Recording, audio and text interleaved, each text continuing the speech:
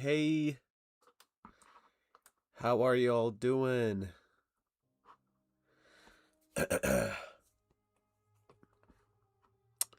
I'm just a couple minutes late, but that's not too bad. Hey, EMS Brick Films, welcome to the stream.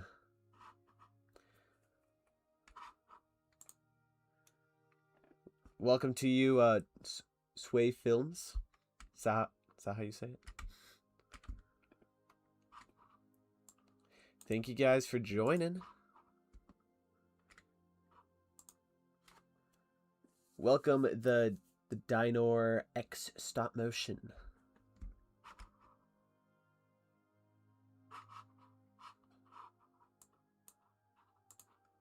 All right, sorry, just getting some stuff set up.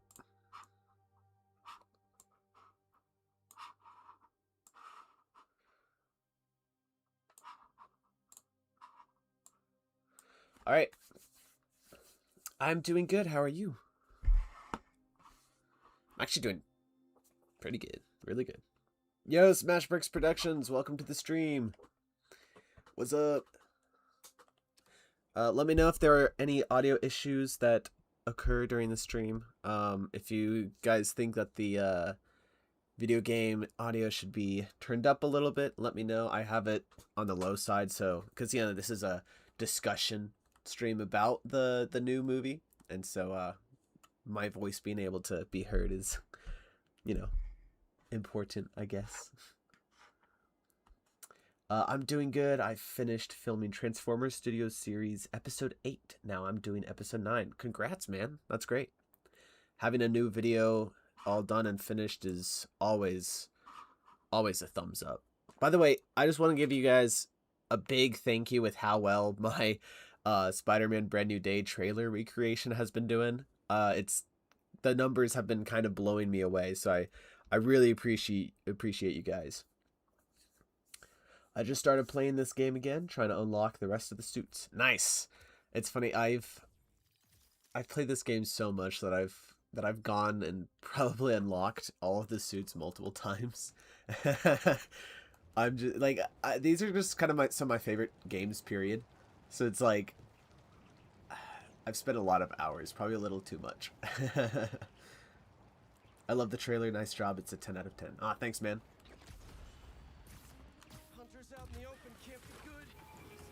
So I think we should just start talking about the movie now. I have seen it oh, yikes. I've seen it twice now. I watched it my second time yesterday, and I'm probably gonna end up watching it like one more time because one of my friends is like, I want to watch it, bro, and I'm like, all right, I'll come with you. But we haven't found a time for that yet. But yeah, again, I guess just like if you haven't seen the movie, I know I already have spoiler on the title and the thumbnail, but if you haven't seen the movie, spoilers. So be aware. You have been warned. Yesterday was my 5th time watching. 5th time? That's insane.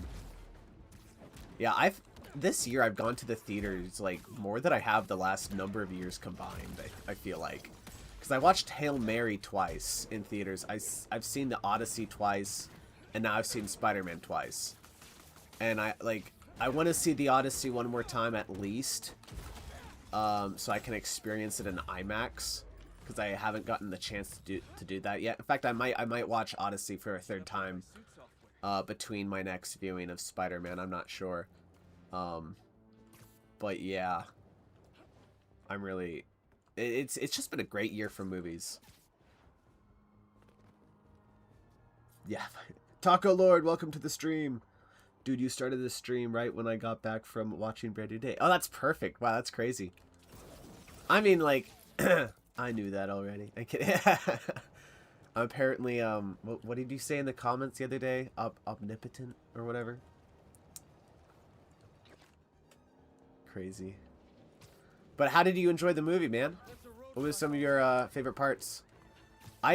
Some of my favorite parts. I know that some people were talking about how like not great the editing of the beginning of the movie was. I mean, I only heard like one person talk about that. I actually kind of like the beginning of the movie is one of my favorite parts because of just like the montage was really fun. I do wish that we got to see some more of the fights between like characters like Tarantula or Boomerang, or even Tombstone.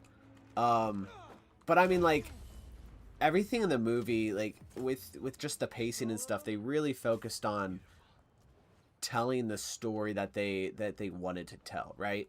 And so characters like Boomerang or Tarantula or Tombstone weren't necessarily very important to the story that they wanted to tell. It was just like a montage of showing that he's been fighting a lot of his own villains throughout the years, and I think it did its job. But like even just like those first 20 minutes of the movie were some of my favorite parts because I got a lot of vibes from the first Spider-Man PS4 game. With just like with how many moves, like we see Spider-Man do like this move right here. We know, not that one. It was the what? It was like one of the, I don't know. It's just like one of the moves that he does sometimes in the game when he goes and runs off. Yeah, that move right there. He like we see him do that in like within the first 10 minutes, and that was awesome. Yeah, such a good movie. Beginning is one of my favorite parts too. Establishes that he's not Tony Stark Jr. He's your friendly neighborhood Spider-Man. Totally agree. Yeah. I just love how much the city loves Spider-Man in this movie. Because usually in all of these Spider-Man movies, like, you know, there's a decent amount of people in the city that love Spider-Man. But overall, like, you know, you have J. Jonah Jameson kind of making the whole city hate Spider-Man or whatever. So it was just really nice to see how much the city just loved him and was just like, this is our hero, you know? Which, you know, we've had a little bit in some of the other Spider-Man movies, but not nearly as much as this. And it was just really nice, especially at the end whenever he gets out of the hospital, which we will definitely talk more about. And he's just Peter Parker looking at all of these people who have gathered outside of the hospital, and they're just like cheering Spider-Man and just so happy that he recovered, which that's just such an emotional part of the movie as well. It's like I didn't cry during the movie, but the second time that I was watching it, or even like the first and second time that I was watching it, it's like a part of me was like, man, I'm feeling the heartstrings. My gameplay may not be as good as it usually is because I'm also trying to look down and check the stream. Or oh, is Miles here? I didn't even realize Miles was here. That's funny. I was like, where'd that lightning coming from? Yeah. By the way, welcome to the stream, Alfred Builds. Or is it? Wait, hold on. My brain can never tell the difference from a capital Y and a lowercase L. Anyways, how do you record the game while talking to us? I have PS4, so I don't have Spider-Man 2. Okay, so how I record it is I have a graphics, no, not a graphics card, I'm sorry. Shoot, I forgot what the name is. No.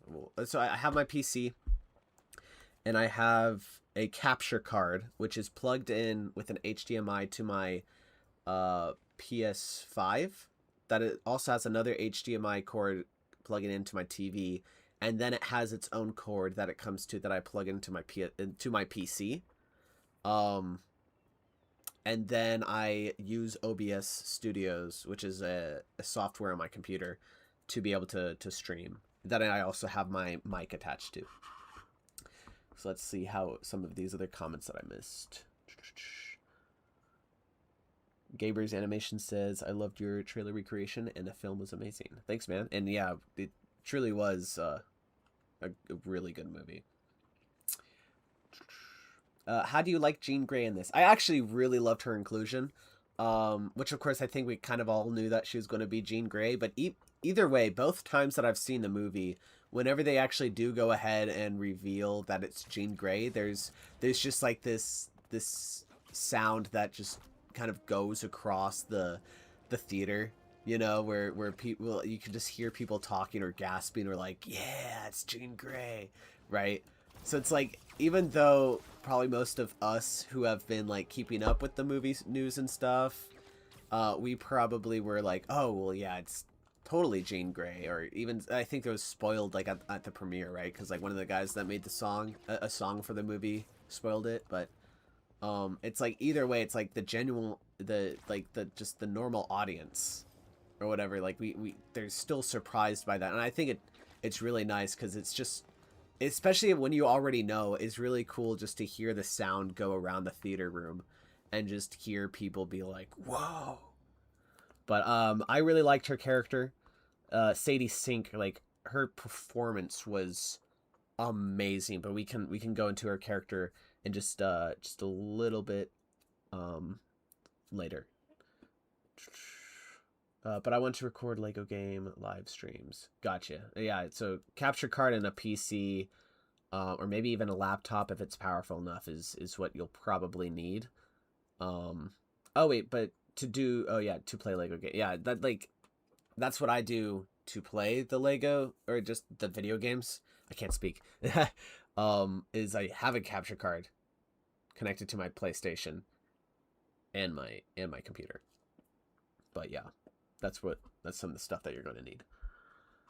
Apparently some scenes from Brand New Day were based on the movement from the game. Yeah, and every time the 2 times that I've watched it, it's just like, it's so fun and exciting just to watch the moves from the game in the movie. You know, it's like there's a couple, like we see him do this move to Scorpion, which was really cool. It's like, whenever he's just going all out on Scorpion and he just jumps in the air, I'm like, oh no, I know what's about to happen. This is bad. Or not bad, like, this is cool. But yeah, that was really cool. How did idea... Hold on, wait, can you check my previous message I sent? Sure, hold on one second. And Spider-Man Brand New Day made $1.5 billion in the box office in 3 days. I know, it's kind of crazy. I think it's more like 4 days, because its opening weekend was only like 900, like 50 or 60 something million dollars. And then like a couple days after the weekend, it grossed over $1 billion, which is insane. Crazy. How did idea like making the villain? Oh, like how do I like Jean being the villain? I thought it was really interesting with what they did, which I want to talk about in just a second longer after I get through some of these other comments, and then we'll circle back to Jean Grey, because I actually really do dig what they did with the character. Okay, so it's AL. Gotcha. I will remember that. Something I saw at the end, Peter shakes hands with Ned, saying, I'm Peter. Ned just shrugs that off with an okay, but earlier MJ accidentally called Spidey Peter, and Ned said his name is Peter. Yes. So, Ned, now I've crashed out by this before, because I feel like a lot of people are interpreting the ending wrong from the movie. Because Ned, at the end of the film, he doesn't remember everything from the original, or he doesn't remember anything from Peter Parker as his best friend. He doesn't. The ending of the film was just what Talka Lord mentioned, with the MJ accidentally saying Peter instead of Spider-Man, right? And Ned now knowing, oh, Spider-Man's first name is Peter. That's crazy, right? And so whenever he does the handshake, which is out of muscle memory, right? Because he doesn't remember doing the handshake. I know I've heard some people say that some of the Instagram videos that Peter was watching, we see Ned do the handshake with some other people. I was really trying to look for that my second viewing yesterday. I didn't see that at all. But so I don't think he has that handshake with anyone else, but it's out of muscle memory, because he's done it, like, it's muscle memory. Like, I have a handshake with my dad that has so many steps that I can't necessarily just, like, you know, try to do it out of necessarily like memory in my head without doing it with him. It's like muscle memory takes over, and it's just we do it real quick. So it's like that was kind of cool to see. But Ned does not remember Peter Parker being his best friend because, like, how could that break the spell? It doesn't make sense to me, right? It's annoying me with how many of those theories are going out. He just realizes, oh, weird, that's a handshake I don't remember, but my muscle memory went and kicked in there. That's strange. Wait, he said his name was Peter. He was from the party. He was looking at my Spider-Man board. Spider-Man's first name is Peter. Oh, is this Spider-Man? It's like that. That's why he says Peter for the second time, because he's like, oh, Peter, Spider-Man, which I really do like how they used MJ and Ned in this movie, especially with Ned being like, I just want to find Spider-Man and be able to shake his hand and thank him for, what everything that he's done face to face, Okay, I have a PC, but I don't know. I could bring my PS5 up. Oh, gotcha. So your computer and I'm sorry, PS4, not PS5, are in different rooms. Okay, gotcha. I mean, like, I don't know. Sometimes I guess you can just move it back and forth or whatever. You've seen the movie twice? Yes, I've seen the movie twice. Can you react to my Spider-Man transition edit I uploaded? Maybe not right now. I can maybe save it to my watch later, soon though. Can we talk about the post-credit scene for Spider-Man Brand New Day? Sure. Can we theorize about it? We sure can. Hey, Jay Dizzle, welcome to the stream. How you doing, man? I won't be able to stay as long as any other streams because I have guests coming over. All right, well, that's fine, man. Still appreciate you dropping by. But real quick, let's go and theorize about the post-credit scene. It really isn't much, but I think it's a fun little tease. I know some people have been kind of like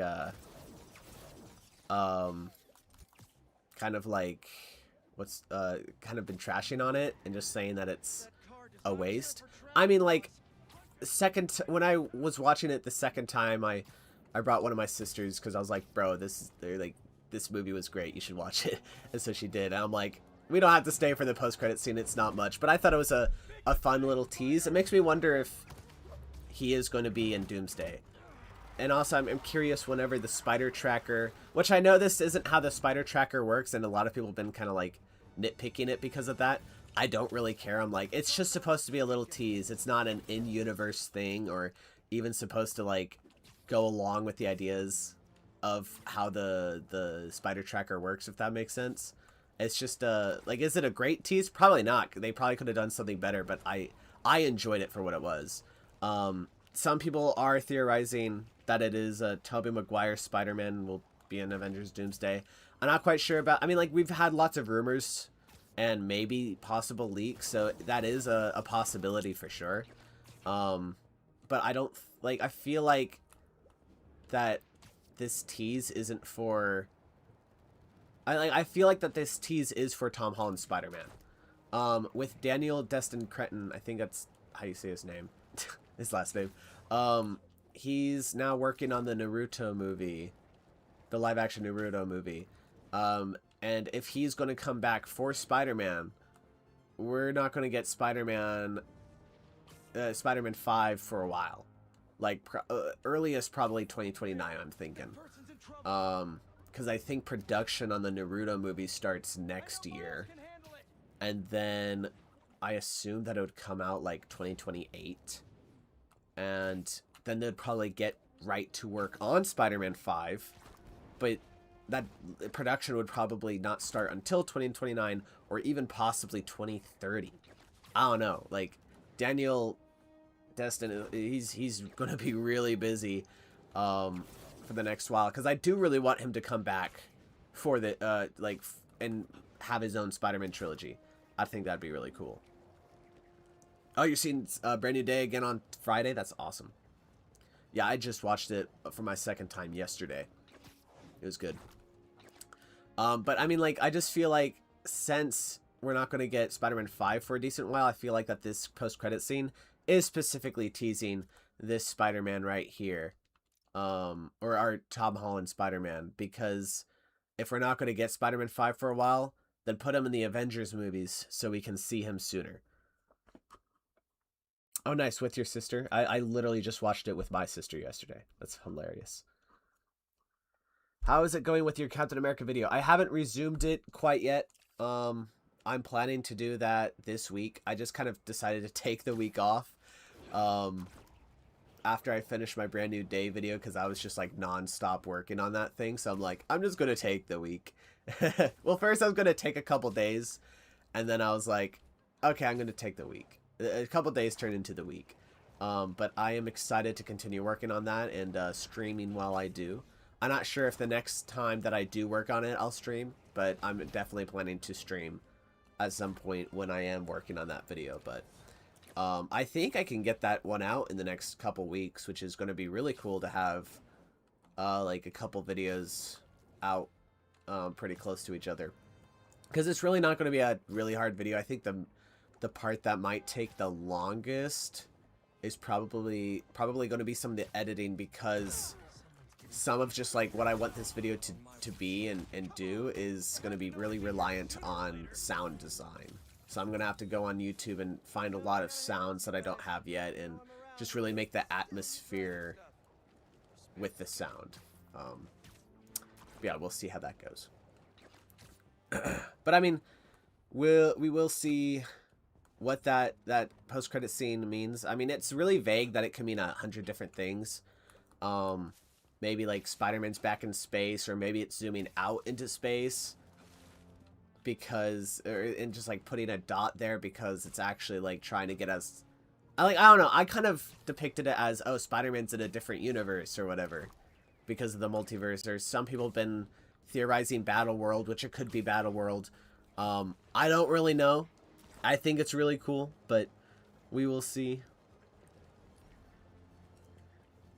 Yeah, Tobey Maguire will likely be in Doomsday if the rumors / possible leaks are true. I'm thinking it's Tobey Maguire, Spider-Man. Yeah, it's possible. I just think that it's going to be a Tom Holland post-credit scene because it was his movie. I know a lot of people are like, maybe it's a Spider-Verse thing because it had a glitch like Spider-Verse, and I'm like, it just had a glitch that sure looked similar to the Spider-Verse glitch because the Spider-Verse glitch just looked like a glitch effect, you know, just on a person, which looked great, don't get me wrong, right? But I think just because the app had a glitch, that doesn't specifically mean that it was a Spider-Verse glitch, you know? How do you like how did you like the Punisher? Loved him.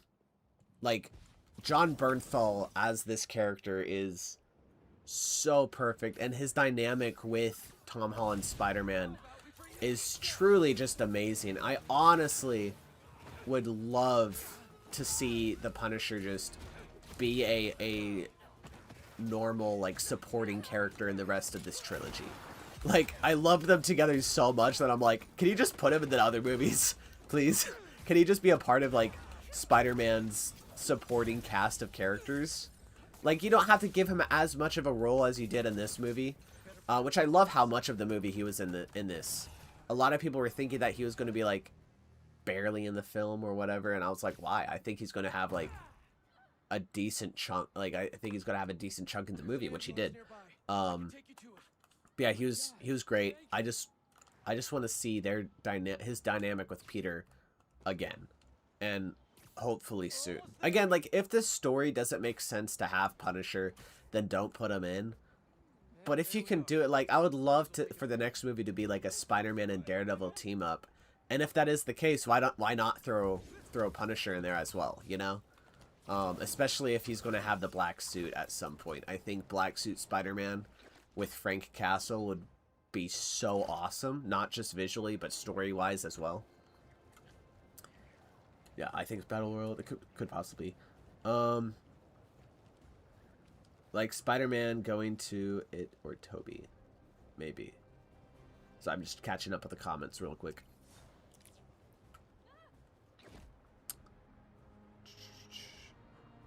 Did you ever get the custom Brand New Day minifig from Tracy Minifigs? No, I didn't. I just, like, I already made some, like, oh, what the? Huh? Am I stuck? Huh? Look at that. Whoa. That's cool. We're stuck in the walls. We're in the walls, guys. That's crazy. I didn't, because right before that figure was kind of announced, I already made like a decently big purchase on a bunch of custom minifigures and stuff. So I was kind of like, I need to give my wallet a quick break. But it does look really good, and like I'm happy enough with the Lego minifig, even though I would prefer the lighter blue. But the funny thing is, if I did get the Tracy minifig, I would have chosen the dark blue color scheme, because I just thought that even if it didn't look 100% accurate to the movie, I just thought as a minifigure that was the best look it had. You know, I just really liked it's a great figure, and I might pick it up someday, but I'm not sure. We'll see. Lol, you glitched. Yep, I did. It was hilarious. I want to see if I can actually recreate that. I'm interested now if that's just like a normal bug. He's in the walls! Here, let's see. Let's see. Yeah, okay, that's interesting. So I wonder how long that's been in the game. It makes me wonder if that like just happened, because I don't think I've brought him into the walls. Is he just gonna walk through it? Oh. No, I'm good, bro. That's so funny. It makes me wonder if that's been in the game day one, or it only just happened. Can I get out through it?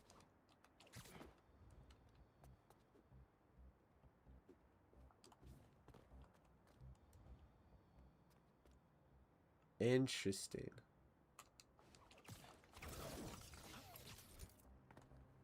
Weird. That's so funny. All right. Anyways, we were talking about something. Let me see these comments real quick. At first, with the Hulk fight, I was disappointed. Then when he didn't put on the thing, I got so excited. Yeah. Dude, that Hulk fight was great. I enjoyed both parts. I just wish that they didn't put as much as they did in the trailers, which I didn't watch some of the other trailers. Oh wait, guys, this is a rare crime right here. So you see this chest, right? But there's these disguised things. So whenever you get close to the chest and press this, dun dun dun, the hunters are here. This is whenever I first discovered this crime, I already played through the game like twice or 3 times at that point. It really doesn't show up much at all, and I think they maybe changed that after some updates, but yeah. We were just talking about something. Oh yeah, but the Hulk fight was great. I do wish it was a little longer and that they didn't put as much in the trailers. And the thing is, I didn't even watch some of the other trailers that or TV spots that had more stuff about the Hulk in it. It's just like clips of it were everywhere, which I probably should have been off social media at that point already. But I wasn't. So I just saw a little more than I wanted to anyways. But I mean, like, either way, just for what it was, it truly was an awesome fight.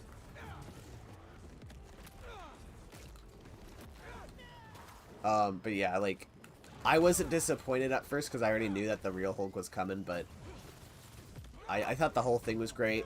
Punisher in, like, fighting the Hulk, and then soon afterwards being mind-controlled by Jean Grey. Like, if we heard that whenever John Bernthal's Punisher was first in Daredevil, like, would any of us believe that? It annoys me in movies when characters jump in front of bullets. Like, if you're fast enough to get into the path of the bullet, you should be fast enough to push or pull the target out of the way. I mean, sure. Like, sometimes that is a thing that bothers me too. Like, with Quicksilver and Age of Ultron, I thought that was really stupid. With just how they already depicted his speed and stuff. That he was able to you know, pick up the bullet from Claw earlier in the movie and just place it back on the desk like it like it was there the whole time. And yet he couldn't avoid them to save Hawkeye. If they made him slower in the movie, that he was like fast but not super fast, that wouldn't have been as much of a problem. I think though in this case with Spider-Man it was fine, because of like, because I don't think he had enough time just to go and pull her, because like he would have had to pull and also backed up more to be able to pull her fully out of the way, or be able to push her fully out of the way and then also continue to get himself fully out of the way too. It's those were more movements than just like kind of pulling slash, where he kind of just like, you know, turned her and made him in front of her where the bullet was coming, but like he didn't fully move. I don't know if I'm explaining it well. But I like it. It made sense enough for me, and I thought it led to a great moment where like Punisher was really sorry about it, and we get that comic cover with Punisher holding Spider-Man in front of the hospital while he's like really beat up. So I thought that was really cool. But yeah, I thought it was good. Oh, okay. Hold on, I'm gonna go back and check out some of these comments. Sorry, I've been a little slow in it today. I also got the dark blue variant, and it grew on me so much. Nice. Yeah, like, I do kind of understand why Lego decided to go with the dark blue, or the navy blue color, because the color on the suit isn't fully bright. In fact, this suit right here in the game, the blue is too bright for me. Now, like, I love this suit now. Like, after the hotfix, I think this suit looks really good, but it's like, compared to the movie, it still doesn't really look that close. Like, the formatting on the suit is good, but it's like the red is a lot better. The red is really close, or like almost there to what it looks like in the movie. The blue I don't think is anywhere close. I wish it was shiny, or like, because like in the movie it has like this nice shine to it, and this doesn't have that, which, you know, is fine, right? But like, for what it is, I really like it. But, and like, it does have like a little bit of that shine, right? Like, you can kind of see there. It just not as much in the movie, which again is fine. Like, I really do like this suit now. It's probably higher on my list, like probably in the top 10 now, because it does look really good for what it is. It's just for being like an adaptation of the movie. This is probably the suit that I think that looks the least of the movie counterpart compared to the other suits that they've recreated. But again, it's still really good. And that minifigure looks great. But I just don't know if I want to justify paying that much money for it. Bro, I have been grinding for almost 2 years, and I don't even have 1K subs. What is your secret? I don't have a secret. I'm sorry. I look at how I gained so much subscribers and stuff. It genuinely surprises me, and I felt like it was very random. Because I wasn't consistently uploading at that point. I just posted one Iron Man video of him suiting up, which, you know, I've talked about this on streams before, like while I was just doing some tests, right? And just made a funny script with my brother, and then made the video and uploaded it after not uploading like 3 or 4 months before that. And even that video was just I don't know, it's just like an edit of the past 5 years of my channel or something. At that point, I think I had like, I had way less than 1,000 subscribers. I think I had just like, I really don't remember, so I'm kind of just guessing here. I think I had like 400 or something. Again, I really don't know. I wonder if I can check right now, actually. Just give me 1 second. Nah, I can check it later. Because this isn't, because this is a No Way Home or Brand New Day stream, but I don't know. Just keep going for it. Make some good stuff. I'd love to say that consistency is key and all those other stuff, but like, I wasn't consistent, and it was just really random for me. I'm really grateful for it too. Like, And again, I just want to say thank you again for the amount of love and views that my new video has been getting. The numbers are surpassing my expectations, so I really appreciate that. But again, I don't have any secret, because I'm not sure if there is a secret to YouTube. I think there's some ways that you can kind of work around the algorithm and be able to get your videos out faster, but I really don't know.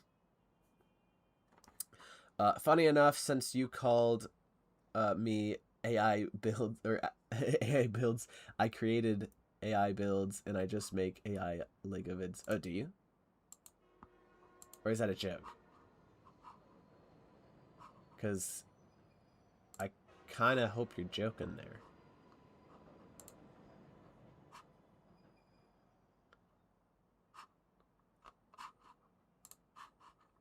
Long pause. Anyways, I mean, like, I'm just not a big AI guy.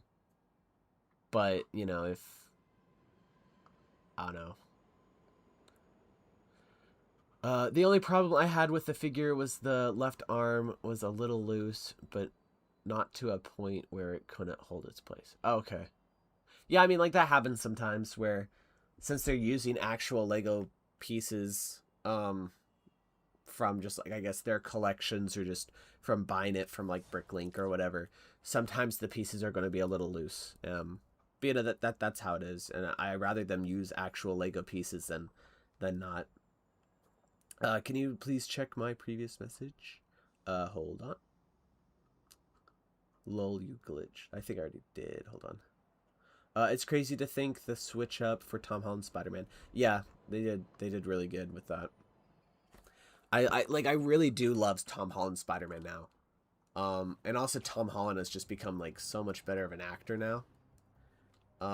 Not that he wasn't good before, he was great before, but he's just like so much better, especially in the Odyssey. I think the Odyssey is like his best performance ever. And I wonder if that will ever be topped. He was really good in that. And like his Spider-Man movie here was also like, he was fantastic. It's his best MCU performance, and probably just like his second best performance, right next to the Odyssey. But yeah, I have the Lego Spidey tank set from the movie. I'm loving the suit in the game, and I have the Fortnite skin. I also got the action figure. I'm such a sucker and consumer of anything Spider-Man. Same, bro. I don't play Fortnite, so I don't have the skin. If I did play Fortnite, I maybe would have had it. I don't know how expensive it is. I actually got the Marvel Rivals skin, because I just have, like, it's funny, like, I didn't necessarily go and put money into it to buy it. I just happened to have the like perfect amount of units to get the suit, and I'm like, yeah, sure, why not? From like collecting it in game, right, and doing like challenges and stuff to get units. So I was like, oh, nice. But yeah, I don't have the Brand New Day Marvel Legends action figure, but I do have the Marvel Legends action figure of the final swing suit from No Way Home. In fact, it's actually just on my desk, and so I'm holding it right now. I was thinking about grabbing the Brand New Day one, but the blue color is like way too dark. But I do kind of like the look of it, so even though it's not accurate to the movie, I'm like, I think I might still pick it up one day, because I do think that the color is really nice, even though it's not accurate at all. Yeah, the red is pretty much 1-to-1, but the blue should have been the color of the leg glitch. Oh yeah, I remember the leg glitch with the rain. Which, in fact, let's change the time of day. Here we go. And again, like, this looks great right here. Like, it's still a little bright, but I mean, the suit really does look good. I'm really enjoying it now. And again, I didn't fully hate it originally what it was. Like, I didn't fully hate it like some people. Of course, I'm so happy that they fixed it, because, like, I didn't want it to stay that way. But whenever I first saw it with the muted, or like the kind of like orange, red, and other things like that, I'm kind of like, oh, well, it's just a little bit of a better version of this suit, which I love this suit. It is not as good as it was in the PS4 game. Like, this version, for some reason, the colors look horrible compared to what it originally looked like in Spider-Man PS4. And so it actually, like, this suit would have been in my top 10, which I've been starting to make a list of my favorite, of just like ranking all the suits of this game, because I want to do a video on Rhinos Galore about it. But this would have been in my top 10, probably even my top 5, if the colors were like what it was in the original, or better. But it's not as good at all. So like I was kind of like, oh, it's just a better, like whenever this suit first came out, I was like, oh, it's just a better version than that now. But now it's like beyond a better version of that. It's more than that. By the way, this suit was a pleasant surprise, but I'm not sure how much I love the design of this. Like the little belt on the back there. Why? Like, look, instead of having a belt that goes all around like what Spider-Man is supposed to have, it's just one little bit on the back. If you're not going to have it go on the front or whatever, just leave it out of the design, please. That's ugly. Also, the blue going on the back and stuff, and with the collar, that's just weird to me. Like, there's certain things I love about this design. Like, I think the spider's really cool. The arms being mostly red is pretty cool. The web shooters are fine. The eyes are, I like them fine. And like there's a certain like aesthetic that I like, but overall it's really messy. I like it a little bit more now because it's in this game, and I kind of gotta see this suit a little more up close, which I wasn't keeping up with any of the other Marvel Tokon Fighting Soul stuff. Such a weird name. I hear the game's pretty good, but I haven't played it because I'm just not interested. But but yeah, I mean, the suit's fine. Like I like wearing it because it's very unique, you know. What's the worst suit in the game, in your opinion? I have an answer for that. I'm trying to remember. Oh, this suit. This is the most dog water ugly suit in a video game that I've probably ever seen. Like, I think this is worse than, like, some of the just worst stuff in the Avengers game. Which I like the Avengers game, by the way, but man, did that game have some bad suits. Like, this is probably a better well-made suit than some of those, just because of, like, the detail, like, the leather detail. That's insane. This suit is dog water. It's, like, the webbing, what is that? Why is he orange? Why is he wearing any of this stuff? Like, the web what? Ew, brother, ew, what is that? Like, I don't ever want to wear this, and all, like, this is the best color style, and it's still garbage. Ugh, I don't want to wear that thing. The worst suit for Miles is this one, which I used to think was like the total most dog water thing ever until I saw this. And now, in comparison, this looks okay. It's crazy how that stuff works sometimes. Sorry, 8 a.m. glitch hog like crazy. Wait, what? But all I had to do was soak him in warm water and twist his head off instead of... Oh, wait, I'm sorry. I think I missed a previous comment from you. If you had extra money to spare, I would definitely recommend the SHF version, but you would have to be careful with the wrist. But all I had to do was soak him in warm water and twist his hands off instead of pulling them off with raw force to avoid breaking the weaker. Yeah, I mean, yeah, the SHF figure looks pretty good. I'm just not necessarily the biggest import action figure collector because they are just more expensive. But also, I'm just, like, I like Mafex and stuff. I think their figures are really good. But also, it's like, import figures just, they're more fragile, you know? Like, they're higher quality, right? But it's just, like, so many of them, like, break on me. I get, or not break on me specifically. I'm just, like, I have a couple, and some, like, they just, sometimes it's, like, you have to be more careful with it, which is understandable because of just, like, some of the stuff to it. But, I don't know. With the Marvel Legends stuff, I'm more of a Marvel Legends collector because they are just more affordable, but also they break. They, like, the plastic is just, like more, like, less breakable, I guess. Because I'm like, I don't want to spend so much money in it and then it breaks, you know? But I mean, like, I might get a, because like this suit of the movie really is one of the best Spider-Man suits that we've ever had. So I might have to get an import figure of it at some point. But I'm also just particularly not a big fan of SH. Some of their stuff is great, but I think a number of their other stuff is kind of just like overrated. But again, they're not bad. They still have some really good stuff. It's just compared to some other import stuff, I'm like, what? Like, I don't know. That's just my opinion. If you love them, more power to you. Yeah. Who do you want to be the villains in the next Spider-Man movie? That's a good question. I think you should give Scorpion some more spotlight than he had in this movie. I don't know if I want him to be the main villain. But I would love to see more Scorpion because I love that actor. And I think he's great in the role. Tombstone would be great to see as kind of like an overarching like villain just throughout the trilogy. And like I like that they got the actor from who voiced him in Spider-Verse to do it. He looks great as the character in live action. And like I just love to see more of him. We need more Tarantula and Boomerang. I mean, I'm fine if we don't see them again.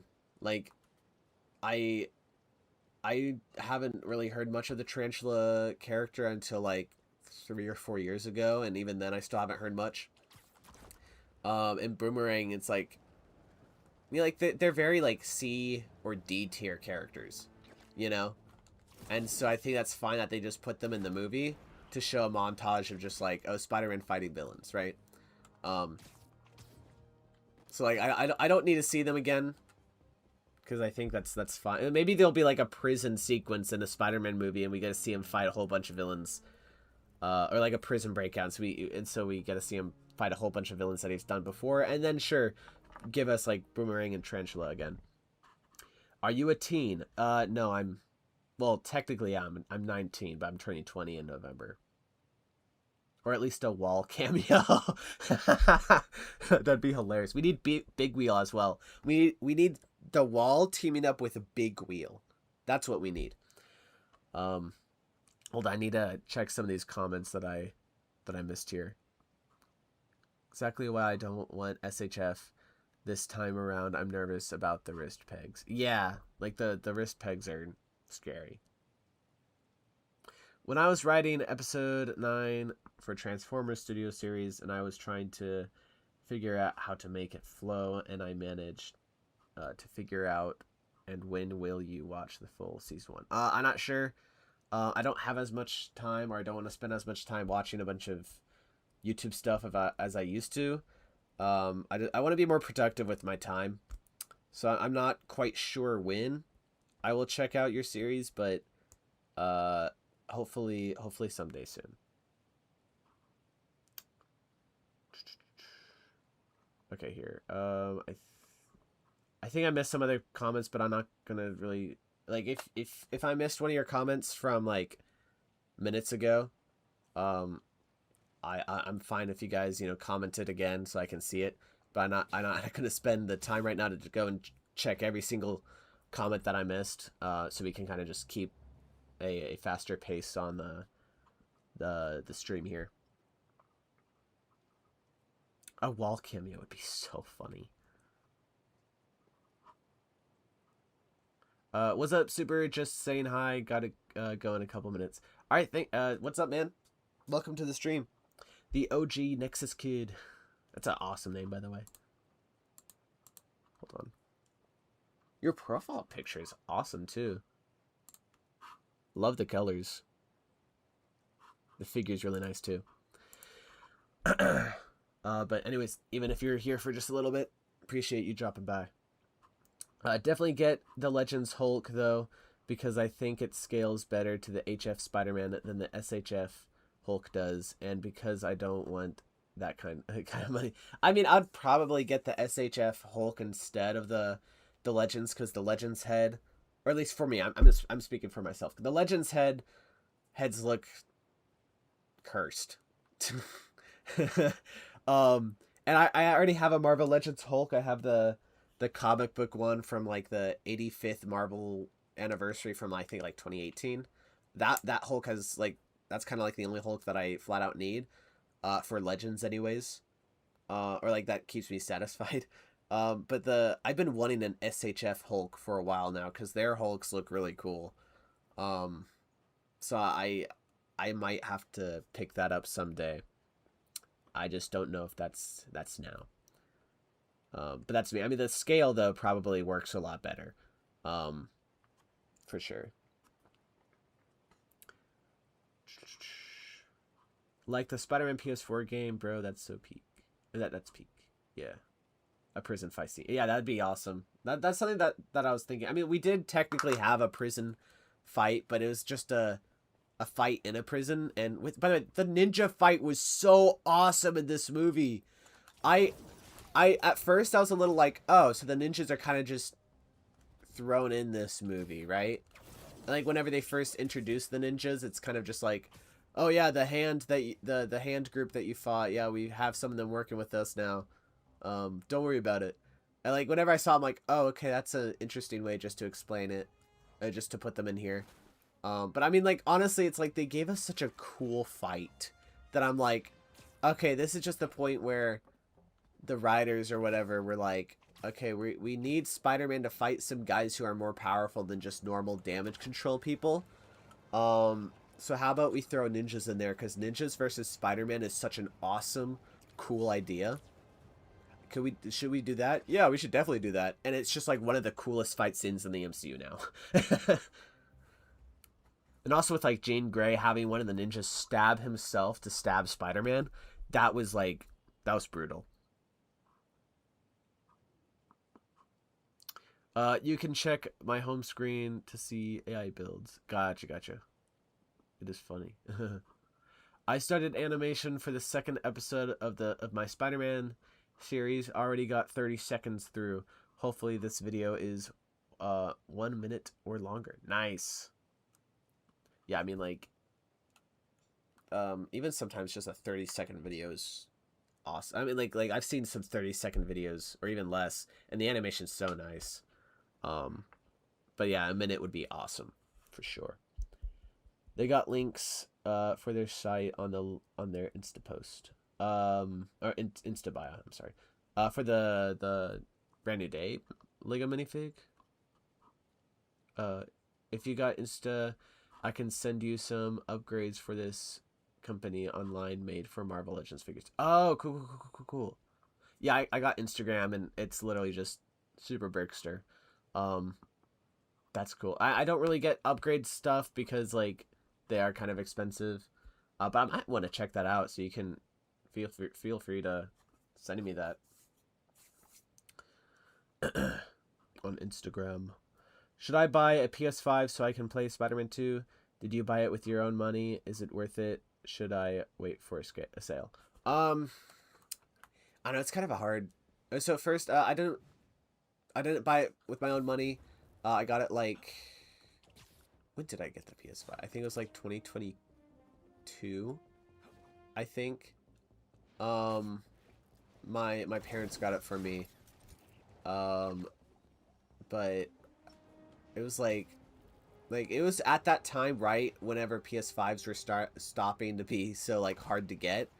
But like we had to buy it through a bundle. So instead of like the 500 price tag that it had, we had to buy it for like 700 because like they were only selling it with a bundle of, you had to buy this another controller with it, which actually worked out well because it's better to have like two controllers, and like one of these like 3 video game options. So it's like I don't know how that adds up to like $100 or $200 more, but it did. But I mean like, one of the reasons why I said it was kind of like a hard question is because like, I mean like if you can, I don't know, if you can get your hands on a sale, like I'm not sure if I would buy the pro version. Not that it's like bad or anything, it's just, you know, it's expensive. I know that they're not making any more of just like the originals, but I mean I'm assuming the originals would be like less money, so probably trying to get better bang for your buck would be better. But like like the reason why I was saying that this is probably a hard question is because I don't know when they'll make a PS6. I know that it's going to take longer than what they usually do, because usually a console generation, I think, lasts about like 10 years or so, or kind of like sometimes within that. They're not trading baseball cards. But it's like because of AI using so much, like, what was it, GPU or something, or no, RAM, I'm sorry, because like AI is using so much RAM, like these companies that are making computers and the consoles and stuff, they don't have as much resources to continue or like to make the next console sooner rather than later. But I don't know how much longer it will be to a PS6, so that's kind of what I was thinking. But I mean, like, I don't know, I like my my PS5 is great. I'd probably say it's worth the money, but I mean, like, it depends how much you spend on it, because the price tags are kind of all over the place. I took time answering that question, probably longer than I should have, but I don't know. It depends. I am making a Spider-Man versus Doc Ock. Nice. Which should I make after? I don't know, man. Anything that you want to do, whether that's a Spider-Man thing or something other than Spider-Man. But I mean, if we're going to continue off of that theme of Spider-Man fighting villains, maybe do like a Spider-Man versus like Green Goblin, if you got a Green Goblin. Animation Studios, welcome to the stream. Shoot, I forgot about this. My fault. No worries, bro. By the way, congrats on appearing in one of Blunt Brothers Productions videos. That was really cool. I've been watching his stuff for years with my brother, and so we watch his videos together. And whenever your comment went up on his recent Q&A, I was like, "Yo, I know that guy." It felt like I don't know, it had like a bit of a feeling of, yo, I know that famous dude, or something, if that makes sense. So congratulations, you are now famous. If you can join my live stream, or live one day, will you? Probably not for long, because I have mentioned this on streams before. I just have happened not to be like big on watching live streams kind of guy. I don't know why. It's just like I know it's not really big on them. I think because of just like the community we've built throughout my streams, I'm like, I should probably watch some of your guys' streams more often. But I mean, like, I'd definitely come in to say hello if I see you streaming, for sure. Do you think Black Cat should be in Spider-Man 5? I'm not sure. I'm not really huge or like a big fan of her character, just kind of like of what they usually like take to or just usually like what they do with the character. I'm not necessarily the biggest fan of, but I mean, like, there's some interesting places that you can take Peter if you introduce her, because he, like, you know, him and MJ aren't back together, you know, so I don't know. We'll see if they have a good idea of to introduce her character. Then great. Just don't lean in super much into like the inappropriate stuff.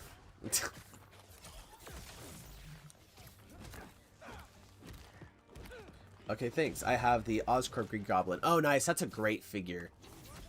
I love that figure. It's like the armored up Green Goblin. It's like he'll be okay. He'll be fine. He's just enjoying the campfire. Yeah, see, guys, he's moving. He's not dead. He's okay. Like, look, he's on the edge of the fire, you know? He's fine. Fine. Alright, thanks for having me. See ya. Alright, see ya, man. Thanks for joining the stream, Al Builds. Hopefully you can join next time. Or, yeah. Anyways, back to the movie. Here, let's go back and circle back to Jean Grey. And kind of just discuss her character for a while. First off, Sadie Sink was terrific casting. Like her performance was so great. So excited to see more of her in the MCU as this character. And also like the way they like adapted her powers, or just betrayed her powers, I mean, with just like the mind jumping and stuff. I've been seeing a bunch of behind the scenes on how like they like timed it. Like they apparently got like dancers or whatever to be able to do all that choreography and stuff, which makes sense because like with like dancing and stuff, you have to really be like on time and on point and stuff. So it was really cool just to see behind the scenes, and it really well done. Some of my favorite, like just some of the like the Spider-Man Jean Grey race to MJ, that was one of the coolest sequences in the film. But yeah, it was great. That was really cool. I like how they decided to do that. It feels weird having Jean Grey without the X-Men. I mean, I kind of disagree.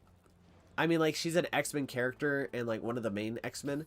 But since we don't even have the X-Men team in the franchise, or in this universe yet, I think it's fine to see some of these mutants in a couple other films before that. And I think Jean Grey really worked as that first main X-Men character that we see before the X-Men are even a thing. And in fact, like, I loved her character so much in this movie, and also just Sadie Sink's performance, that I wouldn't mind if she essentially has the center focus for the next X-Men movie. Of course, I want it to mainly be kind of like an ensemble, right? Where all the characters have a role. But I wouldn't mind her essentially being like the Wolverine character that Wolverine had in some of the other X-Men movies or whatever. Of course, I'm like, Cyclops is my favorite X-Men character, so I also would like love him to have the center stage. But like, I wouldn't mind Sadie Sink's Jean Grey kind of taking that charge, or maybe like they Cyclops and Jean like co-lead or whatever. I think that'd be cool. One more question: do you make money off of YouTube? I do. Yes, I've been making money off of YouTube for almost 2 years now. So yeah, it took a while to get there, but I'm very grateful that I did, and I wouldn't be making that money if it wasn't for you guys. So thank you. When are you streaming next? Not sure. Most of the times that I stream now, I kind of just go and just decide the day of or the day before, and I just pop it on when I do some stop motion work. This one I had planned a couple days in advance because I was thinking of doing it like earlier this week, like Wednesday, I think, but decided to go and do it during the weekend so people would be a little more free. Oh shoot, a little more free, and also because I wanted to see the movie again, and I'm like, oh, I could watch it before I do the stream too, and other stuff. But I use, and also just like, so when I announced it, people, like, more people would come or whatever, and it become more of an event to do this thing with you guys. How YouTube partner program? Oh, how? Well, I got enough subscribers, or like two. Well, I'm sorry, my brain lost its track of thought for a second. How I was able to get monetized is, at first you need like 1,000 subscribers, and then you need like 40,000 watch hours. So like, I think there's also maybe a view count that you need. I don't remember. And I feel like that there's 3 or 4 milestones that you need. There's the 1,000 subscribers, which I feel like I got shortly after my Iron Man video. And then the 40,000 watch hours took a number of months to get there. But it's like the hours worth of content that people have watched of your stuff. You need like 40,000 of that. I mean, it's possible they changed some of it since a couple years ago. I don't fully remember. But then at that point, YouTube's like, you're eligible for the YouTube Partner Program, or just like eligible to make money off of it, or whatever. And so then I finished the like application thing or whatever. Welcome back, Animation Studio. I got rejected 2 times. Some of my videos were stolen, even though I was just showing people the new stuff. Interesting. You got rejected from the stuff? Well, I mean, hold on.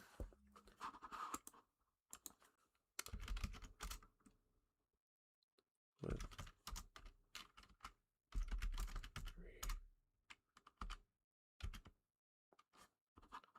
I'm now looking up what the new requirements for YouTube is.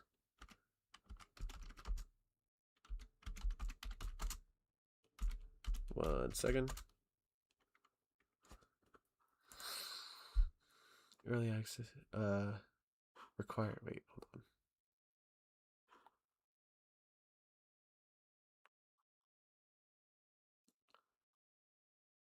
Requires 1,000 subscribers and 4,000 watch hours, or 10 million short views. So not 40,000, 4,000. There's an early access? Requires 500 subscribers, 3 public uploads in 90 days, and 3,000 watch hours long form, or 3 million short views for full monetization, ad revenue. Oh, but for full monetization and ad revenue requires 1,000 subscribers, 4,000 watch hours, and 10 million short views. Or like the, yeah, whatever. Did I miss the brand new day spoiler talk? Nope, we're still doing that. We just kind of like jumped around a couple other stuff. I could delete the videos, but I think it is too late. Oh, that's unfortunate. Or 500 subs and 300 watch out. Interesting. Yeah, maybe it's like, I don't know, like you said, you didn't have 1,000 subscribers yet, so maybe whenever that happens, I don't know, you can try again or something. I've never heard of the early access thing. That's new to me, so I'm not sure. What are you working on? Anything? Are you I'm sorry. What are you working on? Anything? And if you are, what is it? Yeah, I'm working on the Captain America video. Which I'm gonna get back to this week. And hopefully it can be on YouTube in the next week or so. I'm filming episode 9, and I hope I can finish it by the end of this week and do episode 10 as well. Nice. Okay, thanks for the advice. See ya. Yeah, no problem, man. See ya. Till next time. Anyways, yeah, so we were talking about Jean Grey. I know some people have been, like, saying that they don't like how villainous she was in the movie. And I wouldn't quite say that she was quite villainous. Like, yeah, she did a lot of horrible things. But, like, I don't know. She's, from her perspective, like, she didn't have an Aunt May or anyone. Like, whenever her sisters and hers mutations, you know, whenever, like, they changed or whatever, her parents kind of just kicked her out, you know? And so they didn't have anyone to really tell them fully, like, what right from wrong is, you know? And so they didn't have that person to essentially teach them the lesson that Peter got, which is with great power comes great responsibility, right? So also her sister was kidnapped by an evil organization. And so she's trying her best to go back and get her. And Spider-Man gets in her way. And, like, from her, again, she's still a kid. Right? I think she's, like, still a teenager in the movie. It doesn't fully make it. I'm pretty sure she's still, like, teenager. Because I know that, like, the actress who played Jean's sister in the movie, I think she's, like, 16 or something. While Sadie Sink was, like, 24. Which is kind of crazy. Yeah, so, like, she's a kid who is trying to get her sister back.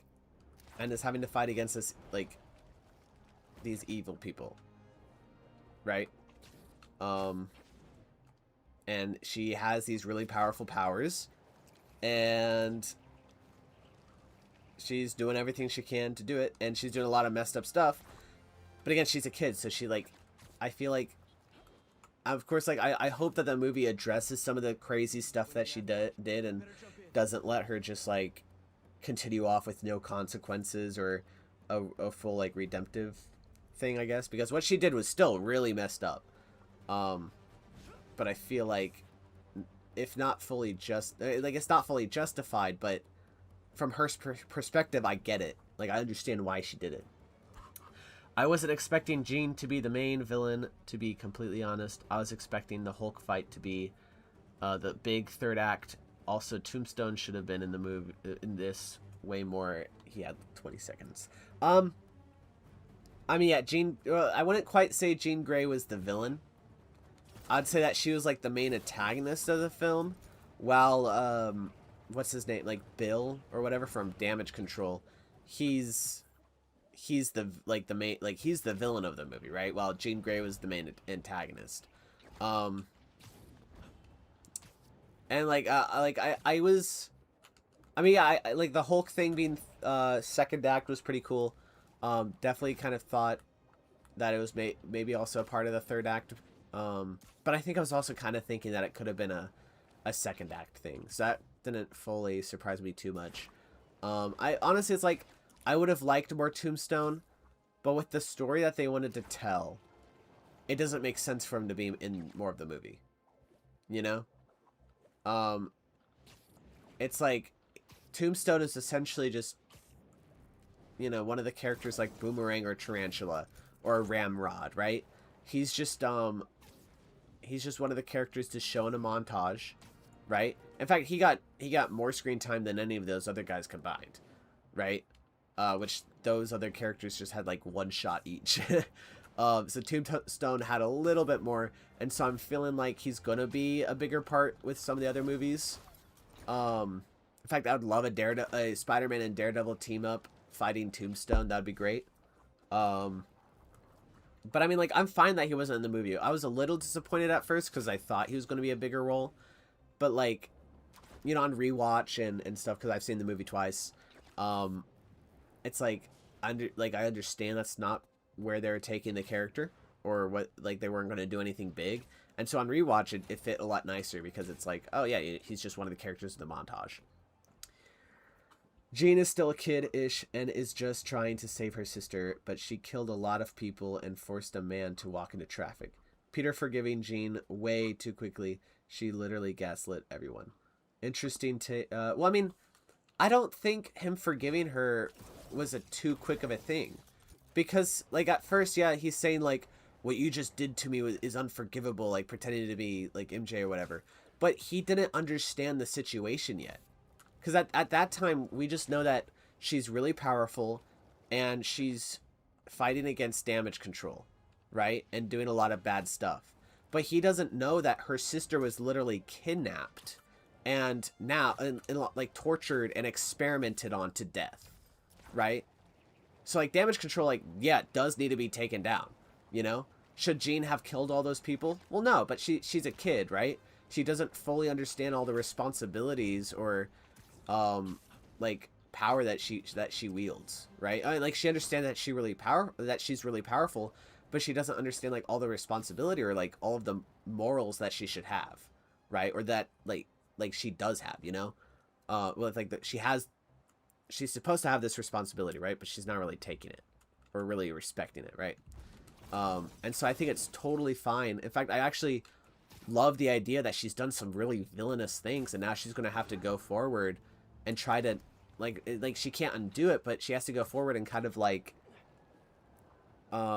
she's going to have to carry that with her, but she's going to have to continue and do, I don't know, what's the word? Like, this is a very basic way of saying, like, do better, I guess, but, like, she's going to have to, like, what she's done can't be undone, but she's going to have to go forward walking with that responsibility, right? or walking with those morals and doing the right things instead of the wrong things. But I think a lot of the stuff that she did was like Damage Control did some really messed up stuff.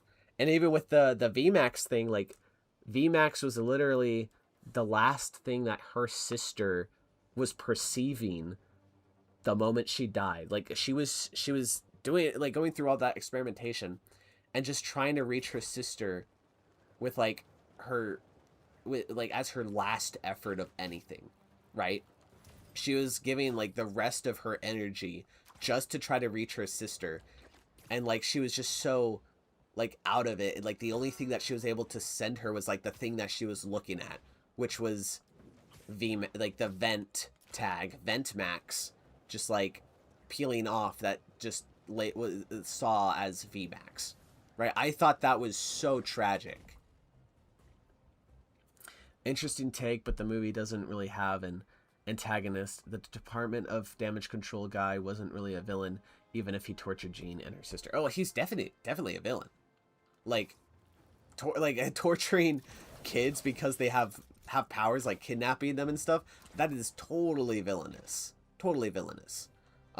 Antagonist is like the main threat, or like character that's fighting against the main character. So I disagree with you on that part, where like you could even say that Iron Man or Team Iron Man is an antagonist in Civil War. He's not, like, Iron Man isn't a villain, but in the final act of the movie, like, Zemo is the main villain of Civil War, right? He's the main antagonist. But like the film is mainly on the side of Captain America, right? Because it's a Captain America movie. Iron Man is an antagonist, especially in the third act, fighting Captain America and Winter Soldier, right? He's not a villain, but he's an antagonist. Jean did some villainous stuff, did some stuff that some people can maybe categorize her as a villain, but I wouldn't quite say that she's a villain, but she's definitely an antagonist. Who is your favorite Spider-Man villain? Probably Doc Ock from the PS4 game, but I also really do love this game's version of Kraven. He's genuinely one of my favorite villains, period. Like, I could make a whole video about him. One of my few issues with the movie was how much was shown. They showed enough to keep you guessing, but when watching the movie, you can predict from the trailers what happens. I mean, I can kind of agree with some stuff, where, like, you know that Hulk is gonna rage out of the smart Hulk persona, and other stuff like that. But you know, like, it happens. Trailers are gonna reveal cool giant moments, and like I wish that I didn't watch as much of the trailers, right? But I think it's like, this is something my dad does. It's like, if he knows that he's going to be interested in a movie, he doesn't watch any of the trailers.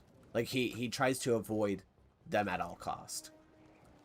I usually watch like the first trailer, because usually the first trailers are like not as revealing, and then I don't watch the other trailers. With this movie, I couldn't keep myself from not watching the second trailer, so I did, but I didn't watch the third trailer, or try to avoid as much of the TV spots as I could. I fully agree with you. The VMAX thing was a little dumb at first, but people don't understand. They distorted her mind so much that she could only send what she saw last. Couldn't even say bye, sis. I know, it's so sad. I don't think like the VMAX thing was dumb though. Like, I thought it was really interesting. Like, oh, what is VMAX? What is she looking for? Some people were thinking that it could have been like a Venom tease, or like a symbiote tease. I mean, but I mean, like my brain wasn't even trying to think about what VMAX was. I was just kind of like, huh, what is VMAX? And that was kind of the extent for it. But again, like, I thought that was a really nice twist, where the whole movie we're guessing what this thing is, and like Jean is looking for it, and the damage control guy really just does not know what VMAX is, which I thought was a nice twist, because every time he said he didn't know what it was, I was like, nah, he knows something. Except like whenever Jean asks him, he's like, I don't know, like, I really don't. I'm like, wait, Does he actually not know? And then we get the reveal. I'm like, oh, that's so sad. I hope I'm able to get Transformers Studios Series Episode 9 at 5 minutes so I can finish the other 5 minutes tomorrow. And Episode 9 will be finished, hopefully. Nice. Oh, wait, hold on. The base... Wait, hold on. Oh, I'm sorry. Skip some comments. If she doesn't have to face consequences in the X-Men films, I'm going to be a little upset. Yeah, I can understand that. Like, I definitely want her to maybe not quite fully face consequences. Because, again, she's a kid, you know?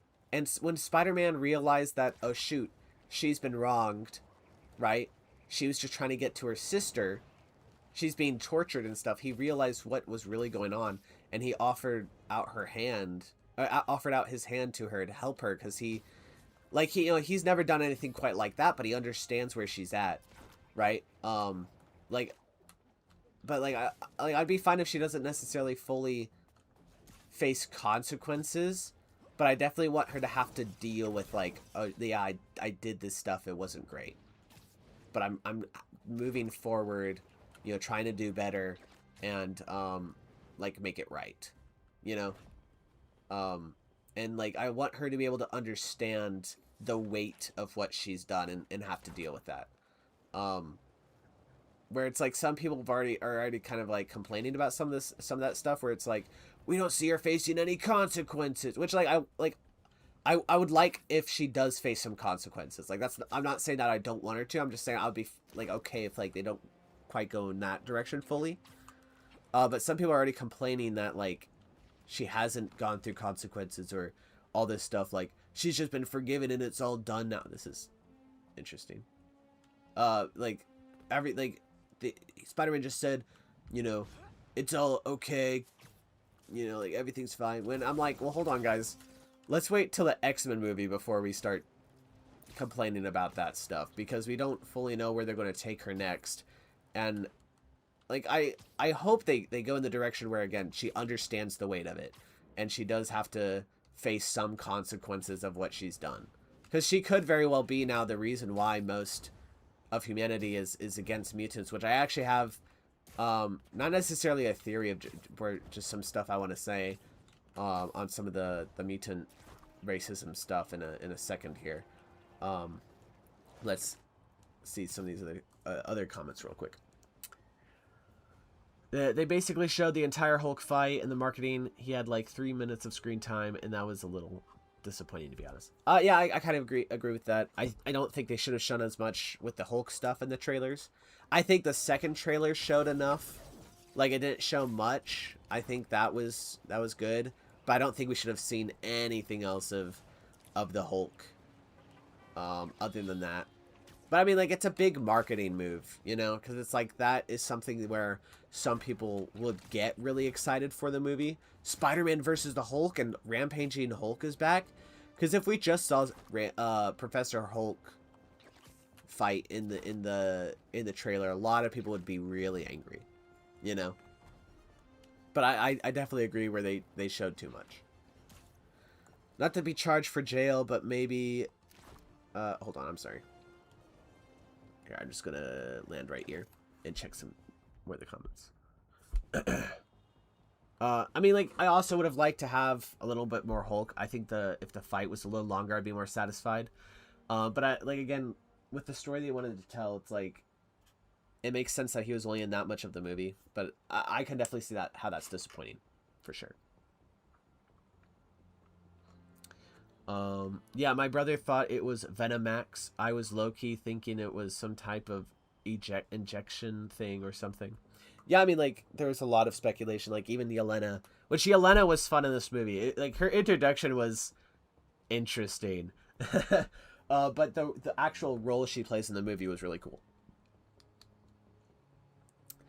Not charged for jail, but maybe briefly has to go through, like, the realization that she hurt people and the guilt of somewhat. Yeah, for sure.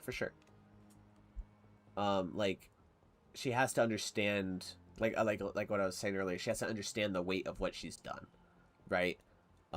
And she can't just move on being like, "Do Spider-Man, forgive me, I'm all okay." Like, she has to understand, like, that was not okay, right? And it, like, since she's still a kid, it's totally fine. Like, it makes sense that she made those mistakes without really understanding what she was fully doing to the, like, fully understand what she was doing. But if she's, like, now that she's starting to mature a bit more or, like, move forward, she, as long as she understands the weight of it and is working to to make it right, like that I think could be really cool. Do you think Ned fully remembered Peter, or it was just him connecting the dots? I think it was just him connecting the dots that Peter is Spider-Man. But I do not think that he remembers Peter Parker was his best friend before the spell. I do not. I do not think that's what happened. It does not make any sense to me that they do a handshake and he just remembers everything that the spell hid from him. I think that is stupid. Honestly, I hope they never undo the spell. I think that is way better. I was expecting at some point in the movie that they would undo the spell or whatever.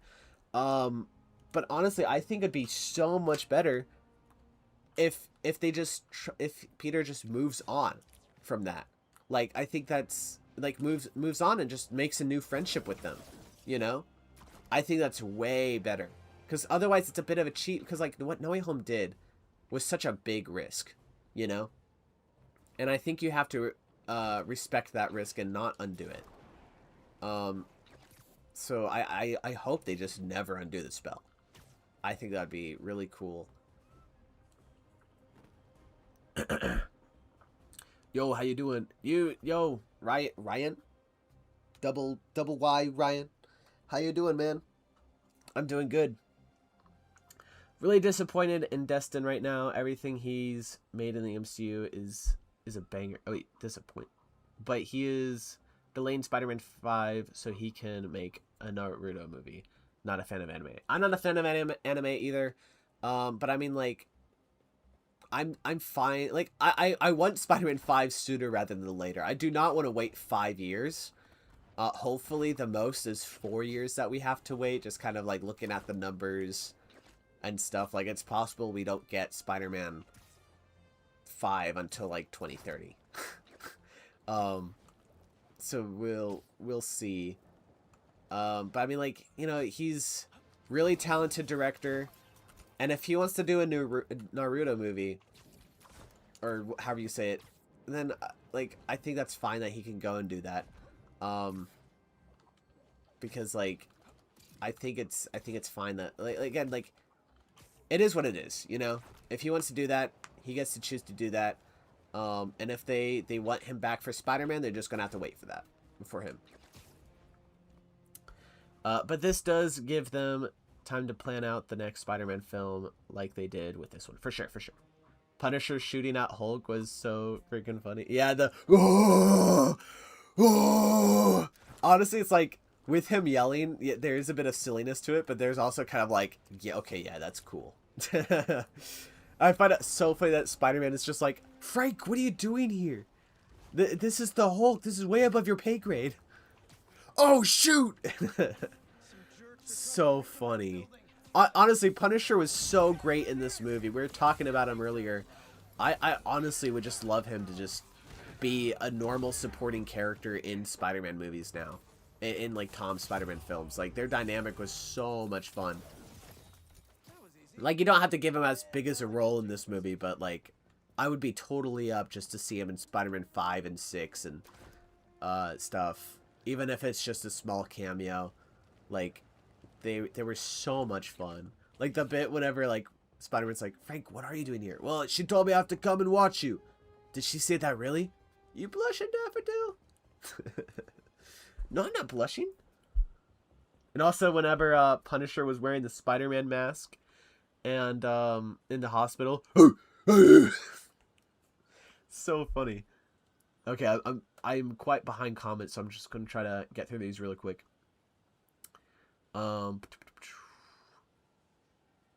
Yikes, I was way more behind than I thought. I love that the X-Men will blame Peter for the inhibitor chips for the X gene, and I find it amazing that it led into the X-Men movie. That it will lead into the X-Men. Well, I mean, we'll see if it leads to the next X-Men movie.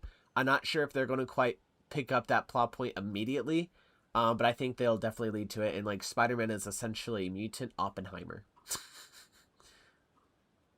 But yeah, I think it's a really interesting idea. Not a lot of people love that he's kind of created that technology. I think it's interesting. I think it's an interesting take, and that's a thing that Spider-Man's going to have to live with and kind of deal with, you know? Who is your favorite superhero? Captain America.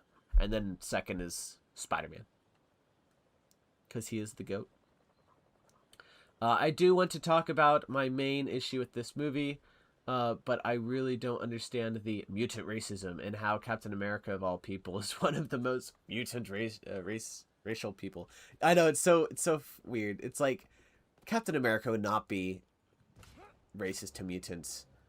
In fact, I also agree. I don't fully understand the racist mutant thing, but I think the MCU here has an opportunity to do something really cool, which we can talk about in a little bit, with the whole mutant racism thing, if they're going to go that way.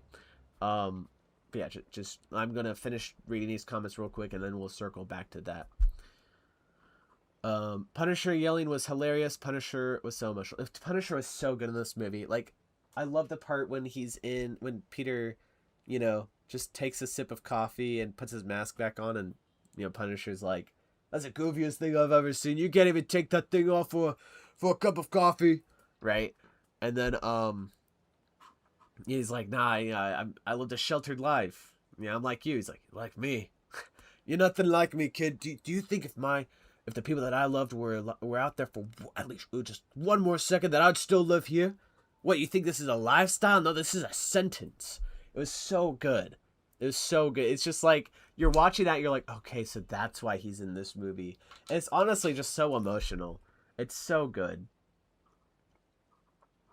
Spider-Man and Optimus Prime are my favorite heroes. Nice.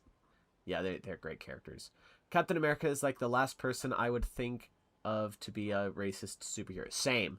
It does not match his character at all. No, it doesn't. It's just like, I guess with I don't know, bro. It's so stupid where they're just like, we want to make mutants like being really oppressed.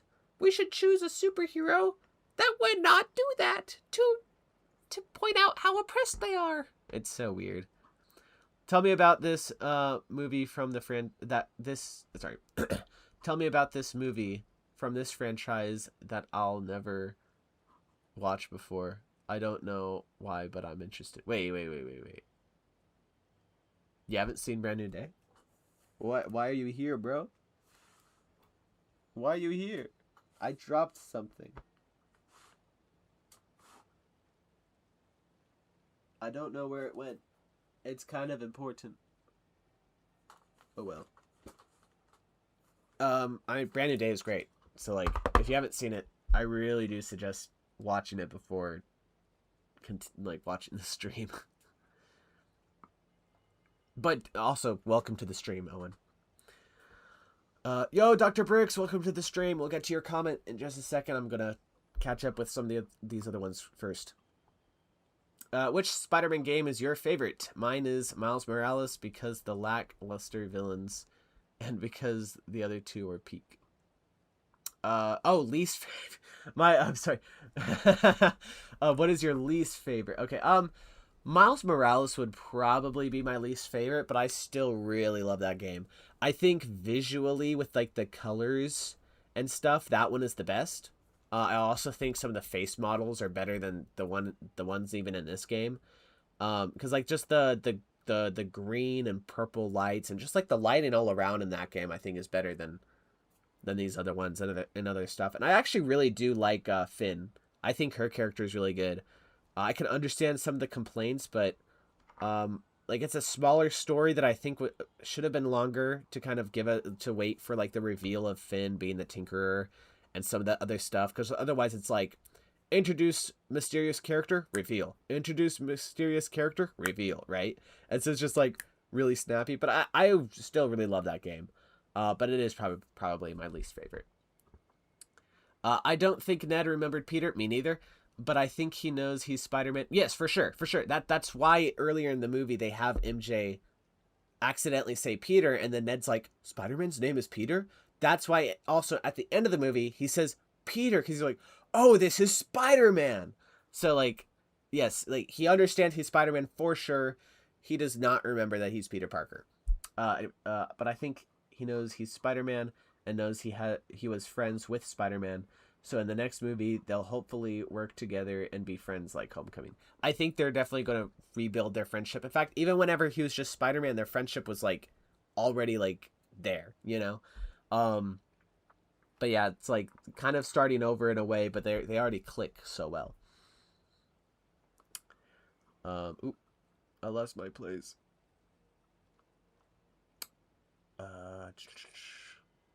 Playing the same game as Brickster, run with the stream in the background, glancing occasionally. That's hilarious. Sup, SB, how are you doing? I just watched the movie, and man, bro, that is the best live action Spidey movie ever, bro. Like, how is that so insane? By the way, what's your top 5 of the Spidey movies ever? First off, welcome to the stream, man. And yes, that movie was great. It's definitely my favorite live action Spider-Man movie. I will probably still put both of the Spider-Verse movies over it. For sure Into the Spider-Verse. I'm gonna have to wait a little longer before I decide if I put this over Across. But it's definitely the best live action. But what would I rank the what's your top 5 of the Spidey movies? So it'd probably be Into the Spider-Verse, Across the Spider-Verse, Brand New Day. So that's 3. No Way Home, and then number 5. I haven't seen any of the Andrew Garfield Spider-Man movies. I'll have to check them out one day though. And I'm not a huge fan of the Raimi films, but I might put. I think I'll put Homecoming at 5. I might change my mind and probably put one of the Toby films, just kind of like, because like I respect those movies even though I'm not a big fan of them. I respect like what they did to the franchise and for the character and stuff. I think the Punisher was perfect in this movie. Wasn't a funny character the whole movie. Only when necessary he was serious when needed. Yeah, I mean like he wasn't a joke in the film, but it's like there's certain things that he did that were funny. Right, but he was very in character. He was so perfect. Love him so much. Yeah, Peter found his new father figure. Dude, I thought it was so sweet, that scene in the hospital. You know, where Punisher is now like one of the only people that have seen his face. Like it's like they're actually friends now. Again, that's why I want him to be in the other movies in this franchise and in this trilogy. Punisher was one of the best dudes in the movie. Yeah, for sure. The Punisher impression is actually spot on. Ah, thanks, man. You watching Doomsday when it comes out? Oh yeah, for sure. That movie I need to see day one. Like I need to see it day one. I have to be off of social media for a whole week before it comes out. I can't risk the spoilers. I don't know how Peter sounds more like a New Yorker to you guys. He just sounds like how he did in No Way Home to me.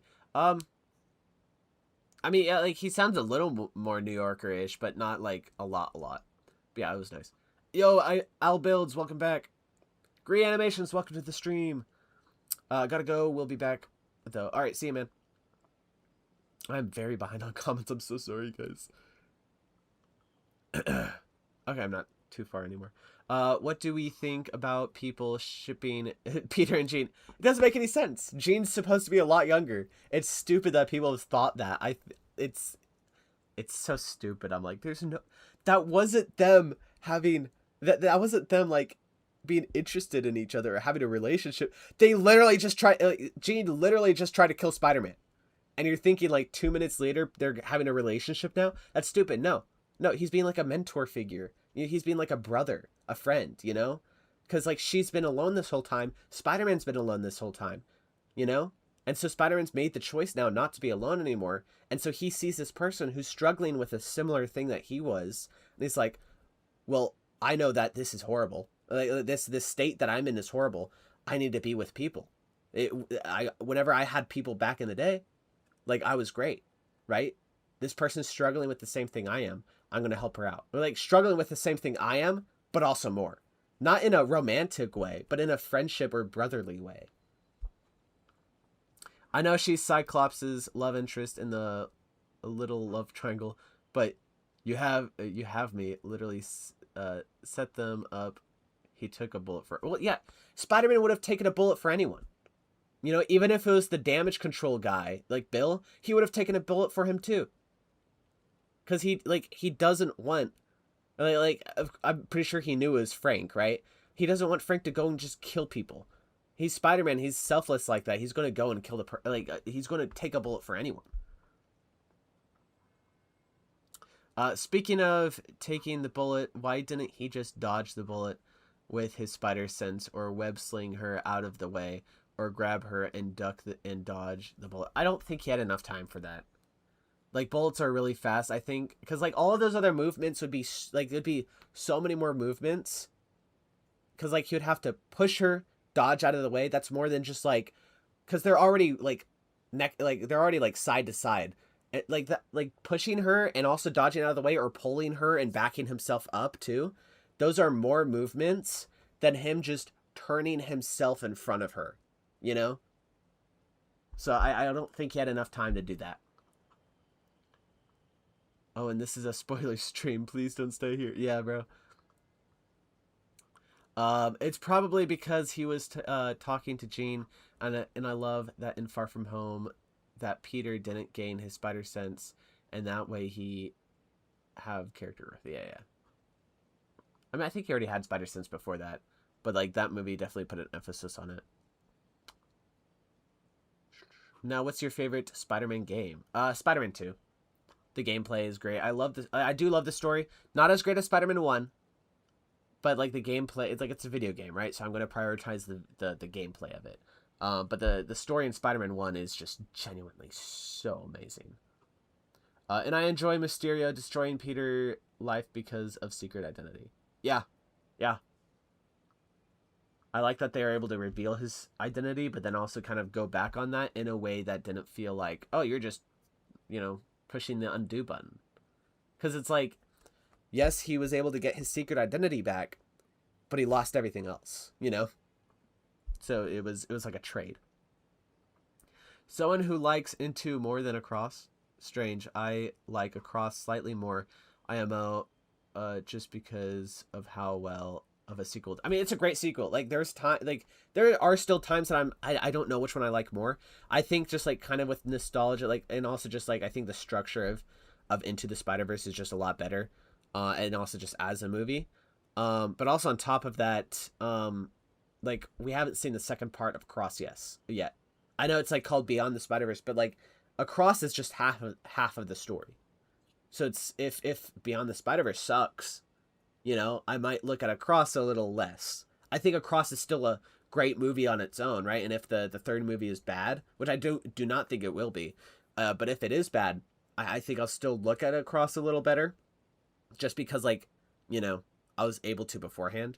But I mean, like, if the third one is bad, I'm probably gonna have Across be a little higher on, like, a little. I'll probably put it a little lower on my list.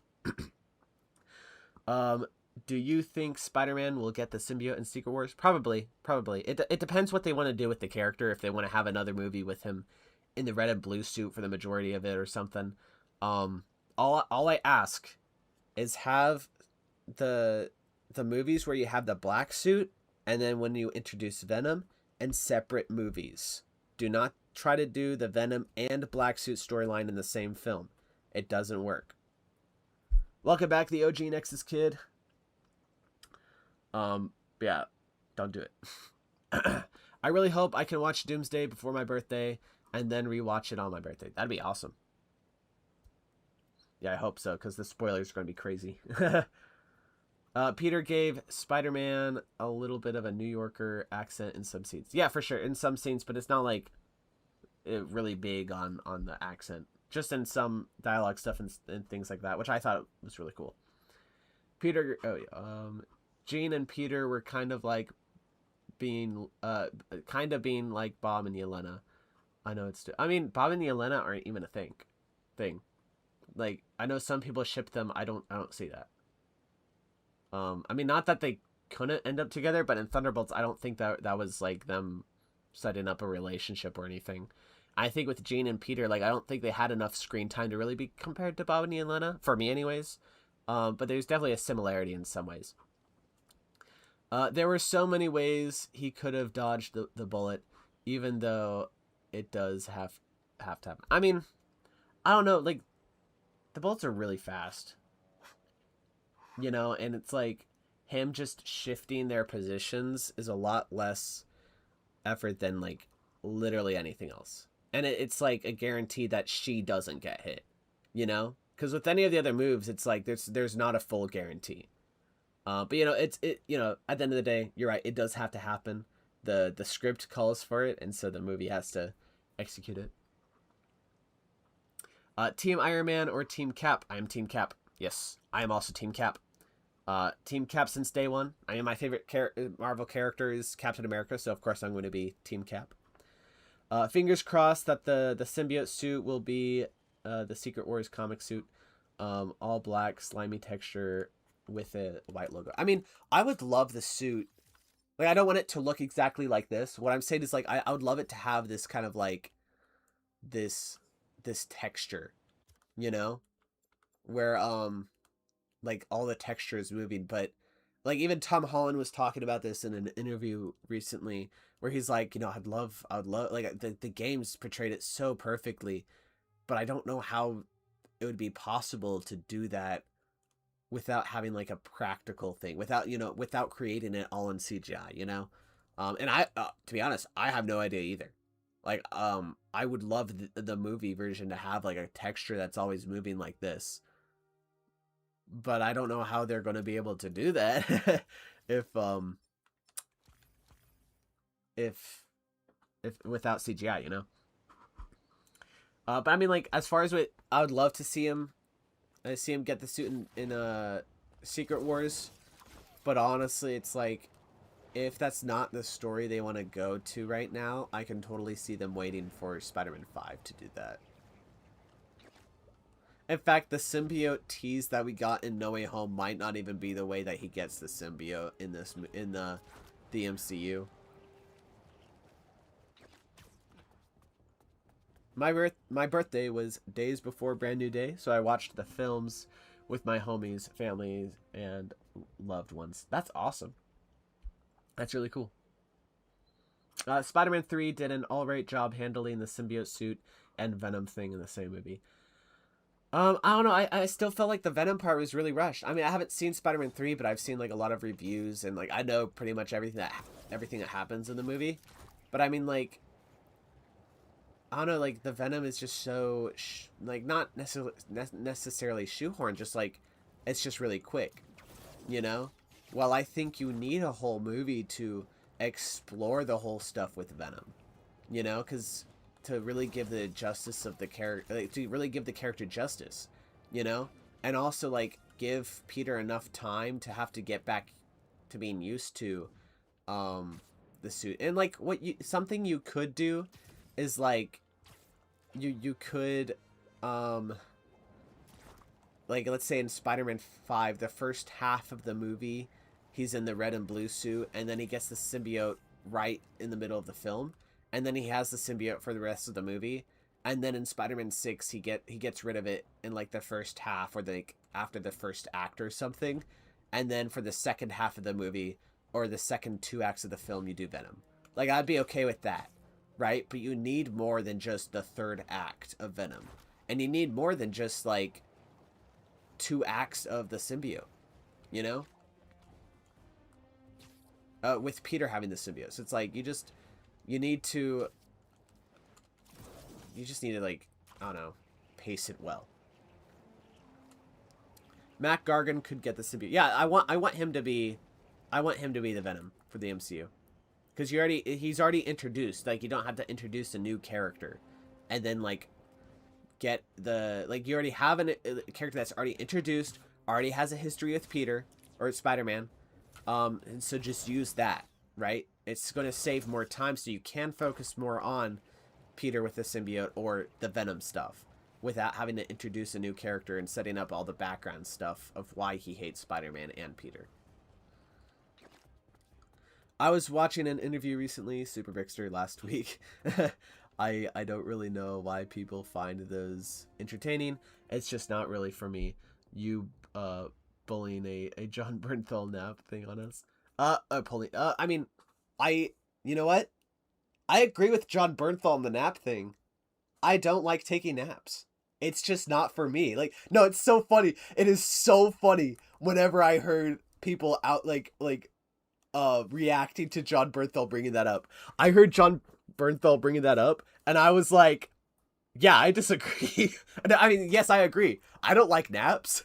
And I heard so many people like surprised by that and be like, no way, he doesn't like naps. I don't like naps either, guys. I'm in the same boat. But I mean, like, I wasn't watching an interview last week. I don't watch interviews before I watch the movie usually because I don't want to get spoiled. Because sometimes people can like be loose-lipped. I don't watch all kind of interviews and stuff. I find some of them boring, but kind of like more like interviews as in like podcasts or stuff like that. Those are the ones that I like watching. Because the interview that I was talking about with Tom Holland was from the Happy Sad Confused podcast where he talks to some actors and stuff for like an hour, for like almost an hour. And they just talk about a bunch of stuff, and like I find those stuff entertaining. Scorpion Venom would be tough. Oh yeah, for sure. Do you think Tobey Maguire will be in Doomsday? I think he will. Just because like it seems like this movie is going to be kind of like the final farewell, or at least a part of the final farewell to everything that was pre-MCU, while also kind of like, or at least like part of the movie seems to be kind of a farewell to pre-MCU, like the Fox X-Men and stuff. So I think it makes sense if Toby was in there. Hold on. Those Odyssey Agamemnon edits are insane. I haven't seen a bunch of them, but dude, the Odyssey was great. Agamemnon, I think Agamemnon, I don't know. I probably will never be able to pronounce that name correctly, and that's okay. He was so good in that movie. His presence was like, felt so like his I don't know, he was just really good in that movie. The whole movie was great. Love the Odyssey. One of my favorite movies of the year so far. Probably my favorite. I know how he was being so toxic about nappers. I don't nap, but I don't diss on people who do naps. I mean, like, he wasn't fully dissing on it, was he? He was just saying that he didn't like naps and that, like, that wasn't for him, right? I'm not saying that people who take naps are losers. Like, I'm fine. Like, you know, pretty much everyone else I know takes naps or whatever. I'm fine with people taking naps. It's just not for me.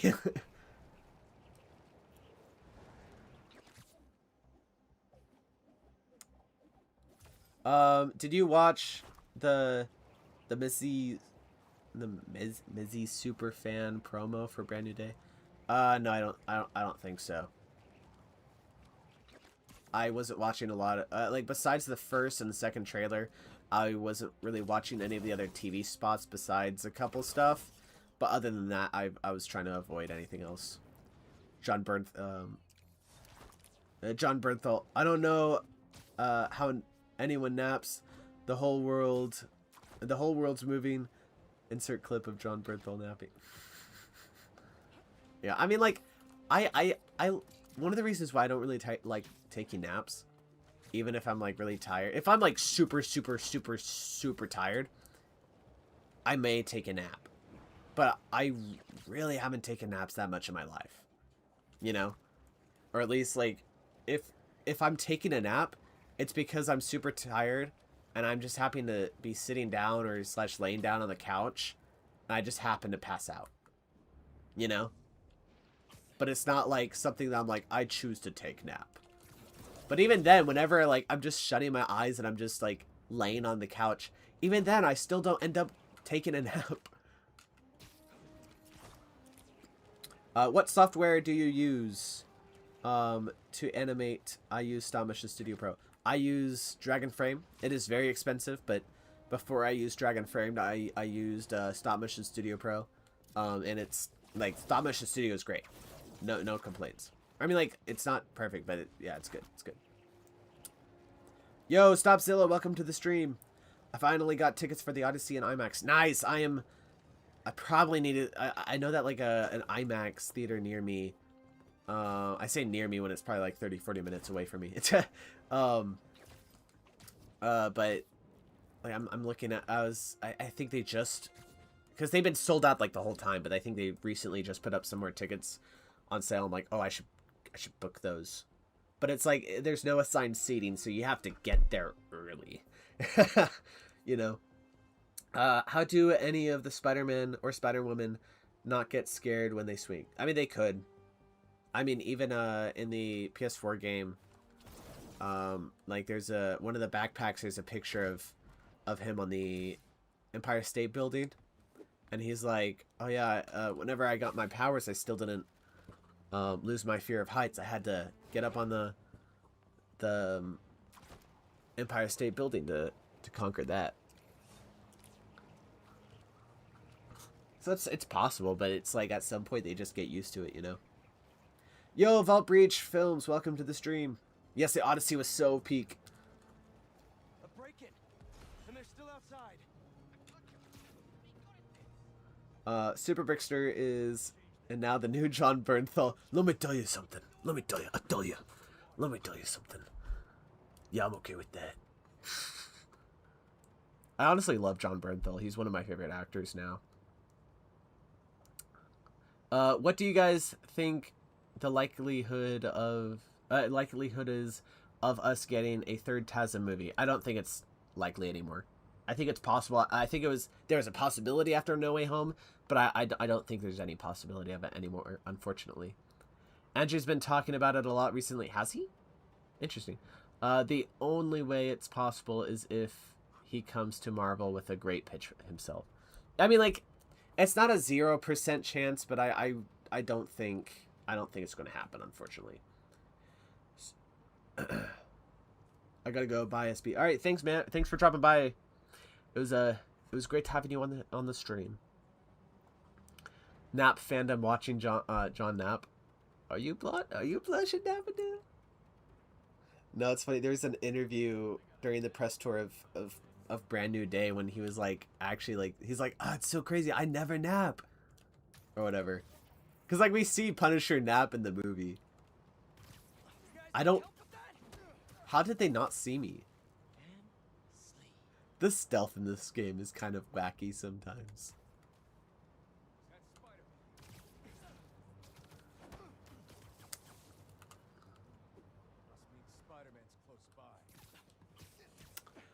The cinema website crashed because they added 100 new sessions.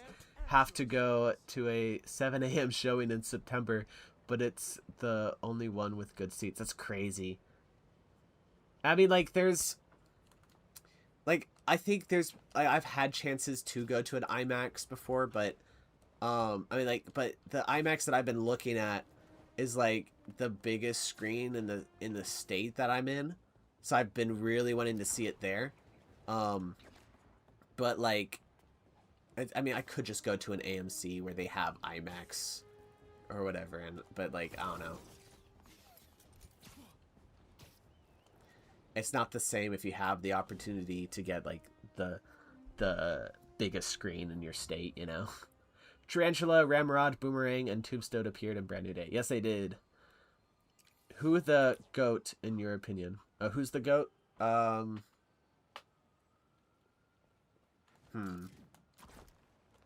Who is the GOAT? Christopher Nolan's pretty goated. But if you're talking about Spider-Man, I don't know, like, what are you talking about with goated? My top 5 favorite actors would have to be Lewis Pullman. He's great. Oscar Isaac. Oh, Oscar Isaac is phenomenal. Andrew Garfield, Riot Russell, and Ryan Reynolds. Wow, 2 Thunderbolts. I mean, I don't think Ryan Reynolds is on my top 5, but he's good. I really do like Lewis Pullman. Riot Russell's good. Wait, Riot Russell was... I'm not gonna... Wait, he is U.S. Agent, right? Or am I getting that mixed up with his dad? Because his dad... Okay, he is U.S. Agent. Gotcha, gotcha. And The Wall, he was in so many scenes. That's funny. John Berthel definitely used a random double, so he didn't have to ruin his no nap streak, and they just CGI'd his face on the double trust. That's so funny. Or guys, get this, he's an actor and pretended to nap. Is that far-fetched? That might be. Yeah, no, that might actually be too far-fetched, guys. Yeah, never mind. Gotta go again. All right, see you soon, man.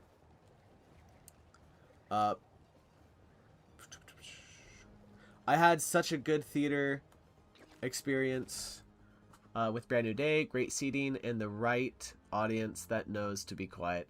A baby cried during the Doomsday trailer because the speakers were so loud, but that baby was locked in afterwards. Nice. I don't think I showed up soon enough to either of my showings to see the Doomsday trailer, because like I'd usually come like 10-15 minutes late for my showing, because like they just showed like 30 minutes of ads and it's so annoying.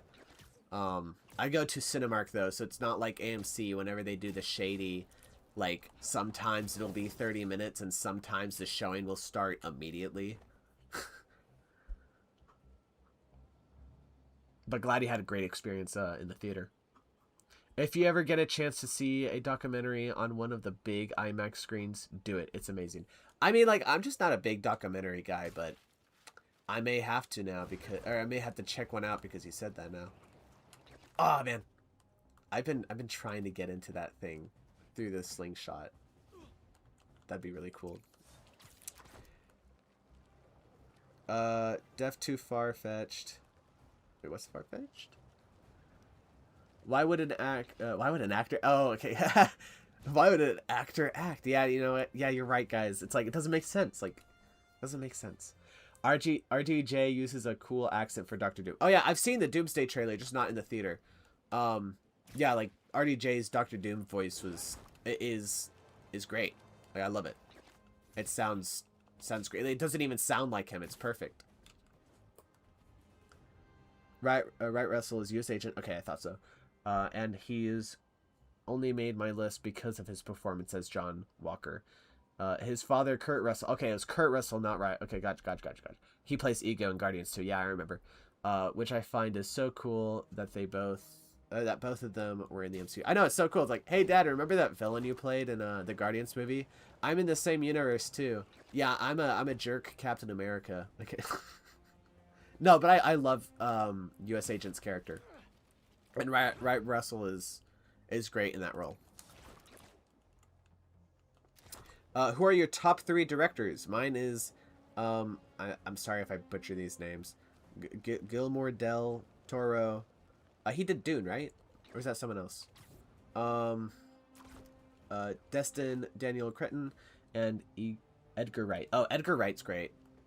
I haven't seen a bunch of his films, but I've seen Shaun of the Dead, which was really funny, and I saw Baby Driver, which was amazing. Baby Driver is great.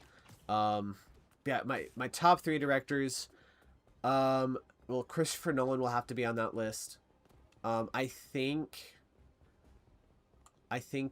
Chris and Lord Miller, which I'll just kind of put as one because they always do stuff together. I think they're on my list now. Because the Lego movie was great, the Spider-Verse movie was great, and they played a big hand in producing and like the stories and stuff of the other Spider-Verse movies. And Hail Mary is just now one of my favorite movies ever. So they're definitely on that list. Third place is tricky though. Like, James Gunn is really good, but I'm not quite sure if he's like top 3. Russo brothers are really good. They might be there. That's a tough question. It's a tough question. I'm not sure. I'm probably gonna have to circle back to that. What did you think of Tom and Zendaya's performance in Brand New Day? Terrific, terrific. Zendaya did great. Her performance is definitely the best that she's done in these movies. Her performance in Dune, in the Dune movies, was probably still better, but like this is definitely her best MJ performance. Tom Holland giving his best Spider-Man performance as well. I'd say it's like his second best performance, period. So far, like Odyssey, I think is Tom's best performance, like for sure. But yeah, they're great, especially that rooftop scene where Jean Grey is mind controlling Zendaya, like so good. Why would a actor act? Exactly, bro. Why would a sleeper sleep? That's why they wouldn't. So John Bernthal saying he's not a napper makes him a napper. You might be cooking. John Walker is honestly so overhated and the most relatable character for me. None would ever be as perfect as Steve Rogers, and he was just doing his job. He's literally me if I was Captain America. That's crazy. I love his character. And I mean, like, I don't think his character... I mean, like, during the show, his character was kind of hated on. But I think whenever Thunderbolts came around, like, people actually do really like his character. And I think it was more of, like, they were hating what he did, not quite hating the character. I think people, knew that, like, the character was, like, well-written or whatever. It's just they didn't like what he did. But it's like what the character did, he wasn't quite meant to be to do like, you weren't quite supposed to like what he was doing. Mine, Chris Nolan, Russo Bros, and the guys who made the Lego Movie and Hail Mary. Yeah, the Chris and Lord Miller. They're great. And again, like, that's probably my list too. I'm just deciding if the Russo brothers are number 3 or some other guys. King T'Chaka was played 2 different actors who are father and son. Same with Bill Foster being played by Lawrence Fishburne and his son. Oh, interesting. That's actually really cool. James Gunn hasn't gone out of his comfort zone. I mean, sure, but like, his movies are really good though. The Guardians films are great. Like all 3 of them are amazing. Like Guardians 3 is so good. Made me cry like 3 times. It's crazy. In fact, but before Hail Mary, which also made me cry, Guardians 3 was the last movie to make me cry. But until Hail Mary. But I mean, like, I really did enjoy his Superman movie. James Gunn just, like, really knows how to make you, like, laugh out loud in one scene, and then in 2 seconds later you're crying, like crying your eyes out, and then back to laughing. But he does it so well in a way where it doesn't feel like he does it in a way where it feels earned, you know? So, like, I'm not sure if he's in my top 3. He's definitely in my top 10. But I mean, like, even though I would essentially agree that he hasn't quite gone out of his comfort zone, it's just like, but where his comfort zone is, I would say, is just really good.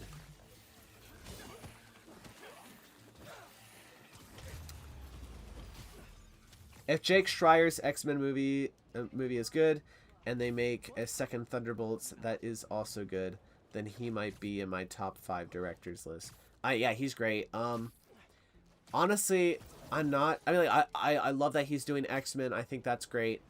I don't know if they're going to do a second Thunderbolts. What I wish happened, since everyone who was introduced in Thunderbolts, who are from previous projects, were already introduced in into the movies, at, like, right whenever, like, after Phase 4. They should have just, like, capped off Phase 4 or started Phase 5 with Thunderbolts. And then whenever we actually did get Thunderbolts, we could have had a sequel, or maybe, like, that would have been, like, the finishing of, like, a trilogy or something, right?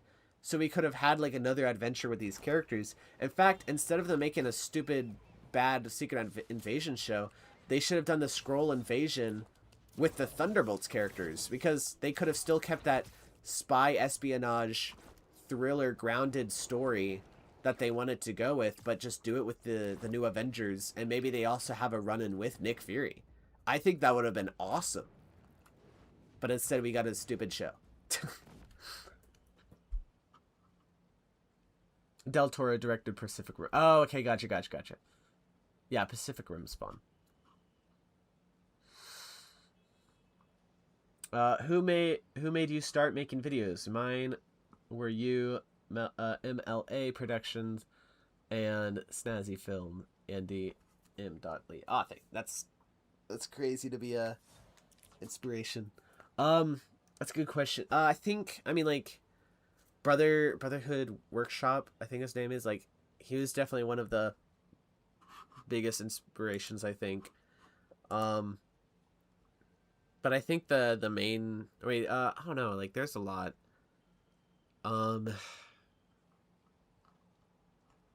I think some of the people that kind of, I just watched a lot of Lego stop motion stuff, and I just wanted to do that. I don't think there was necessarily one specific guy. But I mean, like, of course, Brotherhood Workshop was like, I watched a bunch of his videos and I was like, wow, this, like, he's still genuinely is one of the best guys who do it still. But I don't know. I know that there's other people that inspired me. I'm just blanking on who they are. It was because he was kind of the opposite of Sam and Bucky. Oh yeah, with John Walker, yeah. And of course, Sam and Bucky were the main characters. Which, by the way, Falcon and the Winter Soldier should have been Sam's first Captain America movie instead of Brave New World. That should have been the sequel, and it should have also been a good movie. And by the way, I like Brave New World, right? I don't hate that movie. I think it's, I like it a lot more than most people. But I definitely, I definitely know that it had a lot of faults. You know, I'm like, it definitely needed to be a lot better. Yeah. Watching Endgame on day one and with my friends is an experience I hold dear, so I gotta watch Doomsday. Yeah, for sure. I remember watching Doomsday day one as well. I mean, not Doomsday, Endgame. In fact, we didn't pre-order, like, we didn't buy tickets beforehand. We didn't even know if we were going to watch it that day until my dad was like, hey kids, so we have a chance. Do we want to go to the theater real quick? It wasn't even our local theater. It was like a theater like 20 minutes out. He was like, we can check if they got some seats for the showing in like an hour or something like that. Do we want to get in the car real quick and check? Or it was like under an hour. And so we all put our shoes on and we're like, yes, let's do it. And like there was not a guarantee that we were going to be able to see the movie, or even if there was enough seats for all of us. But you know, all of us kids are still waiting in the car. By the way, this was, I have 4 siblings. One of my siblings was doing something else, so it was me, my 2 other siblings, and my dad. So like us kids were in the car, while he walked up to see if there's tickets. And so then he signals to us to come out. He's like, we can't all sit together, but we can watch it like right now. so we sat through like maybe like 5 minutes of commercials or whatever, and then we got to watch the movie on that day. It's crazy. And one of the best experiences of cinema in my life. Who's watching Doomsday on release? I'm watching it on the 17th. I need to watch it. I'm waiting for the actual tickets to go on sale instead of all the Infinity Vision or whatever stuff, because I don't really care about that. Oh, I was behind on comments. I'm so sorry.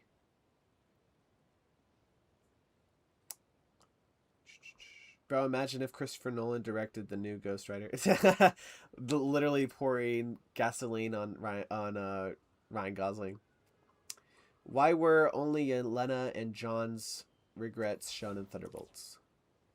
I mean, like, John Walker he was only on one project prior, and he was believing that what he did was right. While in Thunderbolts, he was able to go and really think about it and, you know, understood some of the consequences and stuff. And I mean, like, his wife and kid left him, so it's like he was also alone, right? So it was kind of like he was then having to come to terms with what he's done, and he regretted it.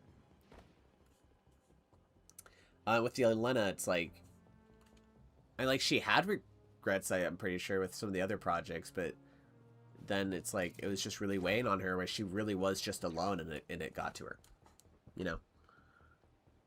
Guardians of the Galaxy 3 has to be my least favorite Guardians movie. It's a phenomenal film, but it doesn't really have the same energy as the first two. This one was not as trying to be funny, and it wasn't. It wasn't at times. I mean, I really like the humor in all the movies. I can definitely understand. And again, like with the Guardians movies, all three of them are so good that anyone could rank them in literally any way, and I wouldn't argue with them. You know, like I don't even know my definitive ranking for them because they're so good that I'm like it could change any day. You know, and I could definitely understand that. With kind of like it just didn't have the same feeling, which I don't think the movie was fully trying to have the same feeling. You know, and you know like that could be a good or bad thing for some people, right? I think the darker tone was really nice to kind of cap off these characters, while still having a heartfelt and light, happy ending for the end. And I think the humor across the third movie was really great. I think James Gunn does a good job with just writing humor. Like not all of his jokes are funny, and sometimes they're overdone or whatever, but I think for the most part he does a good job. People hating on MJ for rejecting Peter is wild to me. Are they really? Are they really hating on her for that? That's crazy. For MJ, Peter, it's wild to me. Why are people getting mad? She doesn't know this man. Yeah, exactly. And in fact, I love it so much. Like, I love the fact that, like, of course, yeah, she won't love him because she has no memory of him. Like, who is stupid enough to, like, if you have no memory of this person, right, but you apparently used to be together, who's stupid enough to be like, yeah, okay, let's get back together, even though I literally have no idea who you are? It's stupid. You know? So it's like, I'm sure MJ and Peter will get back together one day, but I think it needs to take time. Like, I think what they've done with this movie, because I'm glad that they didn't get back together in this movie. That was something I was a little worried about. I'm like, I mean, there's a way that they could execute this that's well done.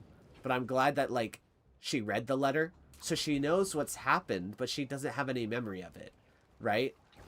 And so it's like, she knows that they used to be a thing. She knows, she knows that, but she doesn't remember any of it.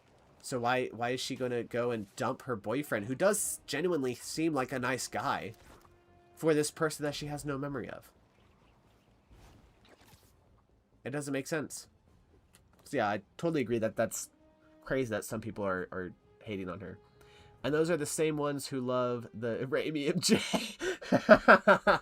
Oh my word, she's... Oh my... That MJ is meant for the streets, bro. That's crazy. I really wish they had a series or special for the Thunderbolts just about what they've been up to the past 14 months. Like, what they have been doing since then. I mean, like, I don't think they need a series for that because that'd be expensive and stuff. But that's why I think Thunderbolts should have been the cap off or the starting point for Phase 5. So by the time, whenever we did get around to the original Thunderbolts we had, we would have had a sequel at that point, right? So we would have had another adventure with them. But unfortunately, it didn't pan out that way.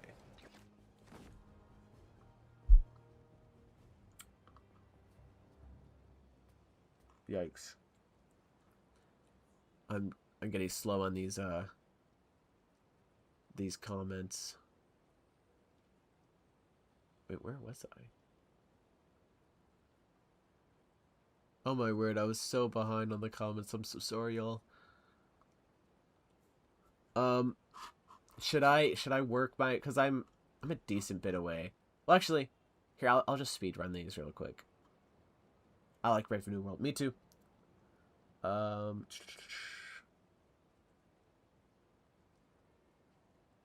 wait, hold on.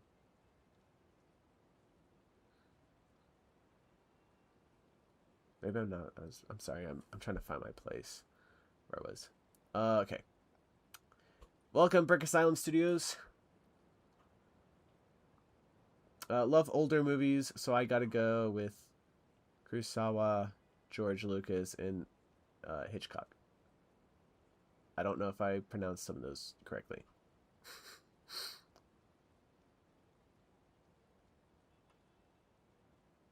I see the flaws, but it's a good. What's a good watch?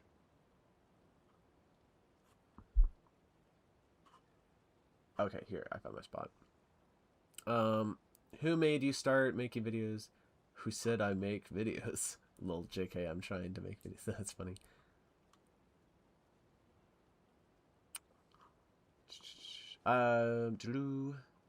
Russos are really hit or miss with their projects.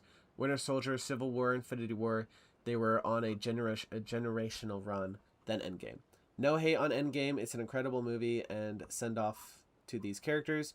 People's loves for these films blinds them on a lot of its problems. Then they made the Electric State. Well, okay. So I wouldn't necessarily say that they're fully hit or miss. But whenever you have the Russos working with Kevin Feige, something awesome happens. You know? Where they just have this certain, like, they just work really well with Marvel, you know? So like hit or miss.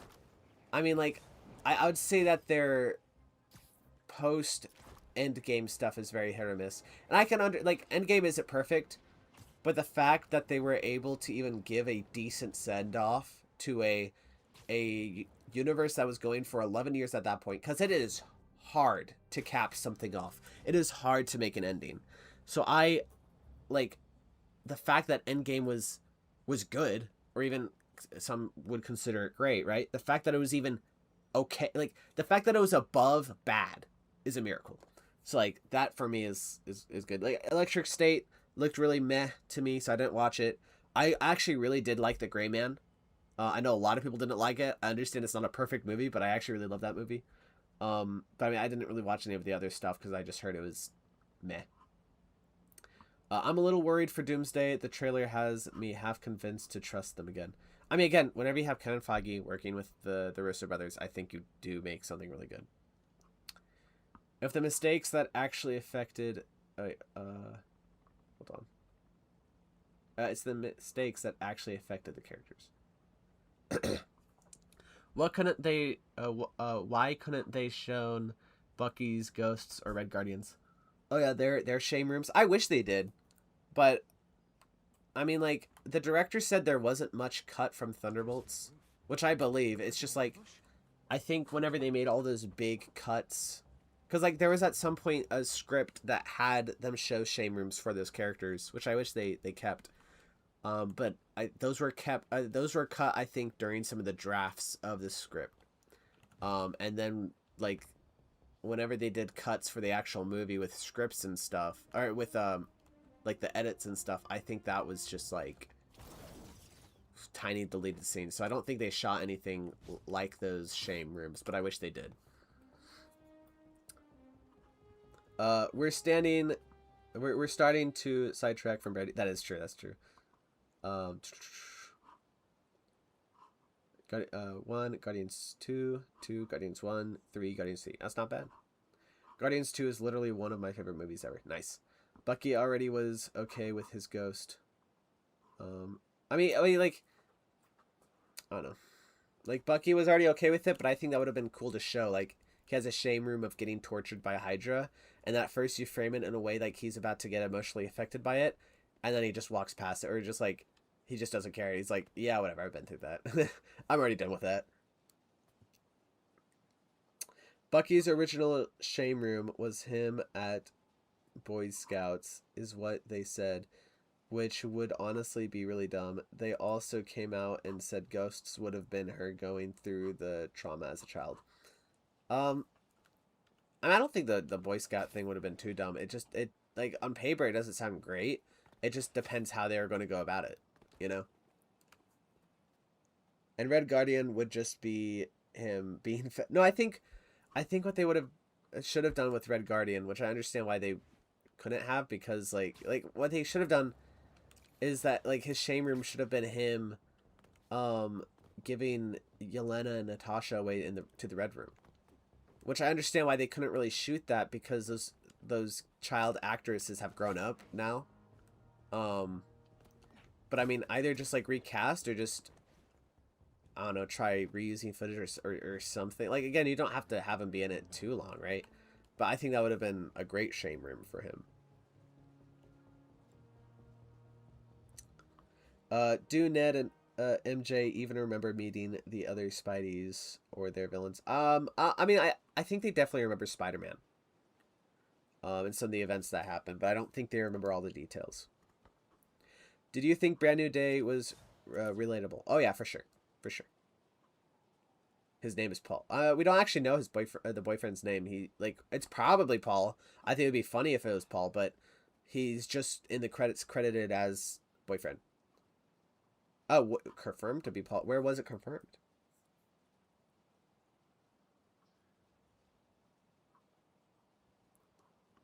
I mean, look, I don't like the Paul characters from the comics, but nothing in the movie made us believe that he wasn't a good person.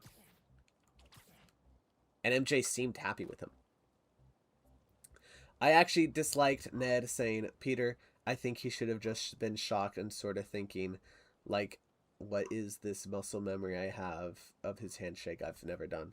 I mean, I think it's fine that he says Peter there. I think that's the realization of him being like, oh, wait, this is Spider-Man.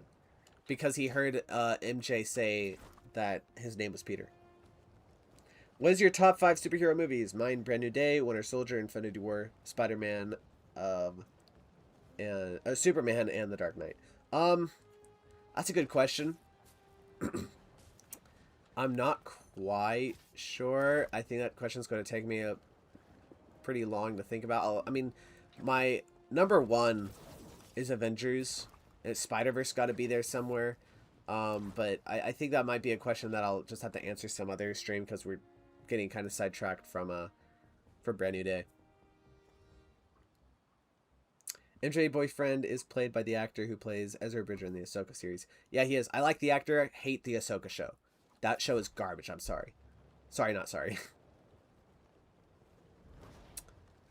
Sorry I comment so much. No worries, bro. I don't mind at all. Raimi MJ for the streets is crazy. It's true. It's true. It is very true. Love the CEO and Brand New Day. Yeah, it's hilarious. I'm back again. Welcome back, man. Did you get any of the new Brand New Day sets? Yeah, I got.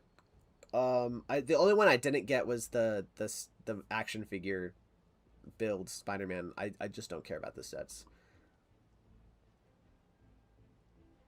I guess I just went into Endgame with really high hopes, expecting it to be better than Infinity War. I mean, yeah, I mean, one of the things that I do when watching movies, I don't try to really set my expectations really high. Sometimes it's hard to. Like, fortunately, my expectations, I'd say, were more or less met for Spider-Man. But I mean, like, I don't know, sometimes if you're, because like Infinity War was such a high bar, so sometimes if you're trying to expect a movie to be better than this really good movie, like, you know, that can sometimes ruin a movie for people. And so I try not to set my expectations too high.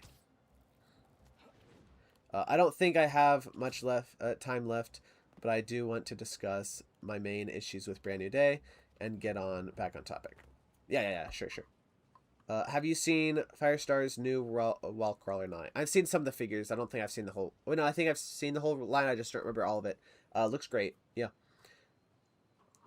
Bucky would have been defending himself in a child's Boy Scout camp from a bully, which I didn't really think would be interesting, assuming we could have gotten him going through Winter Soldier trauma. It should have definitely been Winter Soldier trauma for sure.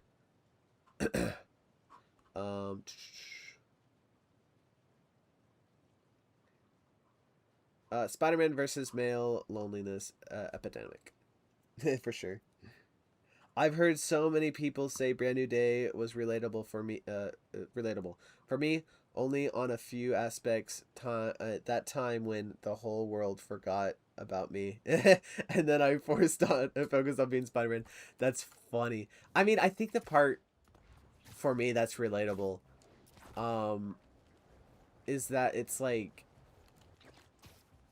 kind of just like the fear of reaching out, because like the whole reason why he's not reaching back out to Ned or MJ is of course like a bit of a selfish or like he doesn't want them to get hurt, right? Which is a selfless reason, but also he's letting that just like keep him from reaching out to anyone, right? Which is hurting him, right? But also it's like he's also kind of out of fear not reaching out to them because he's kind of like, I don't know, a bit afraid of like what, like if they'll even, if they'll remember him or not remember him, or even want to be his friends anymore or whatever, right? If that makes sense. But I don't know. I think it's just like part of just dealing with that fear, I guess. There's just I also just I like it wasn't the most I mean, I think it's out of all the Spider-Man movies, it was the most relatable for me. Um, but I mean, it's not like the most relatable thing ever, if that makes sense.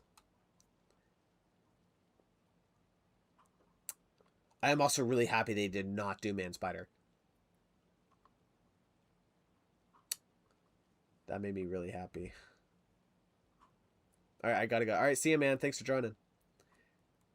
A theater in India or Japan or somewhere had subtitles on, and when MJ's boyfriend came out on it, said, "Paul, whatever dialogue he said." Interesting. I mean, like, I wouldn't say that's a full confirmation. Um, I mean, it's possible the people that put the subtitles there didn't want to put in the reveal that it's like MJ's boyfriend, because technically the way that the movie frames it, we don't fully know until they kiss. So it's possible that they still wanted to leave that surprise for the audience if they didn't see the trailer already or something. And they just put a name there, and like, I'm not saying it's not Paul. I think it's Paul, but I don't know if we fully know. I it's definitely something, like there's an argument to be able to call it Paul, right? Like there's an actual argument for that. But for me, I'm like, I like, for me personally, like you can say that's confirmation. I like that wouldn't be like fully wrong, but I don't necessarily fully think that's like 100% confirmation. Winter Soldier was pretty good, but when Nick Fury tunneled into solid pavement with a laser, that's funny. Yeah, I mean, like, that's not the best part of the movie, but like, I like Winter Soldier still is a really good film. It's actually my least favorite Captain America movie. But even with, I mean, besides Brave New World, I'm talking about like the original Captain America trilogy. But like, even with that said, like, I still love that movie. It's just I just love the other ones that much more. Do you have any Marvel Legends figures? I have a lot. Like, I have a whole wall with a bunch of them. Not posed, because I don't take the time to do that. But yes, I have a lot of Marvel Legends. Well over 100, I think. I've been collecting since like 2020. So,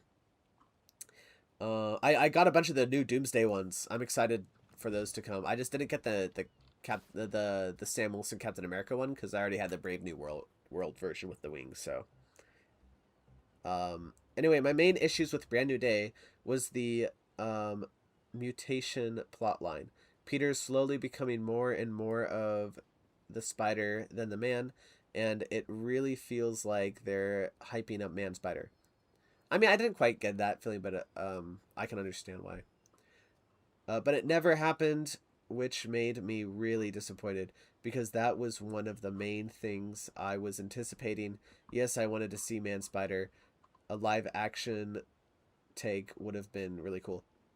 I mean, I'm happy they didn't do Man Spider, because I just don't find that really interesting. Ian's Animation Studio, welcome to the stream. But I mean, like, I don't know, I can understand why some people think that's cool. It's just not for me. Maybe we'll get Man Spider in the future movie, assuming they won't throw these mutations in the trash, thinking it's not relevant anymore. I don't know. I mean, the mutations was happening because he was he was having like, because he was pushing away his Peter Parker, so like the mutation was happening because he's only, paying attention to the Spider-Man aspects of his life, right? I really hope he loses his organic webs. I mean, I don't know. I think I'm okay with it now, um, because of just the story with it, where he has, I like, I think it'd be kind of weird if it with how they introduced them, if they just throw it away. I would have loved to keep the web shooter Spider-Man thing where he has to be more smart with how he loses his webs and stuff. Like the web grenades are really cool in this movie, but in just other stuff like that. But I'm fine if they stay. I respect Dustin for keeping a tight script, but a visual reference to Man Spider would have been nice. I mean, again, I'm totally okay with no Man Spider. Because I mean, like, where with the story that they wanted to tell, or like the way that they told, like, where would it fit in? You know, would it fit in during the Hulk fight? I mean, that would make sense because he had the inhibitor. Would they in the fight the inhibitor break and then the Man Spider grows loose? Then what happens after the movie? Is he Man Spider for the rest? Does MJ have to calm him down or something? Or like, does he turn into Man Spider fighting the ninjas whenever he accepts that he has to be both Spider-Man and Peter Parker? I just don't think that there's really room for it with the story, Yesterday, I got my Amazon exclusive Marvel Legends Spider-Man Noir. Nice. I got the original Target exclusive Spider-Verse version all those years ago. Yeah, it's a nice figure. The third act was a little underwhelming, especially since I thought he would fight Hulk and then he would transform into Man Spider and Jean would go in his mind. I mean, I actually really liked how I liked how the third act panned out, because I thought it was refreshing that it wasn't this big giant spectacle thing, like most of the Marvel movies are. I like that it was just like a fight in the prison, which was peak, by the way. But I mean, like, I think, like, I don't know, I think you can choose to take this advice or not, but it's possible that sometimes how some of these movies like disappoint you is because you set some of these expectations of stuff to happen in the movies. Like, it's fine to speculate and have thoughts and theories and stuff like that, or be like, man, it would be so cool if this happens. I mean, one of the things that I was kind of looking forward to the most in this movie was Spider-Man and Punisher fighting together against like multiple enemies, and Spider-Man having to fight the bad guys and fight with Punisher, but also keep him from killing anyone at the same time. That doesn't happen in the movie, really. Which it's like, I would have loved if there was a scene there, but I understand why there wasn't, because like, where, like, would that be in a montage in the beginning of the movie or something? But it's like, it was something that I was hoping to happen, that I wanted to happen, but I wasn't disappointed when it, I mean, like, I wasn't super disappointed when it didn't happen, because it's like, I wasn't fully expecting it, or like, being like, there's no way this does not happen in the movie, which I'm not saying that's what you're doing, but it might help you with some other stuff. Again, like, this isn't like if you don't want to take this, that's fine. But it's like, I don't know, it might help you enjoy some movies if it's like you go in kind of just like expecting anything that you're expecting not to happen, if that makes sense. The third, oh yeah, I already read that. And convince him being Peter Parker is just as important as being Spider-Man. Yeah, because, I mean, like, it technically is, I guess. They were gonna do some sort of nightmare sequence with Man Spider of what he was scared to, because, but they decided it would be too scary. Yeah, because they were discussing Man Spider dream sequence, like you said.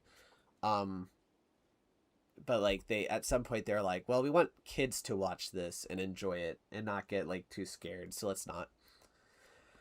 I need to get the Marvel Legends Heroes Return and Modular 20 Iron Man figures, goated comic suits. Yeah, wait, what is the Modular 20? I'm not sure what that is, but I mean, I really enjoy Marvel Legends. They're great. People say the Parker look is bad until he pulls up in Yelena's office. Oh my word, that was a little weird. Like I think it kind of works for her character, but whenever I was first watching, I'm like, oh, huh, all right, that's a choice.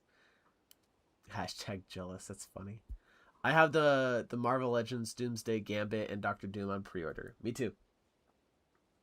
I also have the Shang-Chi, um, Magneto, and some of the other characters. By the way, it's so weird that whenever there's like an Amazon exclusive, it like does not drop at the exact time that it's supposed to. I had to wait like an hour before I was able to get the Magneto one because like it said that it would be pre-order on at 1 a.m. or whatever, and I was checking, or not 1 a.m. 1 p.m. and I was checking at that time, but I had to wait like 30 minutes or an hour before it actually went up on the website. It was so annoying. So when my season 1 of Transformers Studio series releases with 10 episodes, I want to hear your thoughts about it when the episode 5 releases in September, October. Um, we'll see if I get around to it at then. I can't guarantee anything because I have some of my own projects doing it, and I'm trying to spend some less time on YouTube. But if I ever do end up watching it, I'll definitely leave some comments. Speaking of Yelena, I was a little shocked she didn't don her Thunderbolts suit because this was a big potato problem in my opinion. I mean, like, I'm fine that she didn't play a part in the movie because at the end of the day, it is a Spider-Man movie, right? And I don't think she fully. I can understand why she didn't think it was a big potato problem because of like how everything was panning out. It didn't. I mean, besides Hulk popping up and some stuff like that, nothing was like a guarantee of a big potato. I think it was fine that she wasn't there for the whole movie. What was your favorite scene in the movie? I don't know. There's a lot of great scenes. What was the worst part of Brand New Day in your opinion? That's a good question. Um, hmm. The worst part of Brand New Day.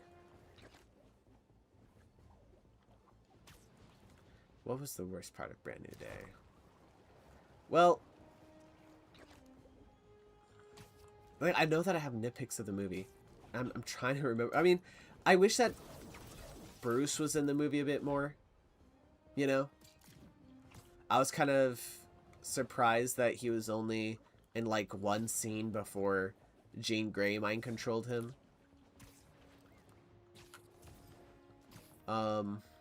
Worst part of Brand New Day.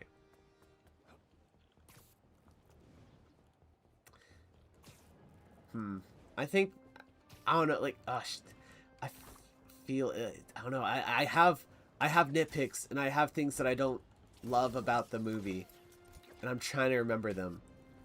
I mean, like, something that didn't bother me when I was first watching the movie, but that someone brought up, that I was watching one time, that they don't like that he goes to Bruce Banner, and then Bruce like has a conversation about how the inhibitor could work, and then like the next scene he has a prototype already. You know, that essentially already works perfectly if he doesn't have his mask off. You know, because the mask was adding the extra radiation that was messing it up. Like that's the thing he does that I can kind of like I don't necessarily fully love. I'm like, oh yeah, I mean, it is kind of weird that it's like he just completely makes it without any issues really, besides the radiation bit, and then was able to make a universal one. Because I mean, like that part I guess of the film is a little sloppy, isn't perfect, but I mean it's not a big deal to me. I don't know. I'll get back to that if I think about something I actually really don't like about the movie. In my theater, when Peter was listening to you when where when he started falling, someone screamed, "No, Peter, there are more women to live for." That's funny, but also it's like, stay quiet in the theater. Jean would calm him by entering his mind, and the original ending could have happened. I mean, but why would Jean calm Spider-Man down? At that point, she didn't care about him really. You know? If anything, she'd be trying to kill him. So I'm honestly totally fine. And like I think part of the idea or things that makes his arc really good is that he decided himself that I have to be Peter Parker. You know? It wasn't someone else flat out telling him you got to be Peter Parker. Of course, people have talked to him throughout the movie being like, "Bro, you can't just keep ignoring that." But at the end it was his decision to fully embrace being Peter Parker and Spider-Man.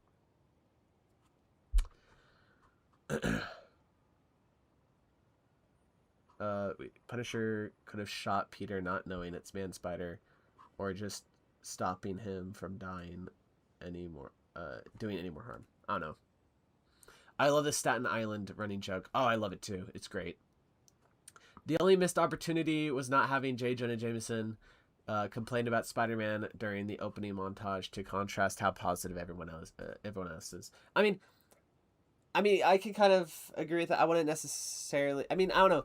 I think part of the movie was just like they really wanted to put an emphasis, just like really want to put in focus that everyone in the city pretty much loves Spider-Man. So I would have loved a J. Jonah Jameson. It's like I don't think they really were like wanting to put a focus on that. But these people hate him, or like this person hates him. I don't know.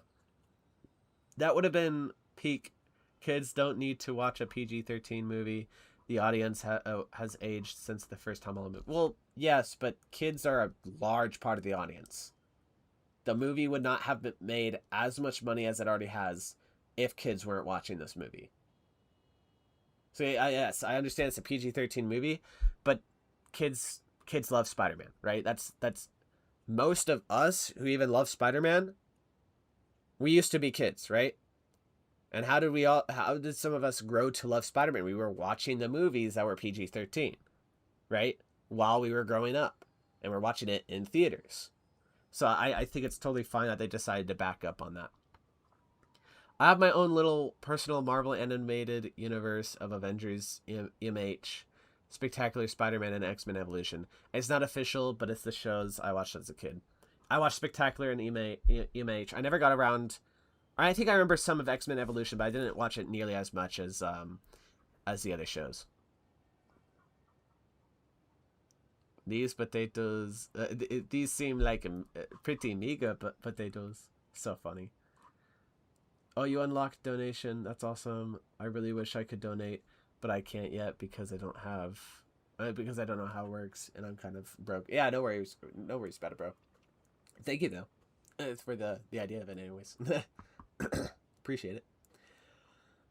This was a big potato. I love how you randomly switched into your Elena accent mid-sentence. That's funny. I'm glad you liked it. Okay, so timeline, Thunderbolts main movie between 14 months, Spider-Man, Brand New Day, next Thunderbolts post-credit scene, and then Fantastic Four steps, and then Avengers Doomsday. Well, the post-credit scenes for Thunderbolts and Fantastic Four are from Doomsday. Like, those were shot for Doomsday, so versions of those scenes, it may not be exactly how it played out in the post-credit scenes, some things could change, but those are meant to be a part of that movie. I don't like that Peter was able to talk down Hulk so easily. I mean, I wouldn't necessarily say that it was fully Peter talking Hulk down. I mean, like, I don't know, it's like, usually, like, whether it's a Brave New World or Age of Ultron or some of these other movies, it's like, they're talking Hulk down, right? And making him change his mind, or just calming him down to bring Banner, right? Peter didn't, or like calming him down to bring Banner, or like Captain America talking Ross down and he calms down, right? Hulk didn't calm down there. Like, he didn't calm down to Bruce, right? It's like, I don't like, I kind of like how it ended up. I was like really, I was about to like just lose it because I thought for a second they were having Hulk be like, "Oh, I remember Peter. I'm the only one that remembers from the spell," and I'm like, "Dude, no, they've had zero interaction." But I mean, I don't know. It's like he was still Hulk. It was, I think, Hulk more kind of thinking, well, I don't really want to hurt any more of Banner's people or something. I don't know. Like, I don't, they leave it very vague, and I was thinking that we're going to get another scene with Bruce or whatever to kind of explain that bit more, but we didn't. I could kind of understand how that's a complaint, but I like that Spider-Man didn't flat out win the fight. That he was literally, he could have died then. Worst part of Brand New Day would have to be, this is hard, I guess some of the Department of Damage Control scenes, because they were boring. Maybe the Hulk fight, because it was already shown really. I mean, just because a scene in a movie was shown in the trailers doesn't mean that the scene is worse because of that. I think the Hulk fight scene is great. Would I have enjoyed it a little bit better on my first watch if I didn't see so much of it? Yes. But on rewatch, that doesn't affect that I've already seen some of it. Because if I'm rewatching it, I've already seen the whole thing. So just because, like, the trailers showed more, yes, can impact your first time watching it. But it doesn't matter when you rewatch it, right? It doesn't matter as the film as a whole. You know? So, like, I wouldn't say just because they showed too much of the trailer, that makes the scene worse. But, I mean, I like the damage control. The Department of Damage Control scenes. I don't think they were boring. But, I mean, like, that's my opinion. Do you also have the Magneto on pre-order? It's an Amazon exclusive. Yes, I do. Yes, I do. I'm excited for that one. Some guy farted during the emotional Punisher and Peter hospital scene. I genuinely had to look in until they said, "Are you crying?" And then everyone started laughing. That's funny.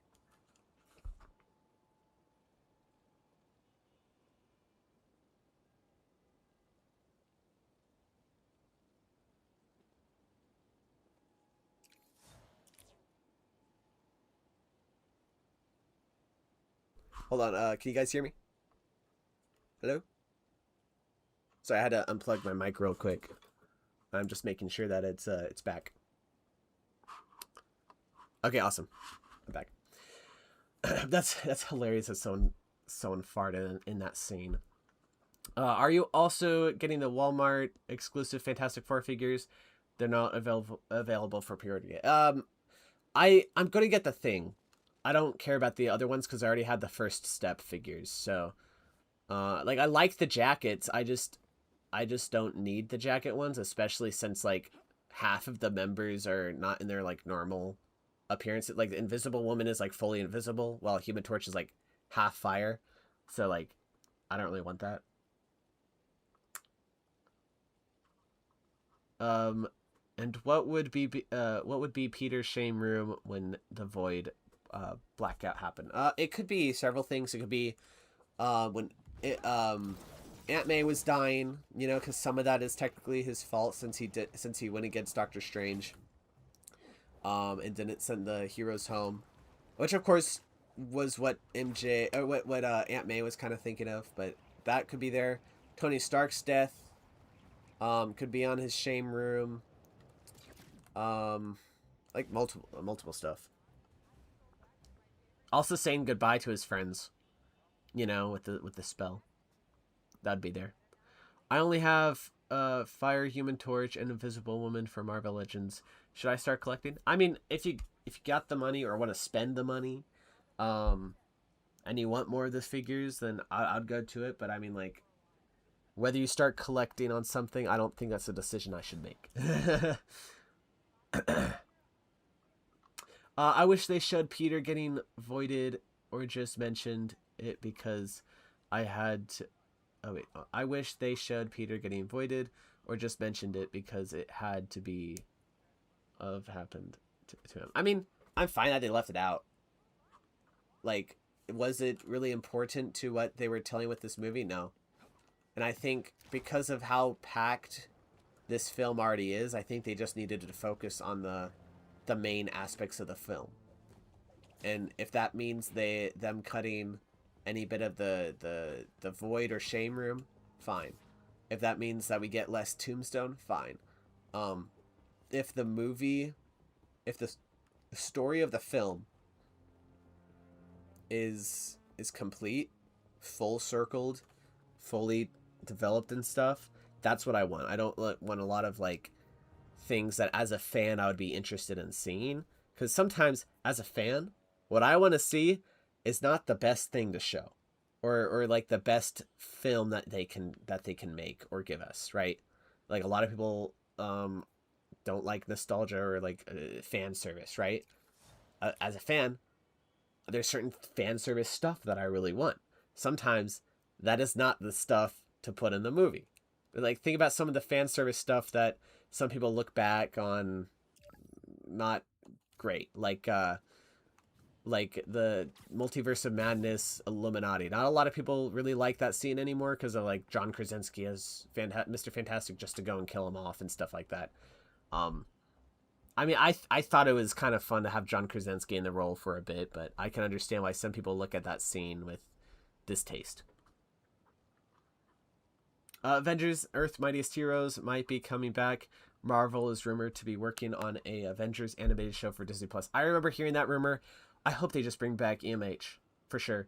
If they can get like the same creators or just people that can continue that vision, because if not, if they can't make the show as good or better, then I don't. Then just go and make something else. You know. The movie's estimated to make $2 billion in its first weekend. What? This Sunday would technically be its first week. Oh, in its first week. I thought it's weekend. Really? Is it? That's crazy. I mean, I think it's a guarantee that it's going to make $2 billion. Just the matter of fact of when is we'll see. And the movie's already broken so many records. It's crazy. I gotta go. My family wants to watch Project Hail Mary. All right. Well, thanks for joining, man, and leaving all those comments. Really enjoyed you there on the stream, man. Till next time. I don't have the money or the space for Marvel Legends. I'm using all the money and space for Legos. Nice. Like, once I started collecting Marvel Legends was around the time when Lego Marvel was making a lot of sets I didn't care about. So I had other stuff to spend my money with, and that's what I did. Or what about the 90s universe version of that team from X-Men 97? I mean, I don't know. Having an X-Men 97 Avengers 97, I don't know. I don't really see much of the appeal. It's like either make a new show with new versions of these characters or bring back EMH. Apparently it's either in the 97 universe or in the EMH continuation. Interesting. Everyone like the stream now. That's funny. I thought the VMAX bit was really funny. I thought it was sad. I thought it was tragic. Yeah, we can hear. Okay. Stopzilla, maybe the 97 universe could have a Disney Plus special with the heroes of that universe fighting King the Conqueror. That'd be cool. Since we never actually did get that in the MCU. Spider-Man Brand New Day. Writers Chris McKenna and Eric Sommers, I don't know. I don't care about pronouncing these correctly. Are working on the scripts for Avengers Doomsday and Secret Wars. Yeah, they've done a little bit of work on Doomsday and Secret Wars, which probably means that we're getting Spider-Man in those movies, which I hope so, because we're not going to get Spider-Man 5 for a while. That's what I saw on Twitter. Yeah. We don't know. We don't even know how Peter was affected by vigilantes being outlawed during Daredevil Born Again. That's just the nature of Sony owning Spider-Man. You know? Where we can't have Spider-Man in all these projects. In fact, like, you could also say it's like, well, like, with this connected universe, yes, it's connected, so characters get to pop up in other projects. But I don't think we want to live in a world where every character shows up for every movie. Right? I think Brand New Day is actually one of the movies that does not just does the connections one of the best ways, but also has some of the most connections, right? There's a lot of movies. I mean, like, we don't see any of the other heroes in Doctor Strange because, like, why would we, right? The plot doesn't necessarily need that, and also this is a movie about Doctor Strange, so why would we shoehorn a bunch of these other Marvel characters, you know? So I think for the most part, it makes sense why we don't see all these characters. Of course, would I like to have seen Spider-Man fight alongside Daredevil or all this other stuff? Yes. But sometimes it's just like we can't quite get that. Because either legally, like with some of the legal rights or all this other stuff. So, you know, it is what it is. It is what it is. Brown Table made a great animation of Spider-Man during the events of Born Again. Yeah, I saw that. That was good. It's $2 billion in the first 2 weeks. Gotcha, 2 weeks. That makes sense. That makes sense. Otherwise, I'm like 1 week, 2 billion is actually crazy. I think that might be like broken, but 2 weeks makes more sense. EMH has the best Black Panther for real. He was so good in that show. We need Spider-Man 93, baby. I never watched the 90s series, so I don't have that attachment. But I mean, like if people want that, sure, they can go ahead. But they already have a Spider-Man show going on right now, so I don't think they're going to do that. And Tom Holland wants to do a TVMA show with Punisher and Daredevil, which will be cool. I mean, I don't think Tom Holland necessarily said he wants to do a TVMA show. He said he wanted to see like what this version of Spider-Man would look like in an R-rated project. You know? Which I don't think legally Sony will let or even can let. Or probably more just won't let Disney put Tom Holland Spider-Man in one of their shows. But I mean, like, what's stopping them from making a Daredevil movie or a Punisher movie that's R and has a Spider-Man as a supporting role, you know? But since if it's an R-rated project, it'll probably make less money than some of these other ones. And I think Sony wants Spider-Man to be in more of these movies that are guaranteed to make a lot of money, so they can make more money because they get a certain percentage or cut of the film's box office if they let Spider-Man in their movies. So we'll see. I just think it was funny seeing that Jean thought VMAX was some super secure prison, but it was actually a vent compared. I agree that it was sad and incredibly acted by Sadie. Oh, Sadie Sink was so good in that movie. But yeah, it's like, I like how unclimactic that revelation is. It's like throughout the whole movie, you know, like Yelena's like, and they search for the same thing in all these things, VMAX, right? We're like, whoa, what is VMAX? We had can't wait to find that out. Some people thinking it's like the symbiote or something, right? But it's just a vent. It was so like, I remember seeing it. It was just like, oh, the reason why she sent that, because that is literally the last thing that she saw as she died. So sad. So well done, like incredible. Gotta go by. All right, see ya, man. Thanks for joining. Marvel Zombies was the closest to R-rated Spider-Man. Yeah. But also, it's like, that's not Tom Holland as Spider-Man, and it's an animated project, which Disney has the rights for animated Spider-Man for 30-minute shows, anyways. But yeah, I never watched the show, but I saw some clips, and Spider-Man was pretty cool in that. But you know what I mean. Yeah, I understand what you mean. I gotcha. I think it would be cool to see this version of Spider-Man in an R-rated project. Of course, I don't want him to be dropping F-bombs all the time and other stuff like that. I want him to still be Spider-Man. But I mean, like, you know, canonically, he has dropped an F-bomb whenever his identity was revealed. So I wouldn't mind if, you know, something happens that he lets a cuss word come out, one or two cuss words come out.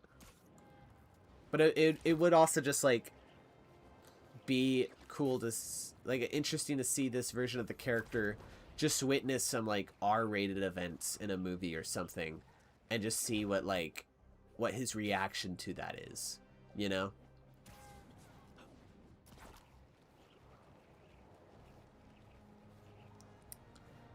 It was so cool seeing superhero movie tropes in Brand New Day. Tropes. I'm sorry. Running into a back alley to suit up, and a hijacked truck with big explosions in an urban area. Yeah, I mean, it was great. Like, I think that movie did a good job with, like, kind of paying homage or doing some similar stuff to some other Spider-Man movies, but very differently. Like, there's the part that where MJ jumps, or Jean Grey's MJ jumps off the roof, and, like, Peter's having to, like, jump towards her and try to save her before she falls and dies to the ground, which is, some of the way that they shot it is similar to Gwen whenever she died. And there's a couple other shots I'm trying to remember that are very similar to some of the Raimi movies or some of the other Spider-Man movies. So I thought it was cool, like how they did some. I mean, like even the whole plot with the mutation thing is very is very similar to is very similar to the in Spider-Man 2 when um Toby's Spider-Man was having a similar effect, but just the opposite, like his powers turned off. What cartoon Spider-Man is your favorite? Mine is Spectacular Spider-Man, but Ultimate Spider-Man is close second. Spectacular Spider-Man is my favorite. Like, he's just one of my favorite Spider-Man, period. In fact, Josh Keaton is my favorite Spider-Man voice actor. Yuri Lowenthal's Spider-Man in the PlayStation games is my favorite version of the character, but Josh Keaton is my favorite voice actor for the character. But I mean, like, I love Ultimate Spider-Man. I also kind of grew up with that show, so that holds a close place for me. I wouldn't necessarily like for me personally, it's not a close second, but it is definitely my second favorite Spider-Man show. Why is Cyclops in so many love triangles? Emma and Jean want Scott. Rogue and Jean want Scott. Wait, Rogue wants Scott as well? I didn't know Rogue wanted. I thought she was always with just Gambit. That's crazy. I didn't know that she had a. I don't know. Scott's a good-looking guy. Once got Jean and Logan once got. Wait, Logan, what? Everyone wants Scott Summers. I know, it's kind of crazy. I so hope they don't do the Wolverine, Jean, and Cyclops love triangle. I think that would be that would be like so stupid. Especially now, since it's like Sadie Sink is playing Jane Grey. And like, yeah, she's in her 20s now, but like we've known her as an actor since she was a kid in Stranger Things. It'd be kind of weird if you get like a 30 or like a, you know, like a 40-year-old Wolverine trying to hit on her while we're like, huh, this is weird. I mean, hey, you know, Cyclops is a good-looking guy.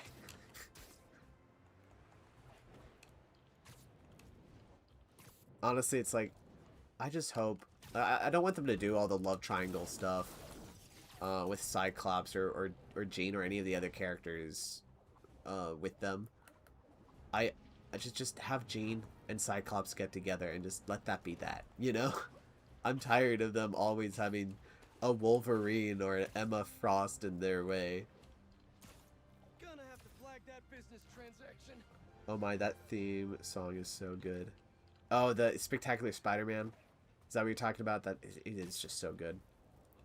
It'd be cool to see Tobey and Andrew Spider-Man in the MCU from the very beginning, and Thor would get annoyed with Andrew Spider-Man, and Tobey and Andrew would not know what to do in Civil War. I mean, it's definitely an interesting concept to have like two Spider-Men at the same time, and they're both Peter.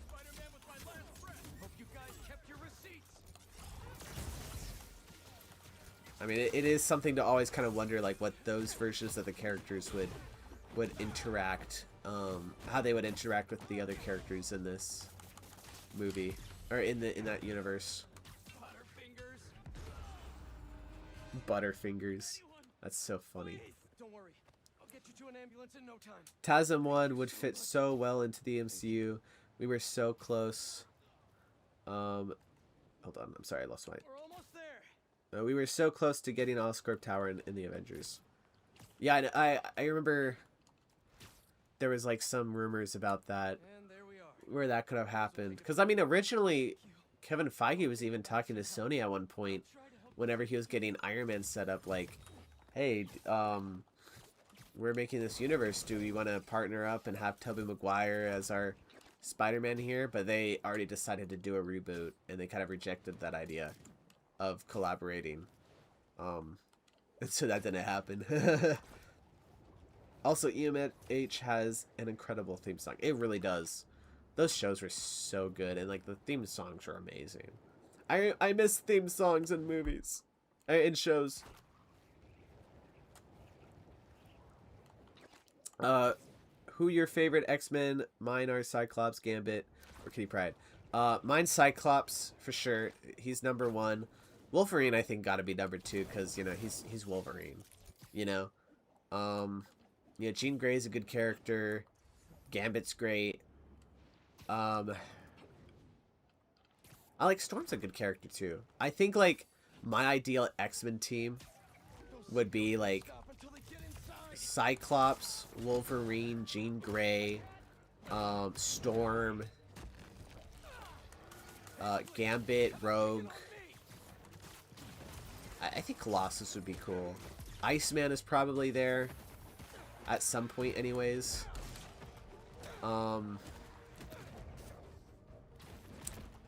What else? I'm blanking on a character. Oh, Beast. Beast gotta be on there for me. I love Beast. Not as much as some of the other characters, but I think Beast is a really, really fun character.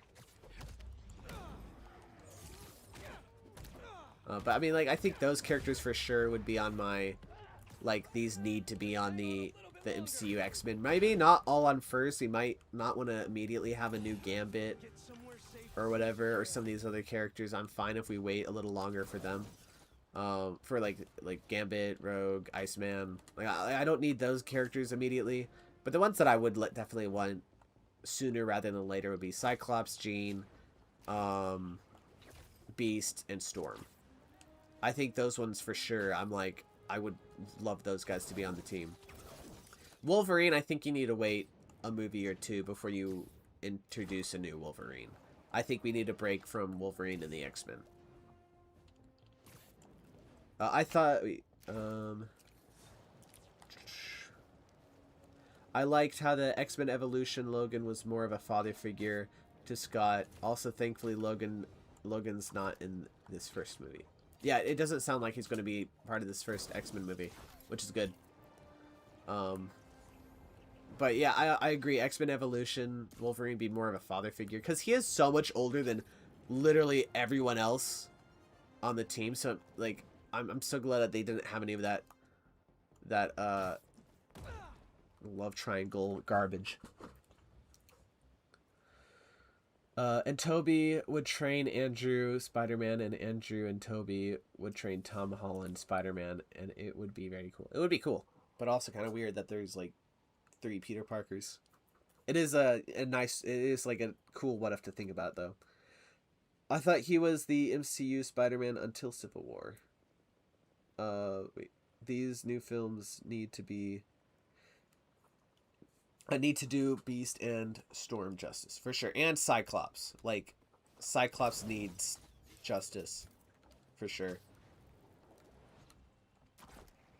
Yeah, I'm excited to see all of them back for Doomsday though, for at least one final hurrah. It's possible they'll be in Secret Wars too, but I don't know. It is just really nice for them all to be in the 90s suits. Like those suits are so good. Especially what they look like in Doomsday. I got the symbiote. Guys, look. But yeah, I think Morph could be in the new team. I mean, sure. He's a fun character. His powers are definitely hard to write out, I think. Because like it's like what's the limit to it, you know? Can the Hulk just be like a normal thing? Or is that kind of like how does the powers work exactly? Are they more of like a charging thing, or does it just go when, or does he just like transform to whatever he wants really without any like caveats or something? Because I know that, you know, he can morph into stuff and things. Like I've seen some clips from the 90s or the 97 show, and there's some really cool stuff that they do, but I'm like, can he just do whatever he wants whenever he wants?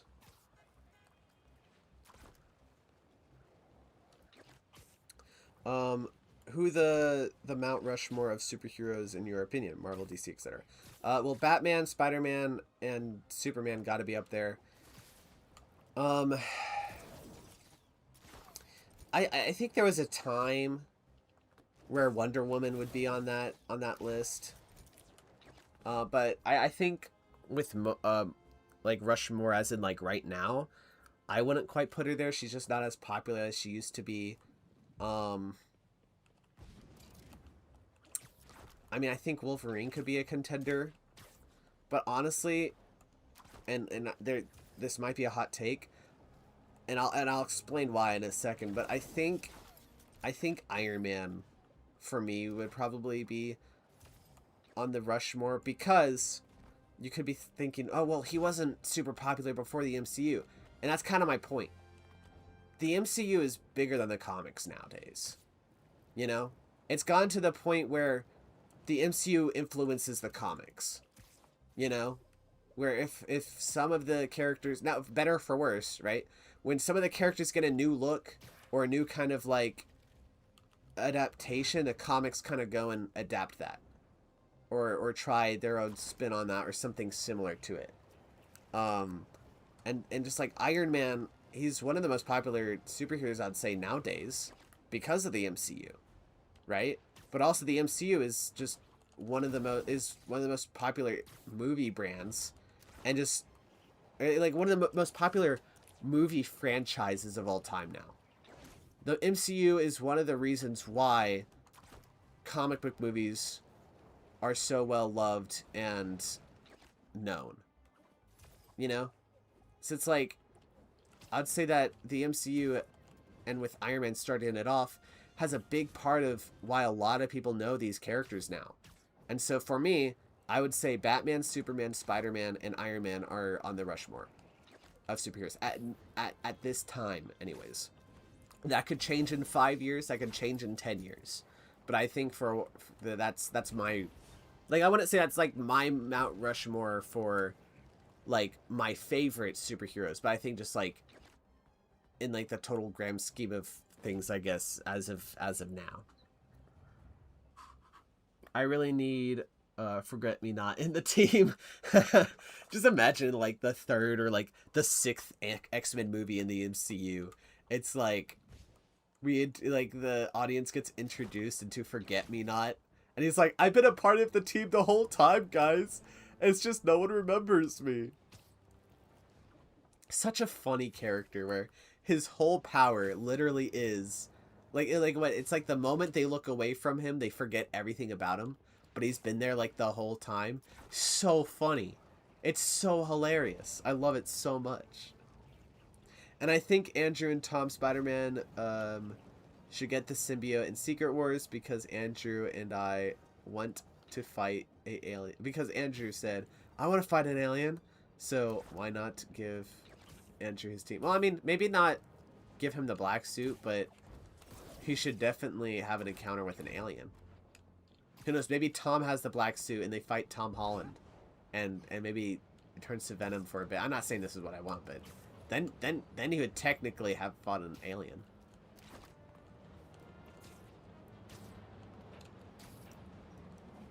I thought it was funny when Beast said, "Calm down, son," and Logan replied with, "Did he just call me son?" That's funny. That was in a, was that in one of the X-Men movies? I haven't really watched any of them. I've seen clips and know a decent bit about it, but I haven't actually watched any of them. That is a fun interaction, though. I love the Cyclops and Emma Frost casting. I also like Bill Skarsgård as Professor X, but that's just a rumor. Yeah. I mean, I think the castings so far with, like, Sadie Sink as Jean Grey and the castings for Emma Frost and Cyclops are pretty good so far. I'm actually really surprised that Emma Frost is it turns out to be in the movie. Like, I wasn't expecting, like, I mean, I'm sure that, you know, it's not a surprise to me that she'd be one of the characters that they introduced at some point. I'm just kind of surprised that they're introducing her, like, in the first movie. So, makes me wonder what kind of role she's playing. Iron Man was still a solid character in the 90s and early 2000s. He was more known for his looks rather than any character trait or story. I mean, and also like the Civil War comic event, he was a huge part, and that was before the MCU even started. So like, even though he wasn't that well known, he was still known. But like, the MCU definitely like made him even more known, and of course like Marvel then started putting him in more branding, whether that be like giving him his own show or just other stuff like that. Like Iron Man Armored Adventures, I really liked. But again, like that's why he's on the Mount Rushmore for me. Because again, you could say he was only he was only mainly popular when the movies came out. The movies are more popular than the comics now. So like, if we're talking about comic book, like if we're talking about like Marvel or DC superheroes, the movies are so popular that they've gone above the comics now. And of course, the comics have just kind of become less popular over the years, right? For better or for worse. It's just that is what it is, you know. So that's why I'm like, no, Iron Man got to be up there because of how, just because of all of that, you know. That shows why I fell in love with Iron Man. Yeah, it's a great show. I watched that before I watched the original Iron Man movies. But yeah, I like the teenage Iron Man. We don't get it much, that version of the character much, but I like it whenever we do. Oh wait, by the way, wasn't it really fun whenever in Brand New Day during the montage, we see Spider-Man like put a criminal on the side of the building, kind of like this. That was also like another PS4 or a PlayStation Spider-Man move. Ah no, why so many symbiotes? That looked expensive. Sorry. I like that Destin made Smart Hulk cool in Brand New Day, and slowly made him go into Angry Hulk, and it made me smile because that's what I wanted. I mean, yeah, I like that he still, like, he didn't fully ignore the Smart Hulk thing. I mean, like, I liked Smart Hulk in Endgame. I just think it's like we had him for a little too long. But I mean, even then, we haven't seen him a bunch since Endgame. And I liked him in Endgame. I just wish we saw the character like because like that Smart Hulk thing was a big part of Bruce's character arc in the Infinity Saga. So I wish that they actually showed us the transformation into that, which they originally were gonna have in Infinity War, which I wish they stuck with, because we actually got to see it. Otherwise, his character arc happens off screen, you know. But I really am glad that Savage Hulk was back. Smart Hulk, like, it wasn't meant to be a mainstay. I think that he was just here a little too long. I was so used to that I thought it was weird when he had a beard in the comics. That's so funny. I think I maybe had some similar experiences where, like, the main Iron Man that I grew up with. Well, I mean, like, I grew up with other shows too, like Earth Mightiest and stuff. So I think I already knew that young Tony Stark was kind of unusual. And I also grew up with the first Avengers movie and other stuff. But I think I don't know, that kind of, I think that kind of feels similar. Like I had a similar experience ish. But yeah, I don't know. Teenage Iron Man is cool, and adult Iron Man is cool. Some guy is making a fan film of Iron Man Armored Adventures. Oh, I think I remember that. I remember hearing about that a while ago. That felt like forever ago. Yeah. What is your favorite comic book series, story lines? Either Gwen's death or Absolute Batman right now. Mine is Gwen's. Okay. I'm not really big on... I don't really read comics. I watch videos about some of the comics and stuff. So it's like, I know more than I'd say like the average Marvel movie fan. But I mean, that is a good question, because there's a lot of great comic stories. I would say that Civil War could have been up there. The idea of Civil War, I love. But they make so many characters so uncharacteristically jerks, you know? Like there's a lot of great moments in that series, but there's also a lot of stupid stuff in it. You know? It's a good question though. I mean, like what's his name? John Hickman or something Hickman, like his Secret Wars run. There's some really great stuff in that. His Ultimate Spider-Man had potential. I liked the first number of bits in the story, but as it went on, it's like, it's not bad. It's just like, I think kind of fumbled the bag a bit, or at least for me. Could have been a lot better. I don't know. Like, I feel like that there's... Oh, you know what? The original Secret Wars run, even though it's like very simple and stuff, like that one is fun. I probably wouldn't say it's one of like my favorite or one of my favorites, but there's a certain story bit that I think was really, really hilarious and actually really well written. Where Doctor Doom, you know, he has the Beyonder's power now, and so he's like really, really powerful and stuff.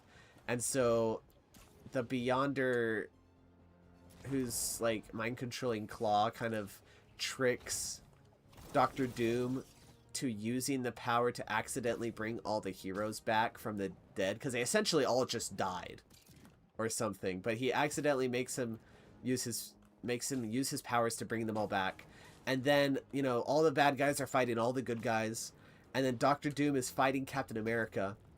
But well, first what the Beyonder put a doubt in his head where he's like, but could they really be dead? Like, are you sure they're not dead or whatever? Like, they could be alive, and then he accidentally makes them come alive, or something like that. I'm paraphrasing. But anyways, Doctor Doom's fighting Captain America, completely obliterates him, right? Like in like one move or whatever. But then that doubt that the Beyonder essentially tricked Doctor Doom into, like, keeps coming back into his mind, and so he accidentally keeps bringing back Captain America from the dead. Like, it goes back and forth from kill Captain America. Oh, but was that really him, or did he really die? Oh shoot, I brought him back. Kills Captain America again.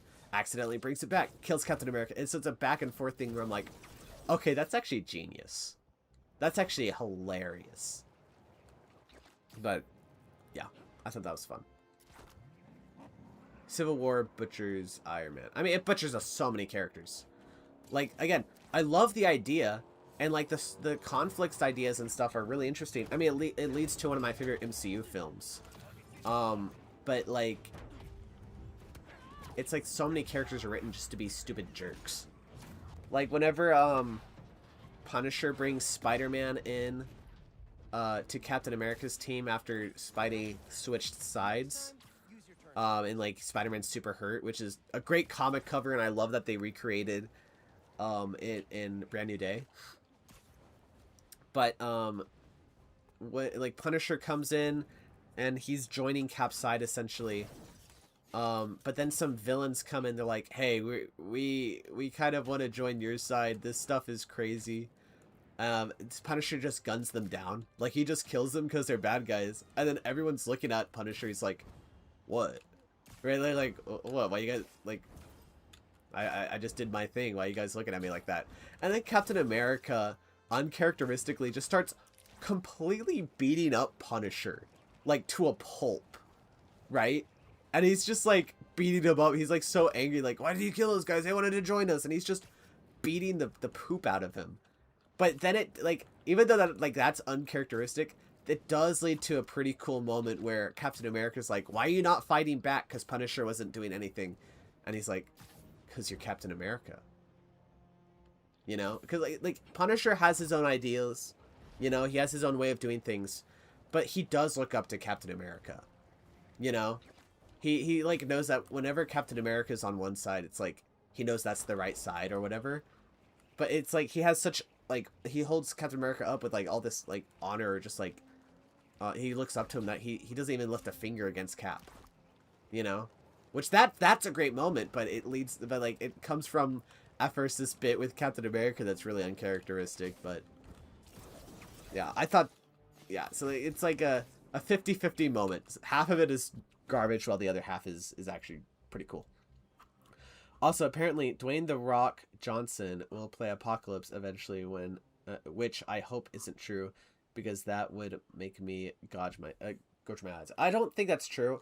I remember there was like some rumors at one point, or something, but honestly, most of the rumors, I'd say like 90% of the quote rumors on the internet now, if not 99% of it, it's just made up things that people just made up and decided to post on Facebook or Twitter or X, or Twitter and X are the same thing, or you know what I mean, and just said, my sources said blah blah blah. Trust me, bro.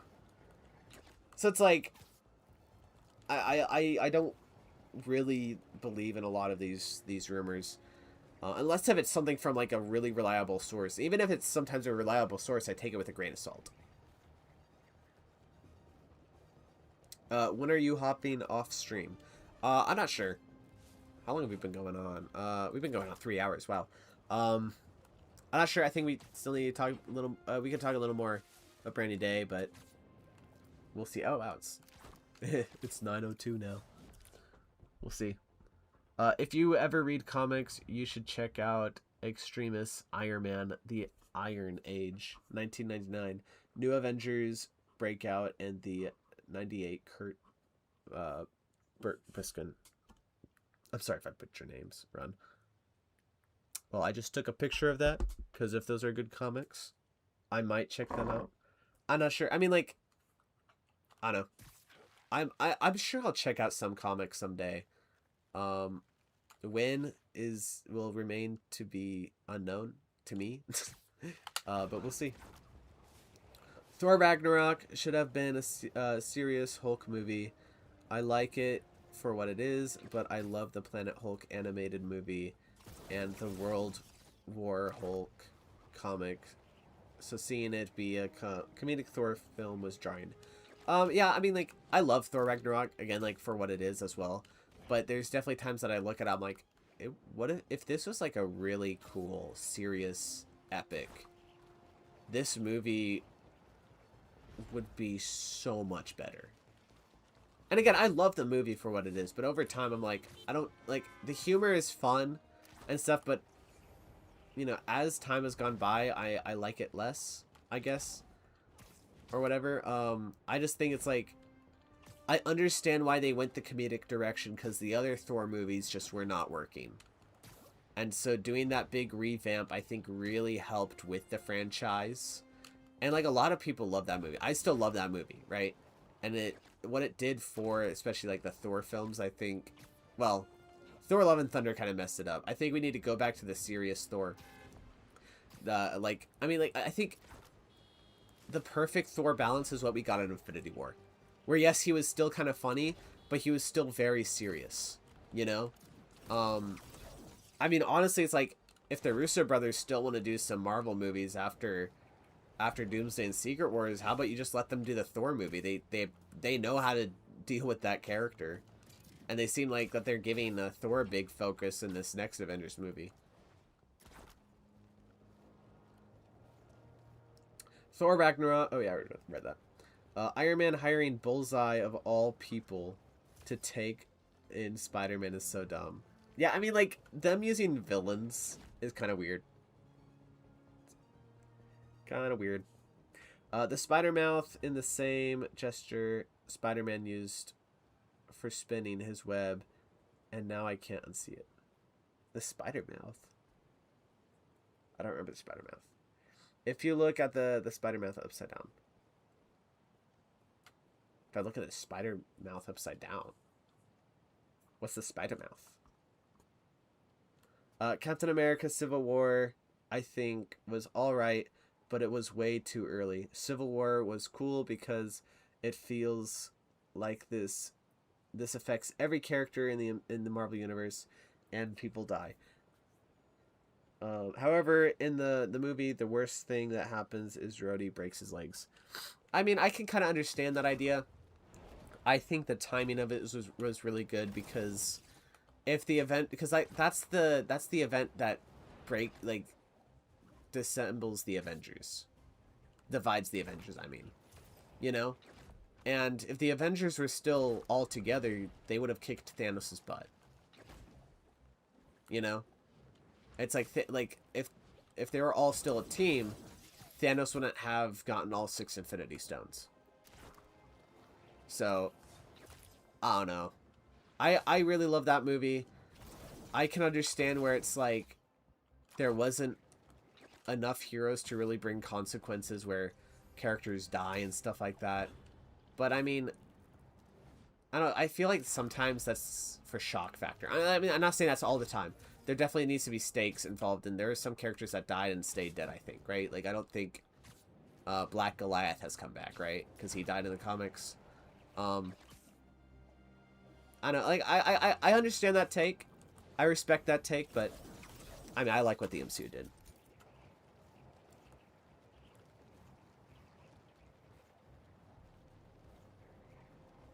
Oh, you saw it on X, as in like Screen X, with like the 3 screens. That's cool.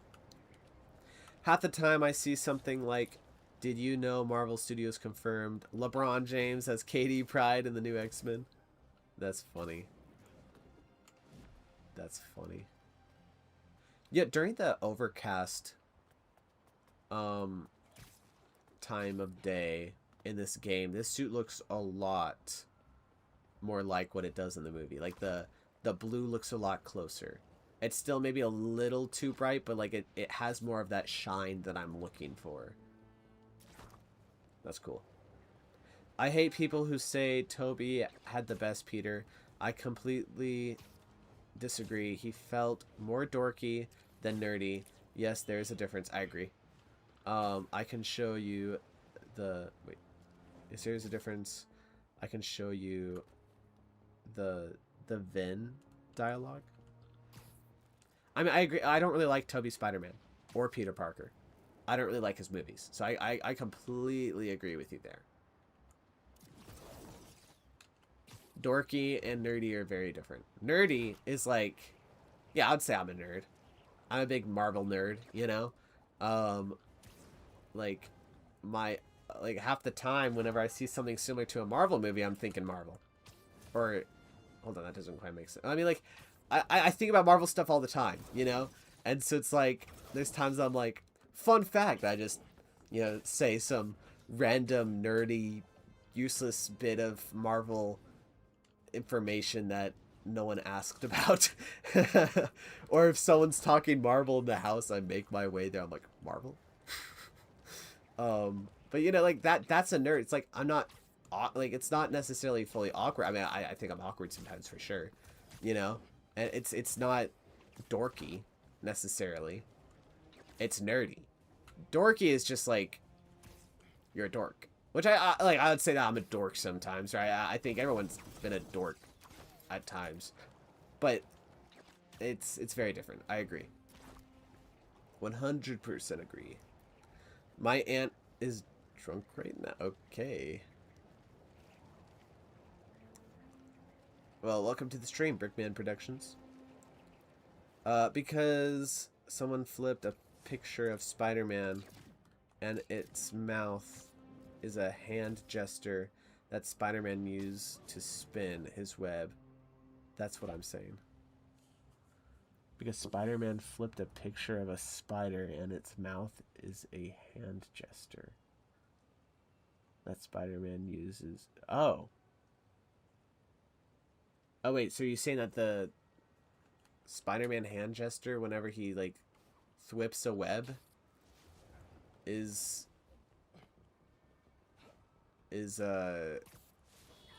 supposed to be a spider mouth? That's interesting.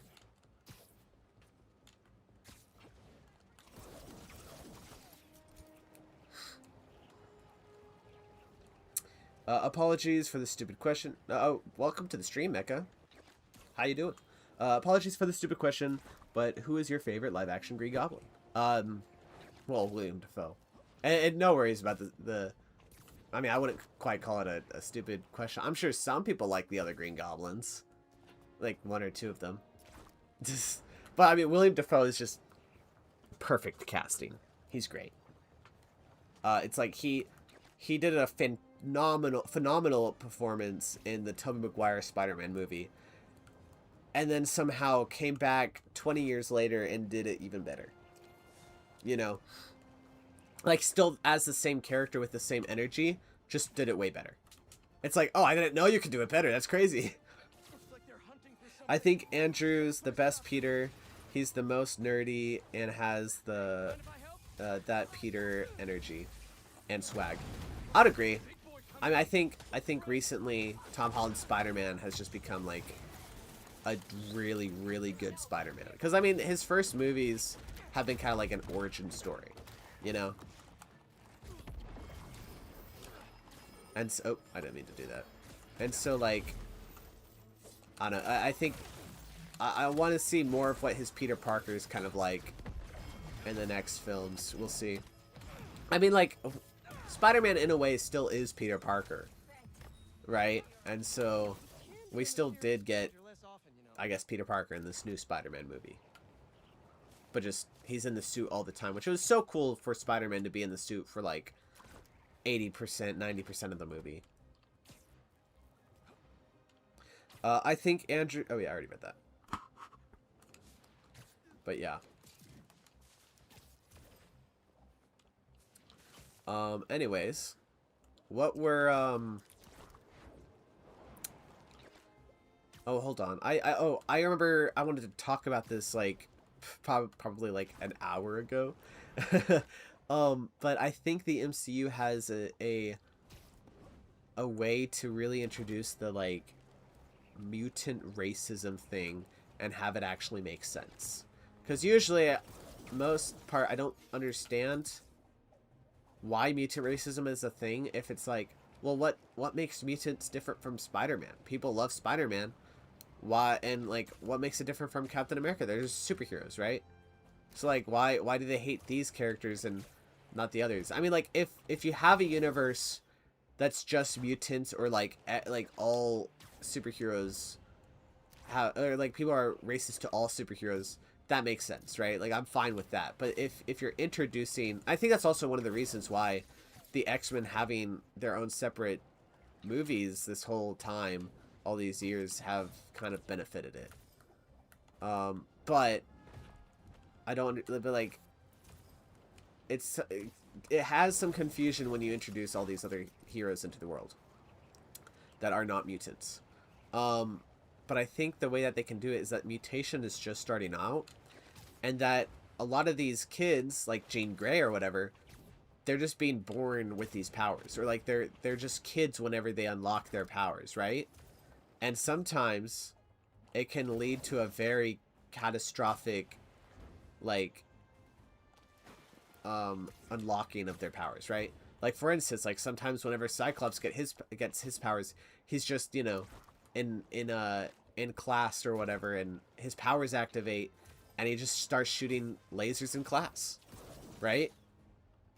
Some of you guys may correct me and say, punch dimension, and if you do, I'm gonna punch you in the face. Not actually, I can't, because we're not even in the same place, but I don't care about the lore of the punch dimension. They're lasers. The punch dimension is stupid. Solid J, or whatever his channel's name, has a really funny video on it. He's great. Anyways, but it's like, if these mutations start popping around everywhere in universe, then it's like, they're just kids who get their powers, right? And these kids, because it's like, if they're just kids that get their powers randomly, right, at any moment, like whenever they're teenagers or just children, and let's say this mutant has the ability of, like, combusting into a giant explosion. I don't know, right? But, like, let's say that their powers just activates in class. That whole classroom's gone. Like, they're all dead, except the mutant, I guess.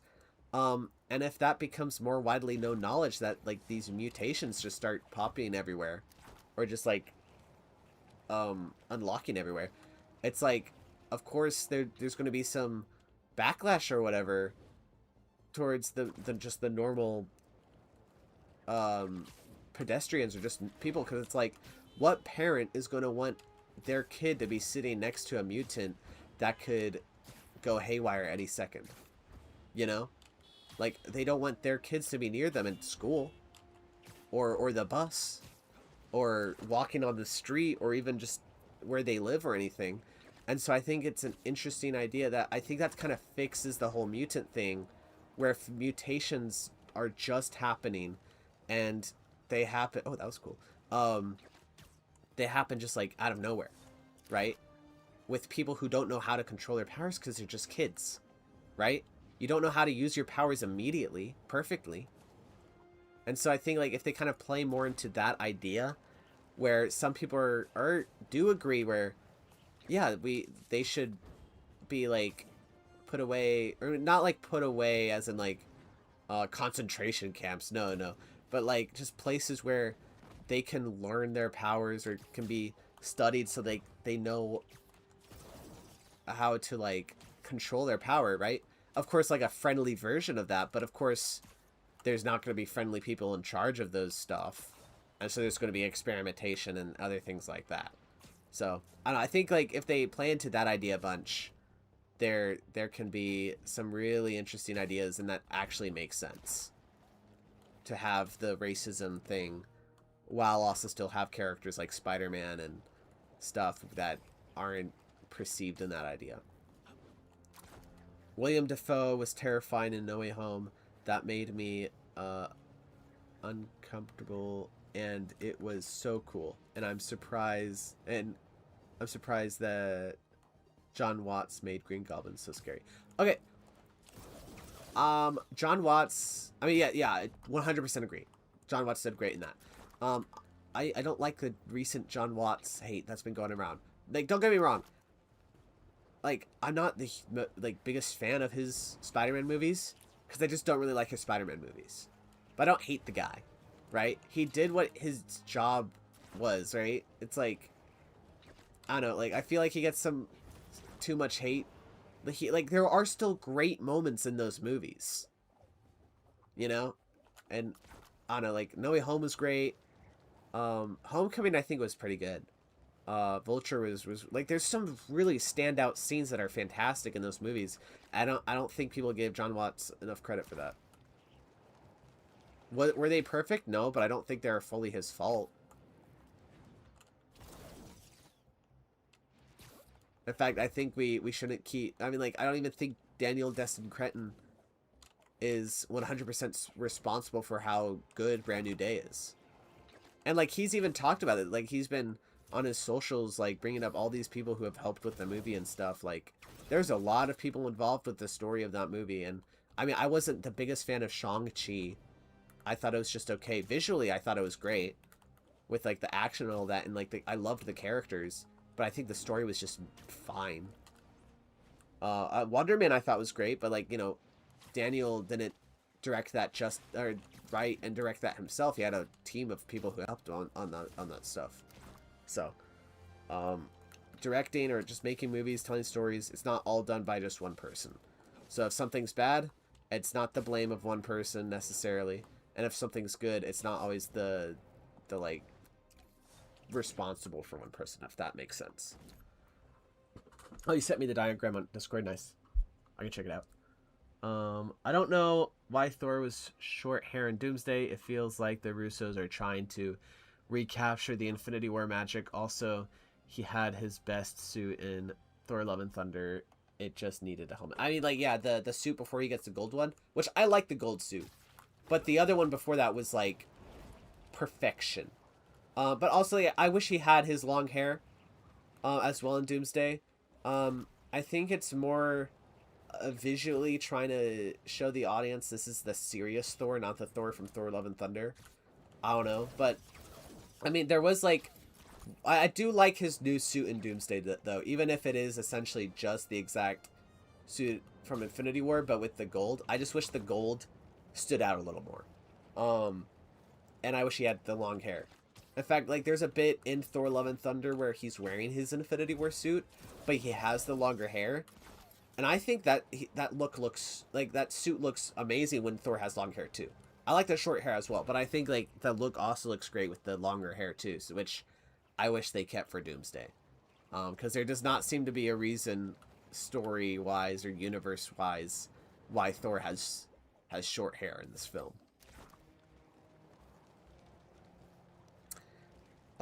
After Captain America project, what are you doing next? I'm not sure. At some point, I'm definitely going to do the Spider-Man versus Venom Part 2.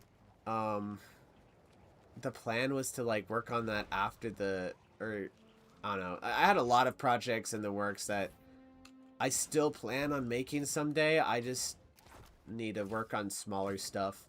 I think I'm just going to work on, I don't know, some smaller fight scene stuff that are shorter videos that I can get out sooner. In like a couple weeks or so between each other, or like at least, or at most a month. It's just I need a break from big projects, but I will do the Spider-Man versus Venom at some point.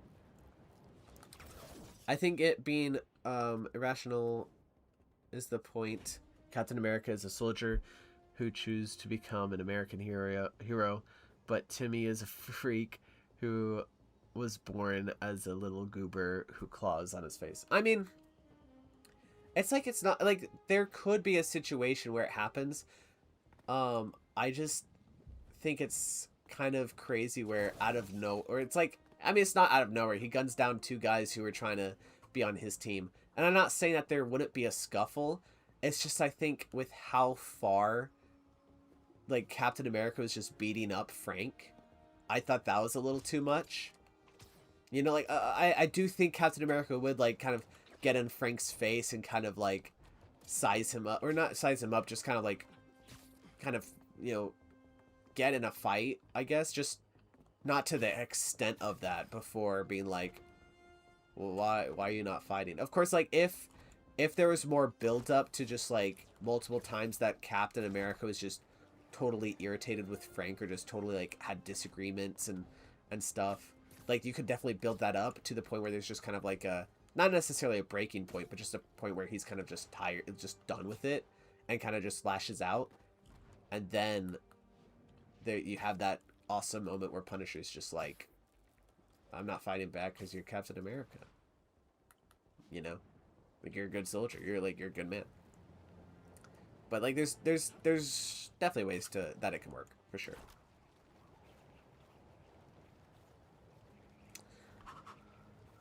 I hate that people hate John Watts, and please, and if we didn't get Homecoming, Far From Home, and No Way Home, we would not get Brand New Day. So, and also some of the best parts of Brand New Day were like with the rooftop scene with MJ, or the time when MJ reads the note and has the conversation with Peter, or Peter hanging out with Ned, and all that.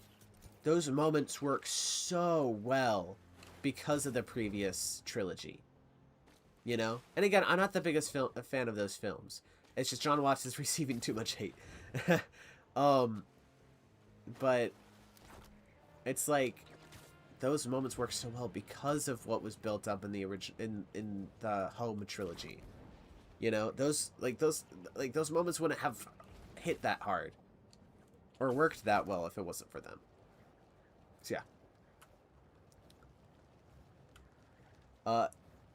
It's the government fear-mongering with propaganda, saying things like, your neighbor could be a mutant, turn them in.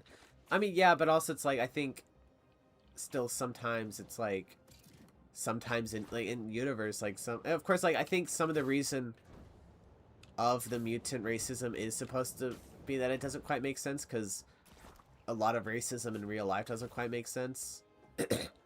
But again, when you already have superheroes running around, what would some people, just some normal people, be like, well, what's the difference between Spider-Man and like Iceman, you know? Of course, like, a number is propaganda and stuff, right? But like, I don't know. I think there still needs to be some more of a reason.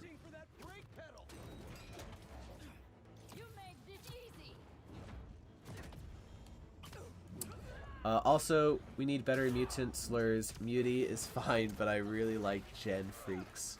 That's a fun one. I can't believe I just said that's a fun one for like a racist slur for mutants. Crazy. I'm trying to remember. Maybe it was Muty.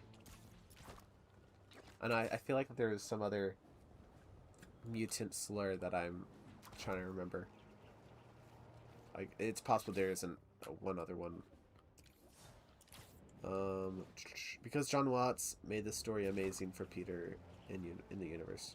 I mean, like, I think he did a decent job. The amount of times that I said I mean, like, I mean, or I don't know, or whatever. I said that so many times throughout this stream, and that's okay. I hope.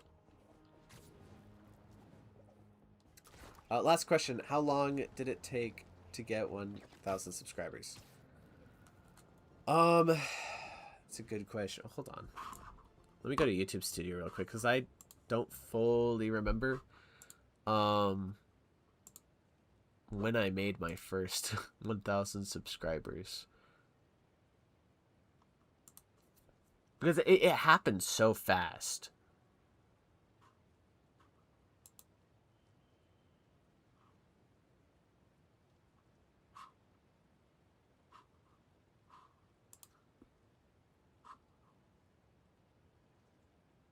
Hold on.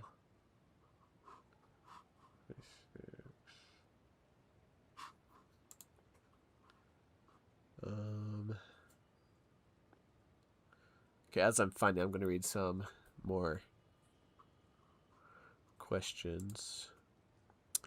In the story from Civil War to Brand New Day is amazing. Oh yeah, like Peter's overarching story is great.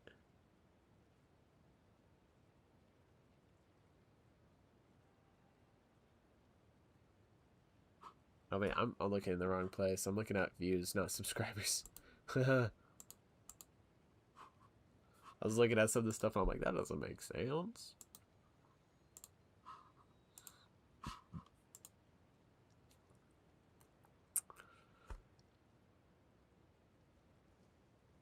Because we understand Peter from Civil War to Brand New Day. For sure, for sure. Yo, welcome back, man. I'm probably gonna keep animating my Spider-Man video. Bye. Alright, see ya, man. See ya, man. Thanks for dropping by, EMS Bricks Films. It was a pleasure to have you.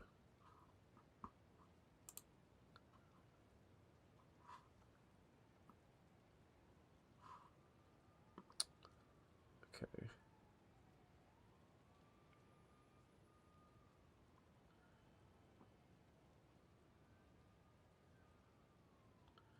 Where was the total?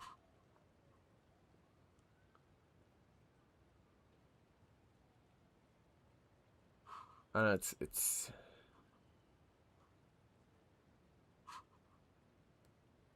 on like it took, I can't find the exact time whenever I made my first 1,000 subscribers. I'm sorry, but I know it took years. But like whenever the first 1,000 came, it's like more thousands kept coming. It's just my channel blew up, and I'm really grateful for how it did. But like, there's nothing that I did that I didn't do some sort of method or something that caused it. It's just I released a video that a lot of people really liked, and it got a lot of views. And then later that year, I posted another video that got a lot of views, or that a lot of people liked, that also got a lot of views, and continues to still make a lot of views. In fact, it is almost to 1 million views. It is like 50,000+ views away from hitting 1 million, which that is the Lego Spider-Man versus Venom. So if you want to help me get that to 1 million views, that would be pretty cool. Bro, what's your favorite animated Spider-Man show? Spectacular Spider-Man. It is peak Spider-Man.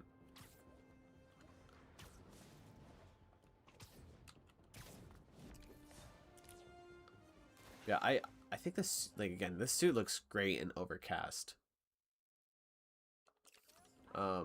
Lighting.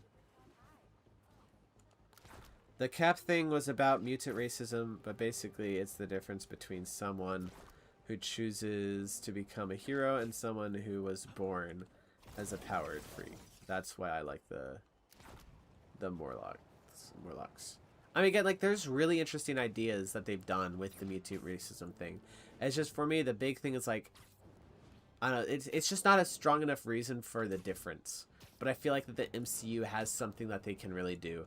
Where with the mutation starting, there can be propaganda placed in really early here. And then that propaganda just goes on for years and years. And maybe, like, it leads on to sometimes just heroes who even aren't mutants. People act like with a racist kind of intention towards it too, right? Or like, I mean, like, you don't have to go that direction, right? But like, I think over years, it's like sometimes, because like the propaganda has gone so far, but the mutations have been here for a long time, that then you can like start bringing up the question and kind of like start taking away the racial stuff where it's like, what makes us different from them guys, right? And then like, I don't know, you can, like, if the MCU goes on that long enough, you can kind of like, they can kind of get past the whole racial thing. But also, like, capping a racist, I think, is stupid. Towards mutants, like, it makes no sense. He'd be the last person to be a mutant racist. Some people might think Spider-Man, but I don't know. Spider-Man in the 90s animated show, from some clips I saw, I wouldn't say he was racist to the mutants, but I mean, like, you know, he, like, there's a time, I think, whenever he was mutating or something, he's like, I want to become some sort of mutant freak or something like that. So not, again, he's not a mutant, but like, there's definitely some versions of Peter that like, definitely, I don't know, have seen the propaganda. Not fully disagree, but not fully agree either, I guess. But I don't know, Captain America, I feel like, would be the last person to ever be racist. Yo, is it Gabers or Gabbers? Well, anyways, welcome back, man. Crazy how for someone who doesn't kill so many of Andrew's and Toby's villains die. I know, it's hilarious, right? Spider-Man doesn't kill. Spider-Man, explain to me why all your biggest bad guys died if you don't kill. Just imagine Spider-Man fighting some bad guy, and they think they're about to die from Spider-Man, and Spider-Man's like, I don't kill. And they're like, yeah, you do. No, I don't. Yeah.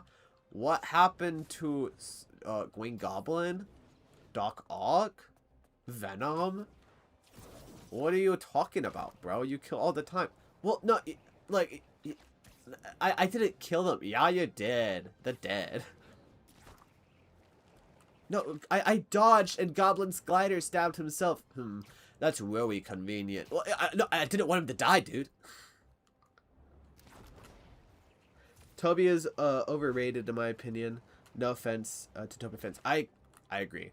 Again, for the time they were, I'm sure they were really good. I think they just aged a little bit too much, and also I'm just not a fan of his interpretation of the character. But I mean, like people grew up with that version of the character, so a lot of people love that version of the character. So I think that's fine, right? It's just not for me, and that's okay. Gabe plus Gabe. Oh, gotcha. Gamer mixed. Pronounce Gabers. Okay. Yeah, I got you. I got that. Gabers Animation. That's a fun name. I like it whenever some YouTubers have like a full on like meaning and put a lot of thought into their YouTube channel names. As you can see, Super Brickster. There's not a lot of thought into that. Like, literally, it was 2 thoughts, I feel like. Because whenever we were, a while before my YouTube channel started, we were trying to get my channel started a lot longer before that. And my dad and I, we didn't know how. We were trying and we couldn't figure it out. And so then a friend of ours who's kind of tech savvy was able to help us out with that. And whenever he was finishing up helping us out, he's like, "What do you want your channel to be named?" And I was thinking, I was like, "Oh shoot, I never actually thought about that." It's like I had a couple of videos already made or whatever, and I'm like, I never actually thought about like what I wanted my channel to be named. And so my favorite YouTuber at that time. Oh, this kind of, I guess, goes back to the question of like, what are some of the YouTubers that inspired me? The Brickster. He hasn't uploaded anything in years, but the Brickster is really good. He had like a Thor Ragnarok series. He started an Infinity War series, but never finished it. He like he was one of my favorites, if not my favorite, stop motion animator at the time. And I was like, and I think at that point he was already kind of done animating or whatever, but I was like, Super Brickster. Like, I was like, I like the Brickster. I'll just add super to that. Super Brickster. Well, you actually put some actual thought where Gabe and then Gamer. Gaber. I like it. I originally wanted to be a gamer channel when I was like 10. Now I'm 17 with the channel. I created my channel when I was 13, 14. Nice. Yeah, I was... How old was I when I started my channel? So it was late 2018. I was like 12. Wow. And now I'm almost 20. Wow, that's so crazy. That is so insane. I think in concept there isn't a huge difference, but with a good enough writing, you can flesh out the difference and tell super interesting stories. For sure. For sure. And like, even whenever it's like the difference isn't really fleshed out, there still is some interesting stories with it.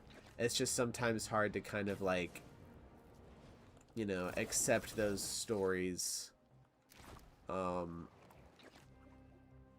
like fully, just kind of like fully accept those stories sometimes when like the main reason or conflict with it isn't really making sense for you. But again, there has been times where I think it's worked.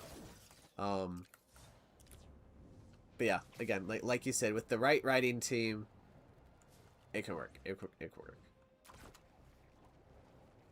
Can you check my previous message? Sure. The Toby is overrated. I already checked that one. Are you talking about the one before that? Because they said, because they did say they were going to get each other phone numbers. What's the context of that? And I love that Marvel gave Andrew Spider-Man a redemption arc, and we are wondering what happened to him after No Way Home, because they did say they were going to get each other phone numbers. I don't remember the phone number thing.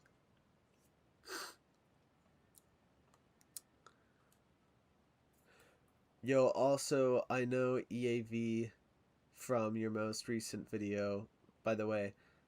Oh, nice. I'm not close to him anymore for reasons, but he makes quality stuff. He does. Yeah, he helped me a lot with that video. That's cool that you knew. How's my name? Sway Films. I like it. It's like Sway. The hold on, what? It reminds me of like swag. You know, like the sway, got that swag. They said it before they were going to battle to the villains. Oh, is that in like the more fun stuff version, like the extended cut? I never checked that one out. Cause I don't remember, because I watched No Way Home recently. I don't remember that bit. I watched it a couple days before I watched Brand New Day. I mean, like, even if they get each other's numbers, it's not going to work because they're in different universes. Yeah, somewhat cool that I know him. I hope he's developed a bit, and sometimes it seems like him.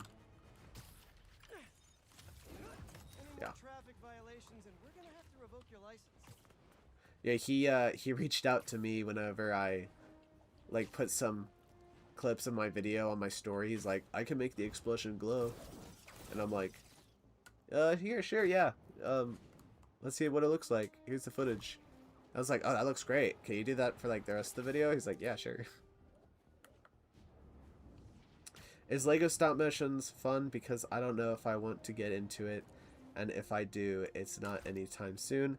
But it is a fun thing to do. Is it a fun thing to do? Yeah, for sure.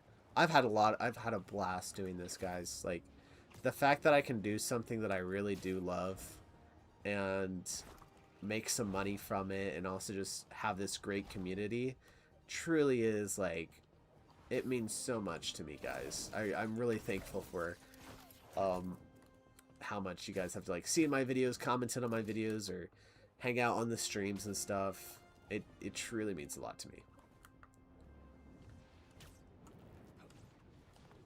He still owes me VFX from last year. Oh no, that's unfortunate.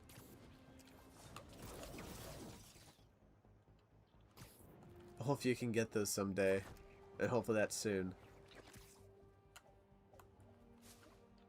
There. Gotta get those robots off the streets. I think that's the highest I was able to get one of those. Hey! Are you crashing my fight or Oh, am I crashing yours? Symbiote's dropping in. Great brand new day. These symbiotes. Rate brand new day out of 10. Honestly, I'd probably give it an 8. I thought it was really good. I mean, like, I have some nitpicks of like,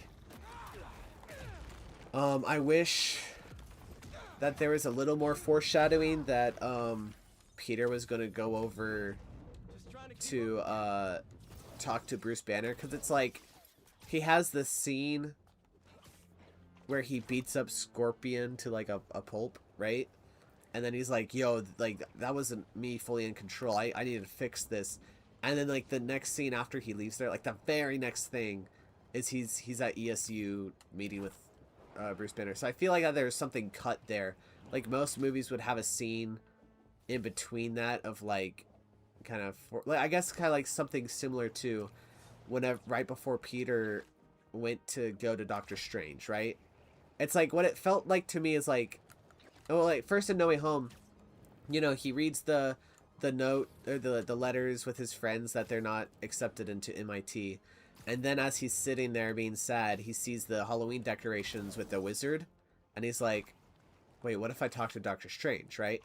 But with, it's like there wasn't that scene of him looking at that and then going there, right? It's like if they just cut out that bit where Peter is looking at the decorations. It's like he reads the letters and then MJ's like, all right, well, I got to go back to work, and then they immediately cut to Spider-Man walking to the sanctum, you know, instead of having that bit where he gets the idea. It's like he doesn't even get the idea, he's just there. So like that bit was a little weird to me. I also wish that there was some more time with Bruce Banner and Peter. I think that they could have had some fun dynamic and maybe have spent some more time working together on the science thing or like the inhibitor versus just like Peter being able to make it with the 3D printer in his apartment, which is, it's a little kind of like far-fetched. It doesn't bother me too much, but I mean, like, that bit could have been a little better for sure. Yeah, I hope so too. The video I wanted to get done was supposed to be released that December. Luckily, since the Batman Part 2 got delayed, I can finish it this year and post this Christmas. Nice. Yeah, there was a Christmas video that I wanted to do. It is crazy how much the Batman Part 2 has been delayed. But honestly, if the movie's good enough, like if the movie's good, then let it take the time it needs, right? But I find it funny with how much it's been delayed.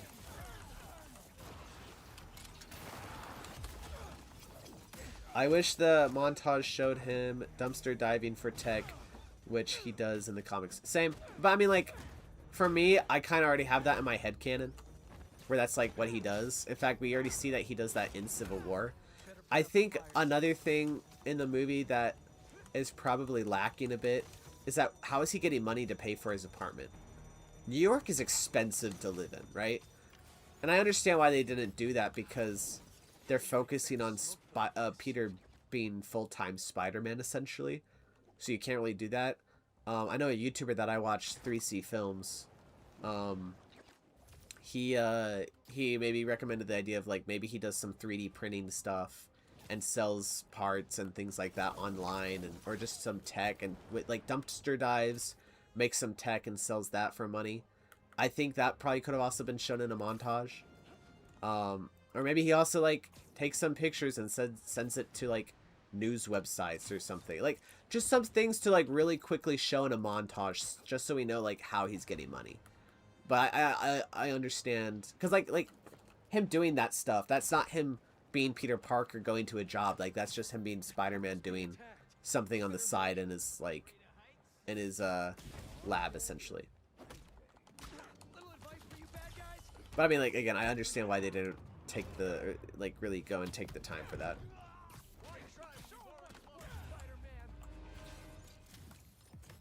I got to go, but I love your stuff. Hope you have a good rest of stream.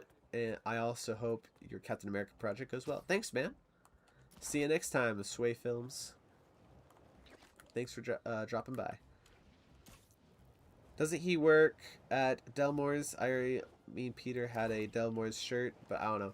He had a Delmore's shirt, but the film doesn't actually, like, say that he works. It's possible, but, like, the film doesn't give us any information on whether he works there or not. I mean, like, he has a shirt, but I mean, it's possible that they just sell those shirts at the bodega, you know. And he just bought one because he likes the place.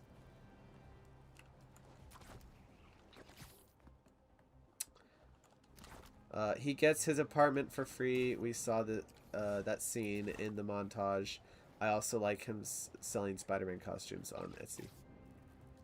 Wait, he's selling Spider-Man costumes? I don't remember that bit. But I mean, I don't think he got the apartment for free. He just moved up to the attic because he wanted to avoid any, like I think it's cheaper because he moved up to the attic because it smells there or something, and it's not a pleasant place at all. Like, it's cheaper there, but he still has to pay for it. But I didn't catch him selling stuff on Etsy. That, I mean, that could explain it, but that'd be cool.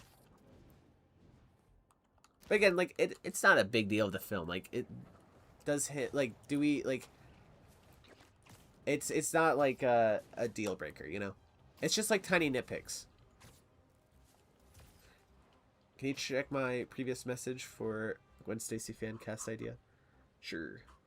Do you think we should get Gwen Stacy in the MCU? Because my fan cast would be Sabrina Carpenter, because she said her favorite superhero is Spider-Man, and Emma Myers because she does look like Gwen. I'm not sure if I actually know the actress you're talking about, but if her acting is good and she looks like the character, then yeah, I'm all for it. But I mean, like, I'm not sure if we need a Gwen Stacy. I know some people are theorizing that the girl in Peter's apartment that he tried to avoid by going in the attic, that, like, you know, he exits the elevator, she's like, oh look, we're on the same floor. I know that people have been theorizing because she's blonde and she's a girl that she's Gwen Stacy, which I think is stupid. Could it possibly be, if they bring her character back, could it possibly end up that she is Gwen Stacy? Sure. But just because she's blonde, like, if her hair was brown or black or something like that, like, no one would be thinking that was Gwen Stacy, you know?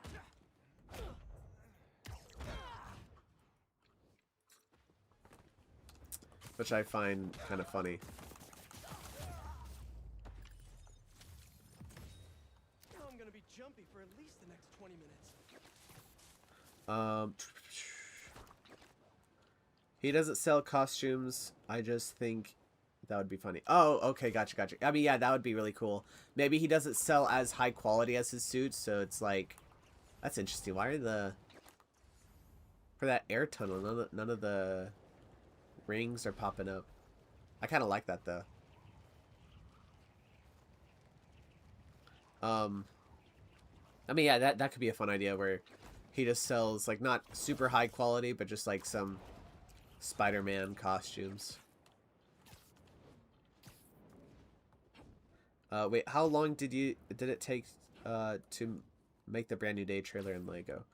Um, so it was a lot of on and off work because I was either lazy at times or I literally couldn't work on the video because I was on vacation or other stuff like that. But I started working on it shortly after the trailer came out 4 months ago.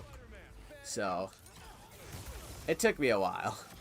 Gotta be honest, not loving the hidden ambush spot.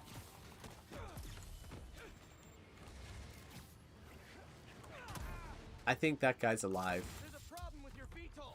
Let me take care of it.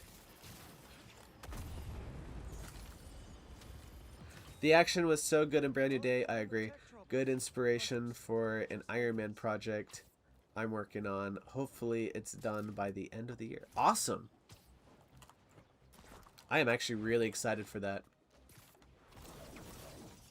Is Iron Man like your favorite superhero? Stopzilla?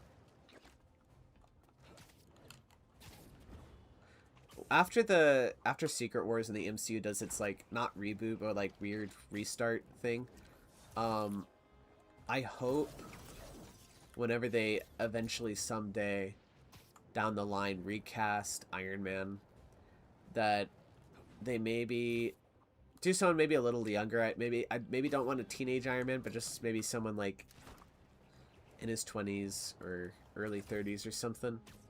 I think it'd be cool if they dive deeper into like the Iron Man versus like Mandarin and Fin Fang Foom and that side of the character where it's more, I don't know, more just like, because I think like I like the whole visual like fights of like Iron Man fighting like all of this stuff from Asia or whatever is, I know it's like ancient Asia or like whatever. I don't know. I think it just looks cool. Yeah, Spider-Man is the best, but Iron Man is my favorite. It's 3D animation, nice, and inspired by the looks of the comics. That's really cool. What comics are you especially like? Is there any like comic artist or line that you especially are taking inspiration off of, or is it kind of just like just look kind of like a Spider-Verse kind of thing, or just making it look like a comic something? We were on the overcast setting for so long, I'm like, I should probably change it.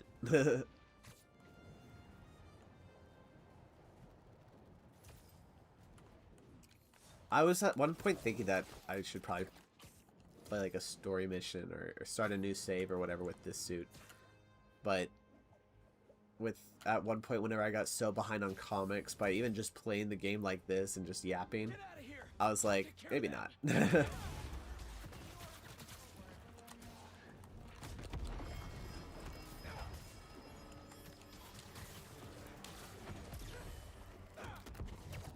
Yeah, the action was really cool in Brand New Day with like all of the parts of the especially whenever like they take moves from this game and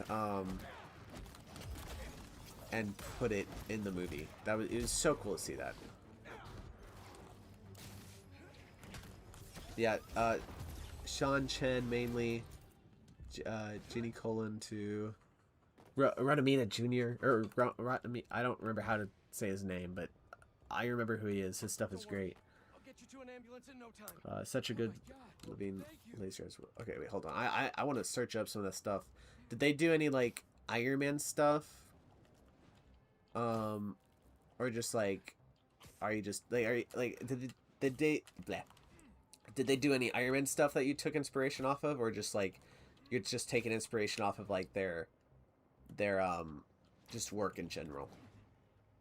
Yeah, all Iron Man. Nice. I know that Romita Jr. did Spider-Man stuff too, right?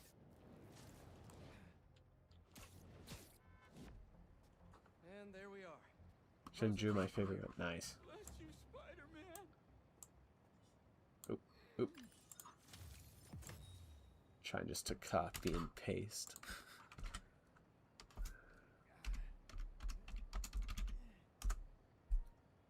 Oh, that's cool. I just searched up Sean Chen. Oh, nice. Oh, did he do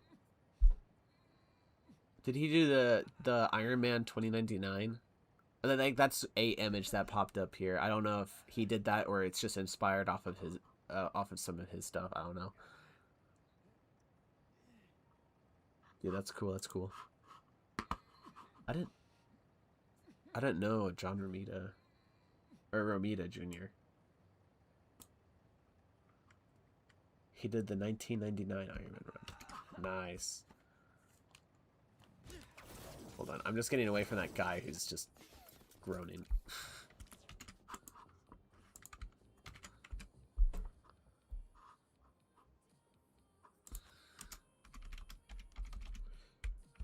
Now there's music. Ah. Oh yeah. Romita Jr. like he did his Iron Man's classic. That's nice.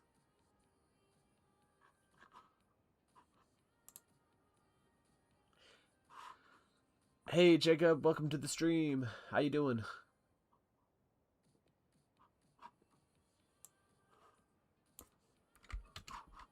Yeah, I'm really excited to see your Iron Man animation. Sounds really awesome.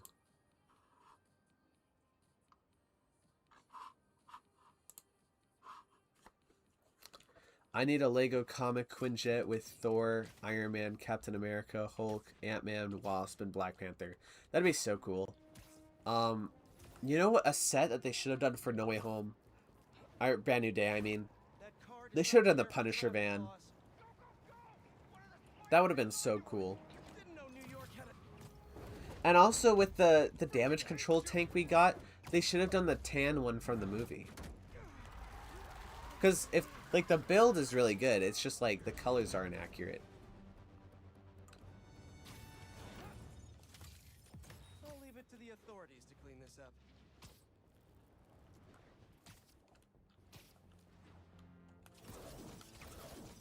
What was the saddest part of Brand New Day in your opinion? Ooh, that's a good question. I think it was VMAX. I think VMAX for me was the saddest part, where it's like it's being hyped up the whole time throughout the movie of like, well, what is this thing? It could be all these dangerous stuff, and it's just like the last thing Jean's sister saw, trying everything she could to like get a message to her, and all she was able to communicate or just get to her was just the last thing that she was looking at. So sad. And then I'd say that the rooftop scene with Peter and MJ being mind controlled by Jean Grey, that was also sad. Tom Holland like acted his butt off in that scene. I think it's either what he's saying or when Peter's gotcha. Oh, that bit was so sad. Yeah, that part always gets me emotional. Like the second time I was watching it, especially. I mean, like first time I was watching it, like I got like also really emotional, but especially like the second time, even though I knew what was happening, is like I still kind of wanted to. Like I didn't cry during either times I was watching the movie, but I kind of wanted to cry a bit. After like Spider-Man gets shot and the whole city is just like grieving over the possibility of them losing their hero, you know. Love how much the city loves Spider-Man in this movie. Love the Ant-Man scene where Jean talks to Ant-Man. Yeah, same. That scene is also a gut punch. And I know that some people are kind of thinking where why is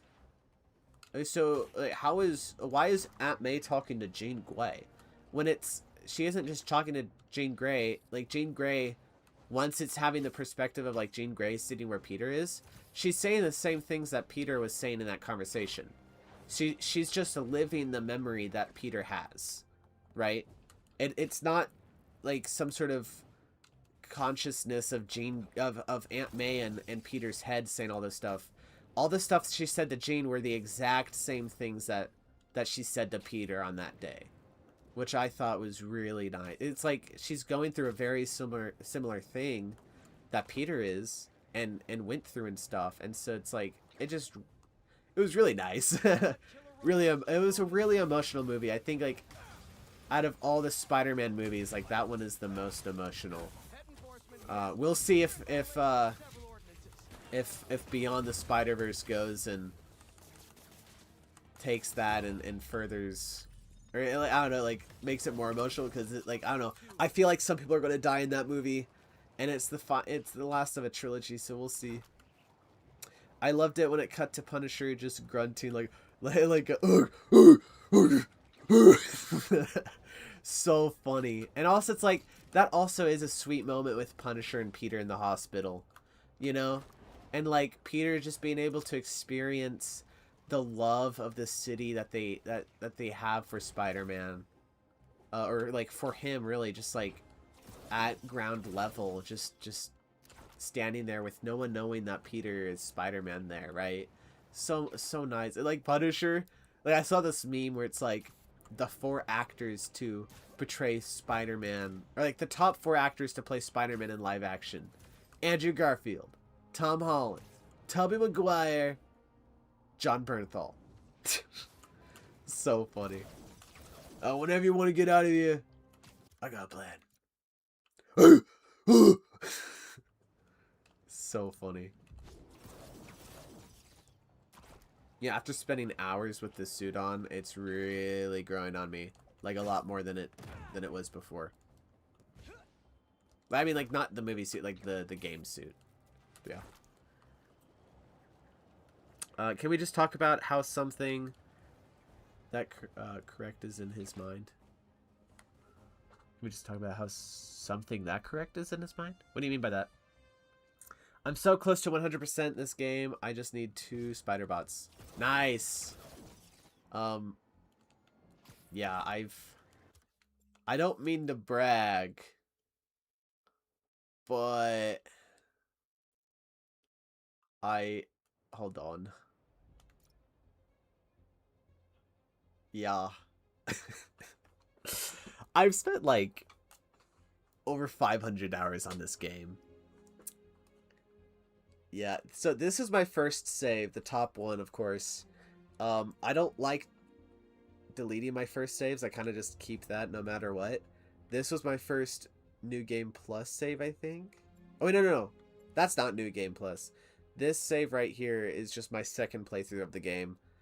This one I think is this is my Venom save, I think. Oh wait, no. This is one of my more recent playthroughs that I haven't finished yet. The oh my, it's funny. Yeah, I've spent a lot of time on this game. This one right here is what when I did the Venom glitch.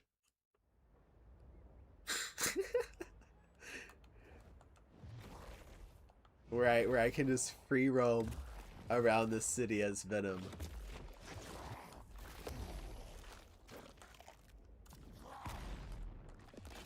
This is actually how I got a lot of the sound effects for Venom in my for like the symbiote effects for my Spider-Man versus Venom. I just turned I just went to settings, went to audio, and turned off speech volume, and I just had him do a bunch of the attacks. Have you seen X-Men 96? I have not yet, no. I hear season 2 is pretty good, right? Is season 2 still good? I haven't been hearing too much about it as of lately.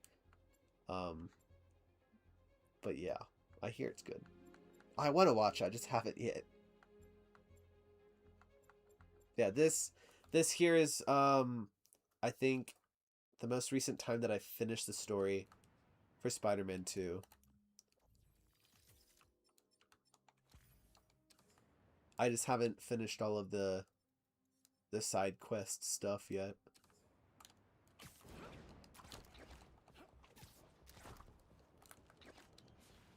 Yes, it's all good. Watch it now. Is it all out now? Like, is season 2 done, or is it, or is season 2 still streaming?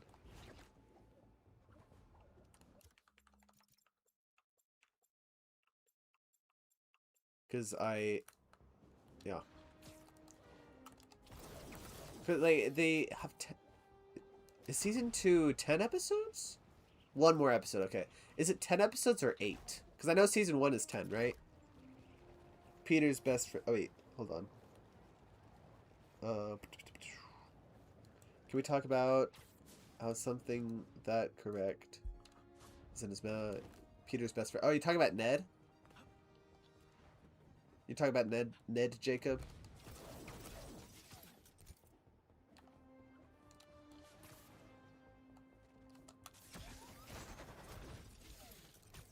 I didn't mean to do that. Oh yeah, yeah. Yeah, Ned was fun in that movie.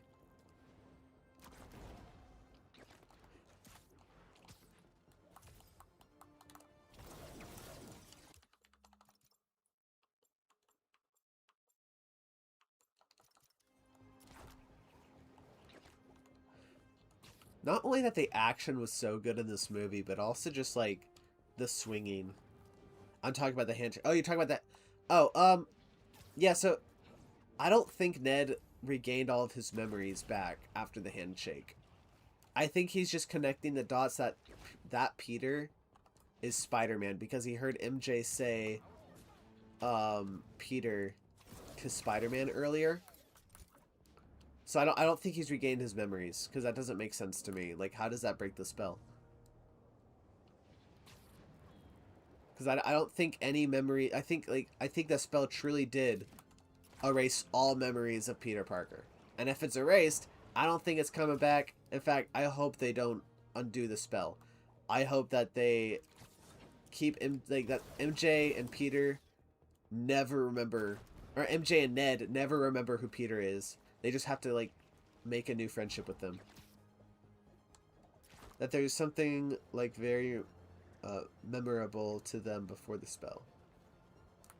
I mean, yeah, the handshake was like with muscle memory. Like Peter remembers it, but with Ned, with how he was following it, it's like he it's like on the look on his face, he's even confused. Like, how do I even know all of that?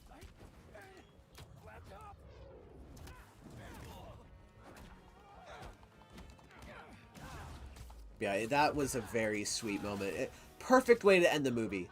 Love it. Like, I was so satisfied when the credits rolled right after that. I'm like, that is such a great ending. It's so sweet.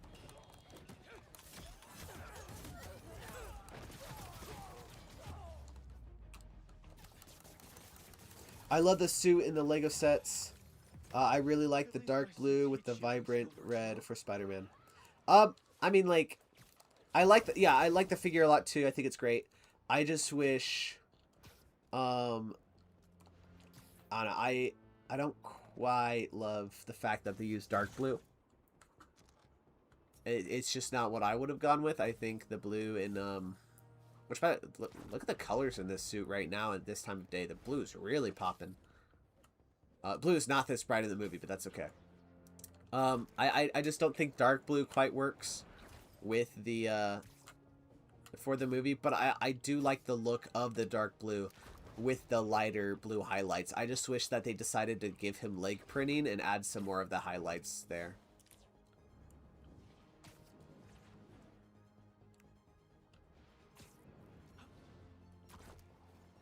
I think what they should have done is like give him the lighter blue and just have another lighter version of the blue highlight that light blue, if that makes sense. Or had the torso, or had the suit design be more of a light blue and have dark blue kind of give some shading on top of the light blue instead of the other way around. Hey, are you crashing my fight or am I crashing yours? We're crashing crime, dude. 5-Star Toys made a great Brand New Day figure. Oh, did they? I know that they did like several cool figures, like a new advanced suit Spider-Man or something, right? Yo, new Master 12, welcome to the stream.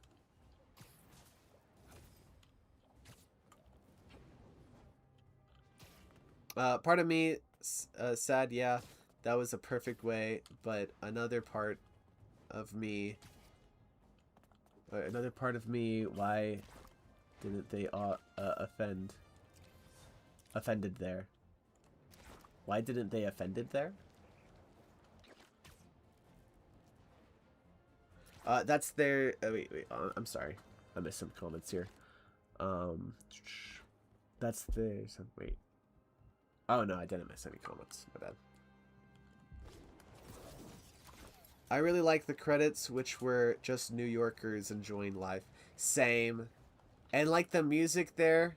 Like, I actually really do like the song, even though the writer like spoiled that Jean Grey was Spider-Man during the world premiere, 4 days before the movie came out.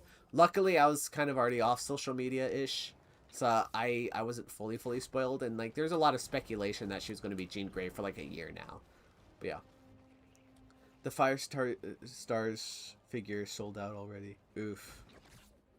Hold on, I need to see a picture of this figure then. Firestar Toys. Their Daredevil looks so good. Spider Man.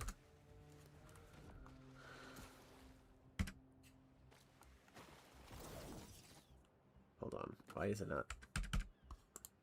Spot. Oh, okay, it's loading. For a second, I'm like, why is it not surging?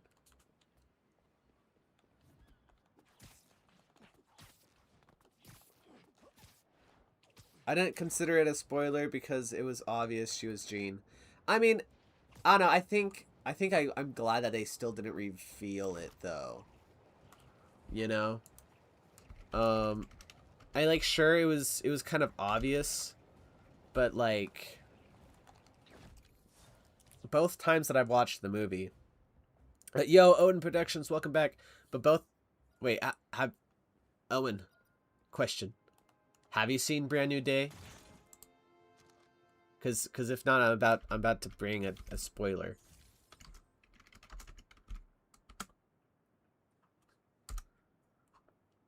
So just be aware.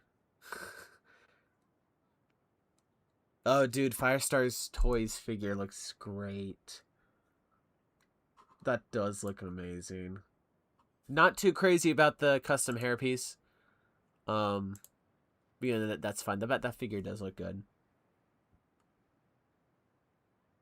You like spoilers? That's funny. My sister likes spoilers too. Well, anyways, I mean, like both times that I've watched the movies, like watched A Brand New Day. I mean, it's like whenever the reveal comes of who Sadie Sink is, you know, like that she's Jean Grey, like throughout the theater, there's still like there's just a noise that goes across the auditorium or whatever, where people are like, whoa, what? Or just like whispering to each other like, I knew it, or something like that. Like there's each time there's still been that like that wave of excitement that goes through the room. So it's like I'm glad that they didn't reveal it in the marketing, because otherwise it wouldn't be there. And also it's like the movie takes a while to really even just show Sadie Sink, like to just even show her character, you know.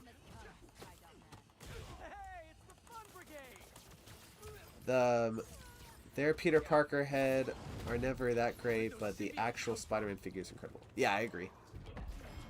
I think there's like a lot of like stuff that Firestar Toys are really good at. I don't love all their stuff though. Sometimes their style of just like the printing detail or whatever. Like whenever I get custom figures, I want it to still fit the style of Lego, you know? Sometimes just like the design language, I don't feel like fully matches the style of Lego that I like. I mean, but like it's still impressive work, don't get me wrong. But I think some of my favorite custom Lego stuff that I've seen is from Chip Chip Customs. I think some of their stuff is really nice. I'm gonna leave because I'm lagging. Oh, okay. Well, thanks for dropping by, Jacob. Till next time.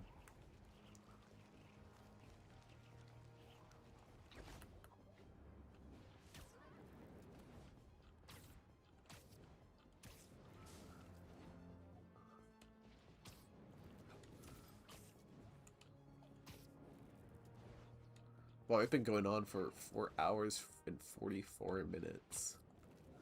It's insane. I'm gonna take my first sip of water.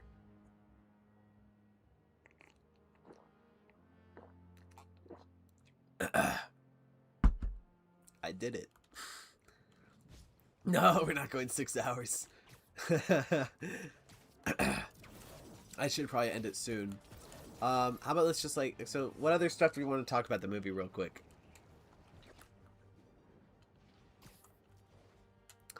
I didn't leave. I didn't know if you were around my comment, but it's like really hard. Oh, gotcha. Wait. Didn't leave. Really hard. I hope they make an X-Men film. Oh yeah, they are. In fact, the director who did Thunderbolts is making that film, or directing that film. And I think also in the writing process as well. Or at least co-writing. Which is awesome.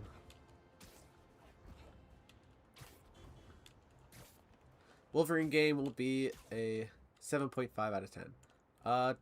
We'll see. We shall see indeed. No, keep talking about the movie. I need something to listen to while I drive. I mean, there is already 4 hours and 46 minutes of something to listen to. So if I ever end it soon, you can just start this stream all over.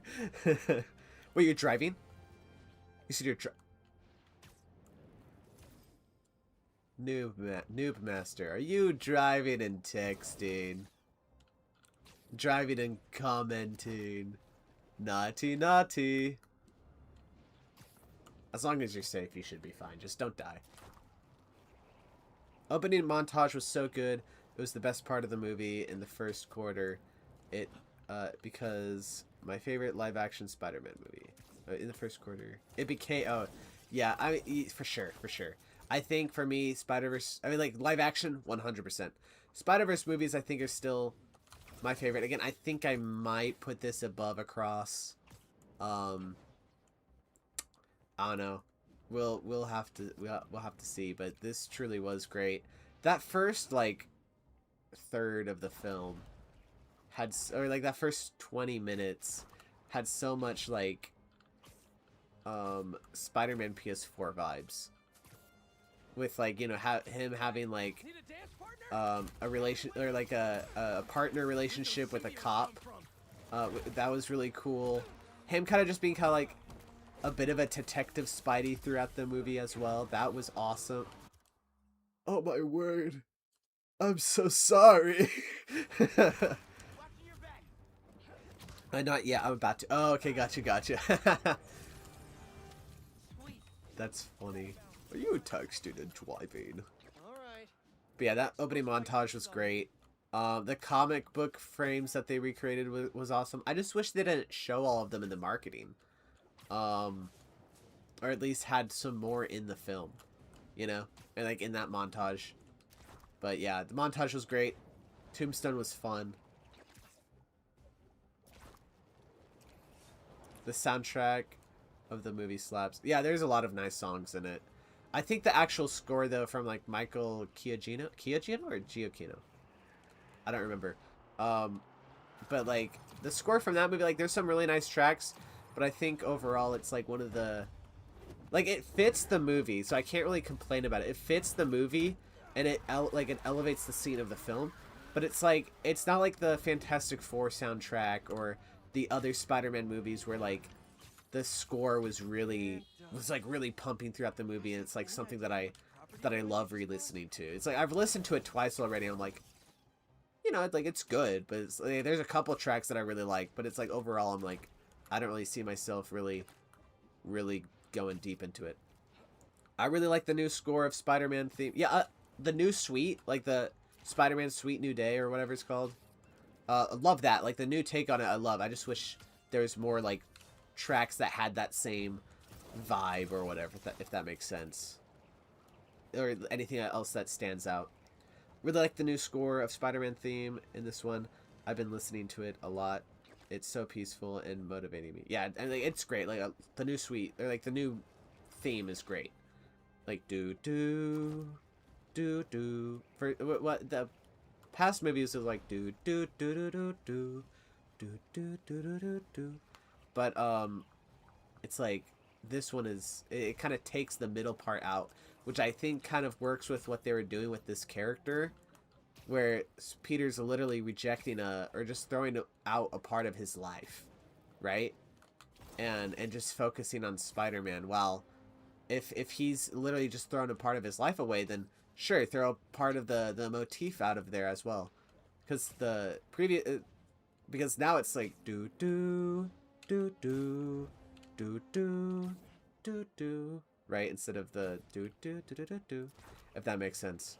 But I mean, like there were parts where it did have the full motif throughout the movie, so like it wasn't just the other bit for the whole time. But I like, again, Michael Giacchino, or Giacchino. I'm sorry, I'm probably butchering it, but like he's great at what he does. It's just out of his other score, like soundtracks or whatever, this one I think has been, again, like it worked for the movie, so I can't really complain. It's just like maybe one of the weaker ones because it doesn't have as many tracks that stick out to me, which is fine. Yeah, the score didn't have a big presence in the film. Again, like it part of a score I think that makes a good score is that, like, sometimes a good score is that you don't think about it throughout the movie, right? That it just it just works so well with the actual film that it doesn't have to come to mind, right? So I mean, like, it did its job in that regard. I like these chill chatting streams. Same, man. I'm glad you enjoyed them too. And again, like, thank you guys for hanging out with me for like almost 5 hours now. Like, I really do appreciate that. It's a lot of fun just to chill out and talk about stuff. Did you like Jean Grey as the villain? I actually did. I would label her more as an antagonist, not necessarily the villain. I'd say Bill from Damage Control is the actual villain of the movie. But I thought they did a lot of really interesting stuff with Jean. I do hope, though, in the next Spider-Man movie, we have an actual Spider-Man villain as the villain, and actually has a vendetta against Spider-Man instead of, like, Tony Stark or something. Or the past versions of Spider-Man. But I really do enjoy what they did here. My last message before I drive. My only comment, a complaint with the movie is villain. I still like Jean Grey, but I don't think, I'm sorry, but I don't think it's another movie. Hold on, let me start over. My dyslexia is kicking in. My last message before I drive. My only complaint with the movie is the villain. I still liked Jean Grey, but I don't like it's another movie where it's not really Tom Holland's own villain. A little nitpick. Yeah, that's funny. Like, I was just mentioning that before I read your comment. I don't know if it was before you posted your comment. I don't remember. It probably was before. But yeah, I totally agree with you. Again, I really do like what they did with Jean. I thought it was really interesting, really fun, really looking forward to what they do with her character. But definitely agree where I want his next villain to be fully his villain. Vulture was great, and I think it was okay for them for his first Spider-Man movie to go and have the first villain be like a like have a vendetta against his mentor, right? I think that's totally fine. Second movie, I think maybe not a great idea. I like Jake Gyllenhaal as an actor, and there was some interesting ideas that they were doing with Mysterio. I just don't think that there's some plot holes with his character. I feel like he wasn't fantastic, but again, fantastic actor. But yeah, definitely agree. And also with No Way Home, where they just have the past villains, which again, I like. In fact, No Way Home is my second favorite live action Spider-Man movie. But like, I think No Way Home was great in that with the use of those other villains. It's just, I definitely agree. Definitely want Spider-Man to have his own Spider-Man villain. Also, the song for the montage, Loser by Tam Impala, is so good. I immediately put it on my playlist. I thought the Loser song was whenever he was following Ned. Cause wasn't the song during the montage like the wolf song or something? That's from what I remember. But I mean, like, I think the soundtrack was good. I mean, I think Spider-Verse 1 still has the best, like, soundtrack with songs movie than any other Spider-Man. But I mean, like, this is a close second for sure. And then I'd probably put Homecoming in third, because the let's go is like engraved in my memory of that movie. You're really chill. I like the vibes. Thanks, man. Yeah, because she was doing it because she lost. She didn't know where her only family was. Yeah, agreed. And also, she's a kid. She's a kid, right? And so she doesn't necessarily fully understand everything she's doing, right? She's just a kid trying to do everything she can to get her sister back. And she has these crazy powers, so she's going to do some irresponsible things. Really hope Tom Holland gets the little underarm webs, and I want them to do nothing. That's funny. I mean, I wouldn't hate it, but I don't know if I want Tom Holland Spider-Man to have it. I think at some point there might be a suit that I'd be totally fine with it. We'll see. I think in animation like Spectacular Spider-Man it looks great. I feel like though in some other stuff it can maybe like they have to adapt it right. I think in some ways it can look goofy, but in other ways it could look totally fine.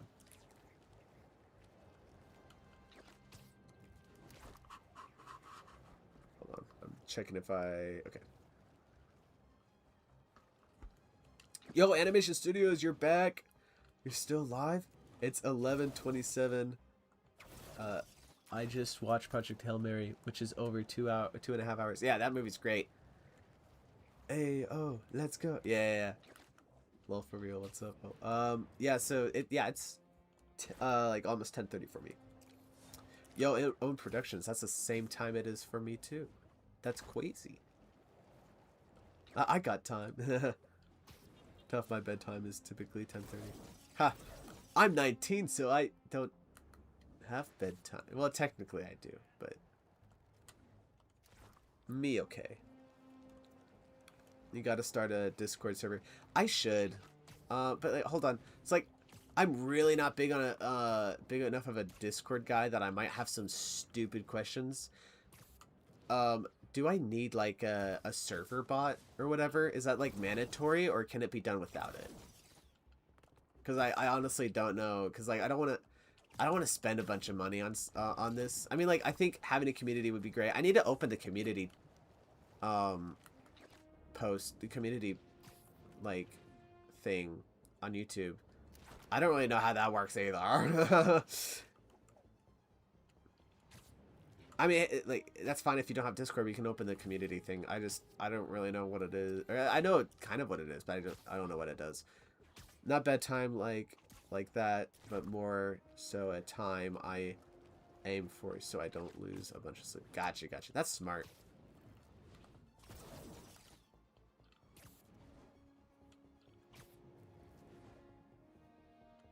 Yeah, I should start a Discord server someday.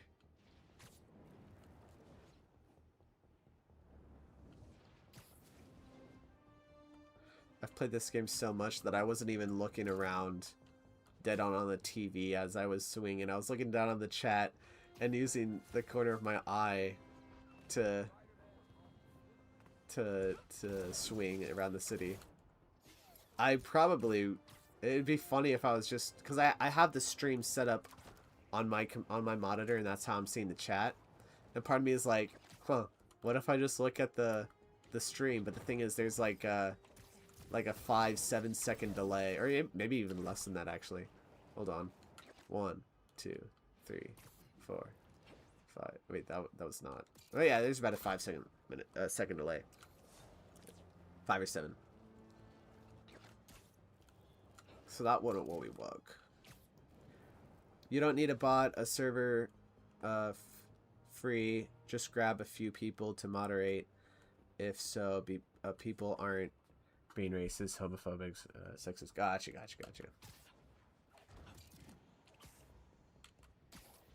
Yeah, so they have like some like power and banning and stuff, so it's not just me. Bet you're wishing that cloaking tech hadn't failed right about now. Cause like I honestly like have done so little stuff on Discord. Like the main stuff that I've done has just been like to have a good, reliable, I guess, way to communicate to That looked expensive. my bros whenever we're gaming or something. Wait, what?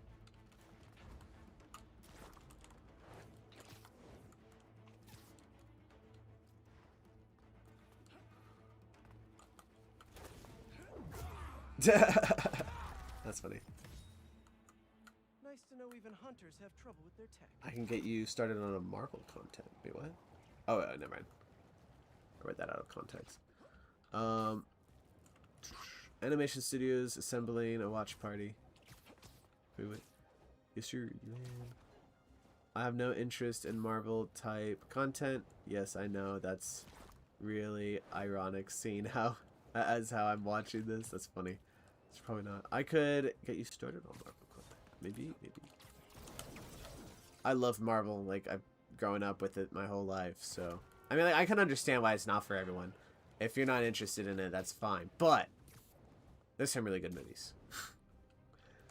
Super Brickster, would you want to use my StreamYard thing to watch a Marvel movie? That gas truck could blow at any second. Never seen that. Maybe. Well, what is a StreamYard thing? I think you might have mentioned something about that on a comment that I forgot to reply to the other day. Yeah, I'm not sure what a StreamYard is.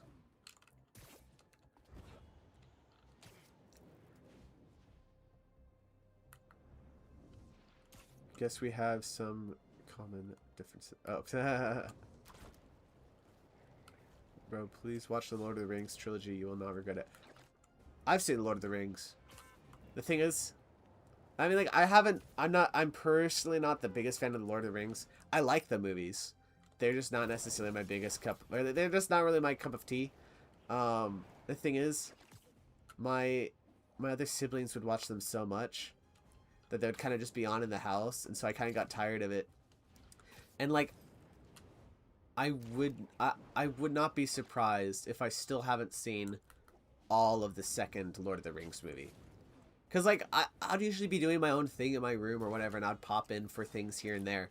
But there's times where I was like, I'm sure I've seen all of the second Lord of the Rings movie, and then I walk into a scene that I've never seen before, or had no idea that there was a scene. I'm like, huh? That's in the movie? Which is kind of funny. And then, like, it's happened multiple times that I wouldn't be surprised if there's still a couple scenes that I haven't seen in it. But, like, they're good movies. I like them. Some of the best authentic filmmaking and story I've ever seen. Nice. What was your favorite part of Brand New Day? That's a good question. I really love the montage. I think Peter's story and, like, his character arc was great. Punisher's and his dynamic was great. Jean Grey was amazing in this movie, especially, like, the parts with the emotional, like, talk with Peter and stuff. I don't know, there's just so many great parts, I feel like. I think, like, those first 20 minutes are great because, like, it gave me a lot of PS4 Spider-Man vibes. And it's just, like, I was getting so much stuff that it's, like, stuff that I've always wanted from a Spider-Man movie. You know, just, like, street level, like, I don't know. It was just so much fun. It was just so much fun. I don't know if I have one favorite part. I just love the movie. I just recently watched the Hunger Game movies. Nice. I've never seen any of them. I hear some of them are good. SB StreamYard is a website where someone needs to sign in, order to host a party somewhat, and we can talk on the StreamYard, and I can share my screen and watch movies. Oh, interesting. We can maybe, like, probably look into that someday. I think that'd be fun. I've never heard of that. I know that like one time Dr. Bricks and I, when I was doing streaming some of the progress on my Captain America video, I know that Dr. Bricks and like I had him on the voice chat or whatever on the stream at one point. We just chatted for a couple hours. Welcome back, Jacob. My favorite part was probably the officer part. That was peak. Oh yeah, where like he has a partner in the police department. Yeah, that was one of the reasons why I love the first 20 minutes, because we have like some interactions with them together, and also it's like gave me PS4 Spider-Man vibes, similar to like Yuri Watanabe and in the other game. So yeah, I agree, that was indeed super peak. Discord server would also be cool because you could have stream and video announcements. That's true. Also, like, I mean, what I used to like announce every single one of my streams. The reason why I kind of stopped doing it is because sometimes I literally am just animating, and I decide last minute to do a stream, and I just stream. You know? So that's one of the reasons why I don't necessarily always do the stream announcements. It's just because I just decide to do it when I want to do it. I mean, but also, like, I could definitely do that on Discord, because there's times that I decide to do it. It takes me like 30-40 minutes to get ready. And so before those 30-40 minutes while I'm getting ready, I could just be on go on Discord and be like, yo, planning to stream in like this amount of time. Absolute potato. Oh, these potatoes sound meager. So funny. True, I don't have Discord. Is it free? Yeah, Discord's free. But there's like Discord Nitra or whatever. I don't know what it's called. But it like has extra features. I don't have it, but it like lets you on a like customize kind of like the background of your Discord and other stuff. You can send stuff that are larger files and whatnot, but I don't use Discord enough to get that, so I don't care.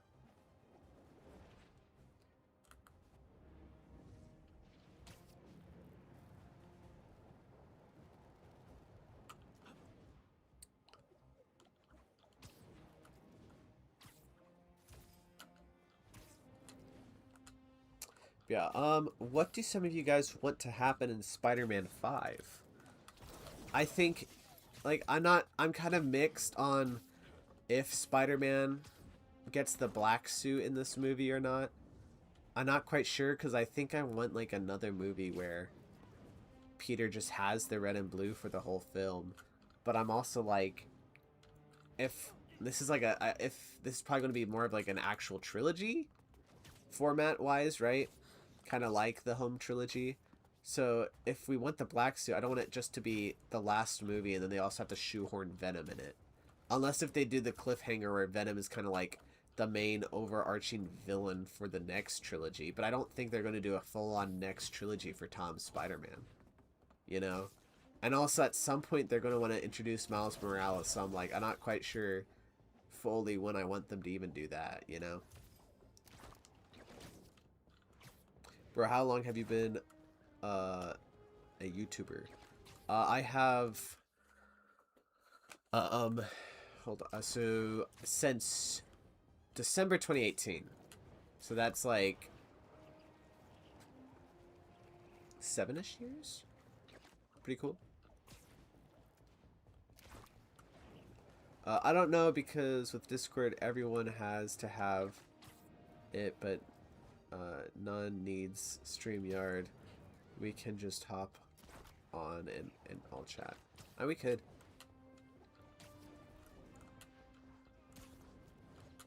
Maybe. We'll see what happens. Yeah. We need to like we need like a 3-movie symbiote arc. I don't think we need, as far as like 3 films dedicated to just the symbiote. I think we just need 2. So I think like they definitely could do the symbiote in this movie. I think 3 movies is maybe just a little too long. I think we need 1 movie where he gets the symbiote. Or like, I don't know, maybe he gets the symbiote in Secret Wars, and then in Spider-Man 5 he has the symbiote for pretty much the whole movie, until the end where oh, what the? Oh, the camera did that because I was coming up a side mission area for Miles. Otherwise I was like, what in the world? That's funny. But I guess at the end of the movie he rips the symbiote off, because like something like bad happened because he had the suit on, or something, right? The normal symbiote stuff. Defeats the villain, or maybe that is the climax. He just removes the suit, right? And then you have like a little tease either at the very end or in a post-credit scene of the symbiote going to, I hope, Scorpion or something like that. And then the next movie is all about Venom. Like, it's all about Venom being the main threat, and Peter having to get used to not having the symbiote anymore. Oh no, not the trolls again. The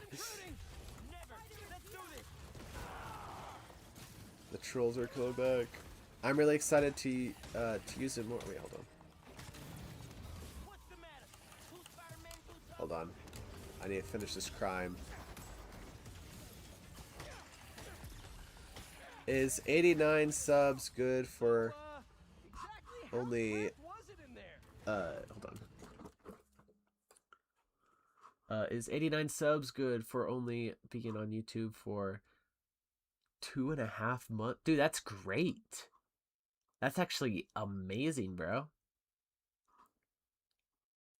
2.5 months and 89 subs? That's insane. Yeah, that's good. I'd say that's great, bro.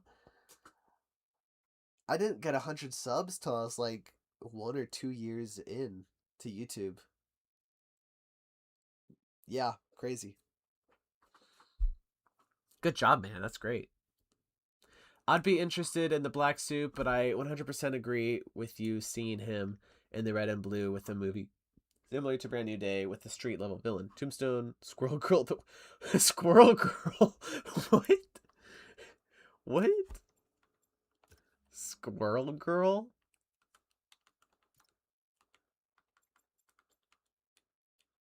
That's insane. Squirrel Girl being the villain of a Spider-Man. I mean, they just had Jean Grey, so I guess it's not super far-fetched. Is Animation Studio sponsored by StreamYard? Lol, I wish. That's funny. I'm just really excited to use it more, and I'm trying to glaze it so... glaze it some to fancy you guys. Mustache. The symbiote makes Peter more powerful, but with these mutations, Peter is already really buffed, so I'd be curious to see how they handle that. Same. Great Animations, Grease Studios, welcome back. Anyway, I don't know if I can hop back on, but I'll try. I got to go, but please stream again sometime this week. Yeah, definitely. I want to get back into the Captain America video, and stream some of that. I probably won't be on too much longer on this stream tonight. But thank you so much for joining, man. Really appreciate that. You left a lot of awesome comments. And I'm not sure if you were here whenever I said it earlier, but congrats on being in a Blunt Brothers production stream. Not stream, video in his Q&A. It was really cool to see that he answered your comment. That was awesome. Yes, I am still streaming Grease Studios.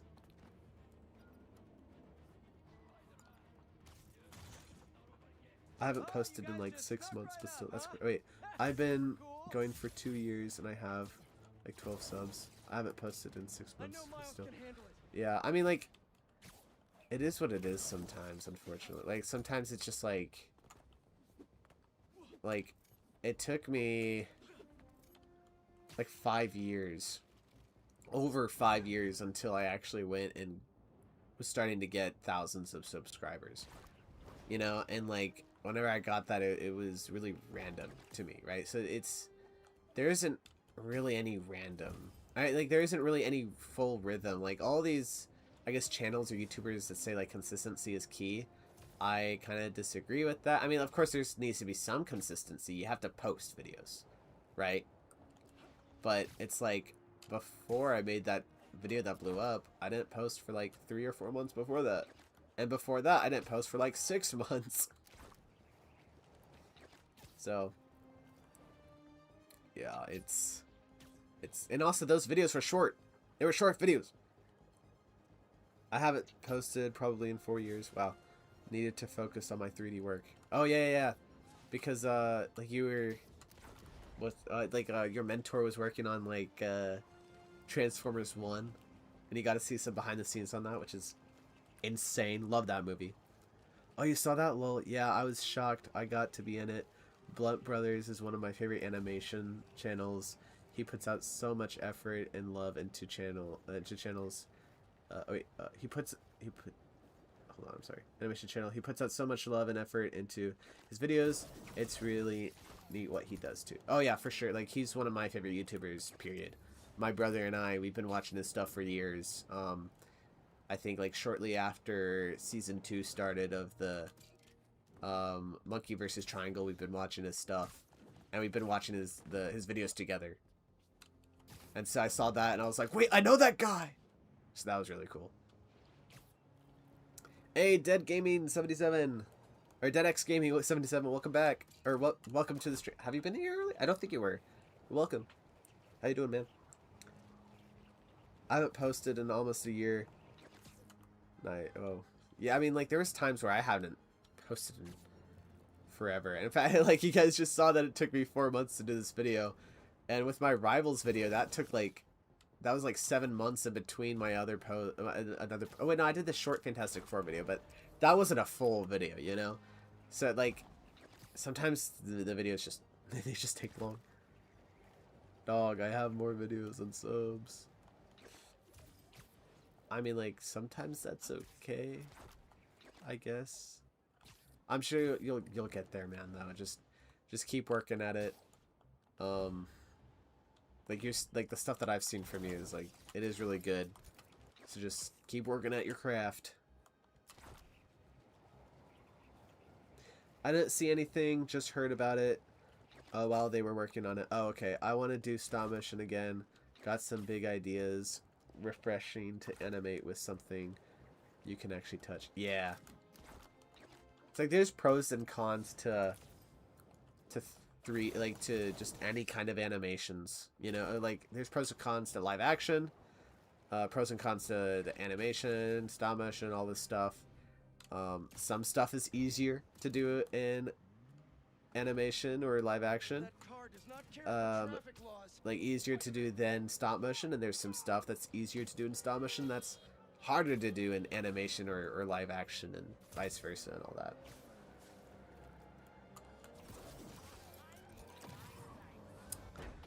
Where are you? Oh, I was looking away. Dude, the animations in this game are so cool. Where are you at in Spider-Man 2? Well, I'll show you.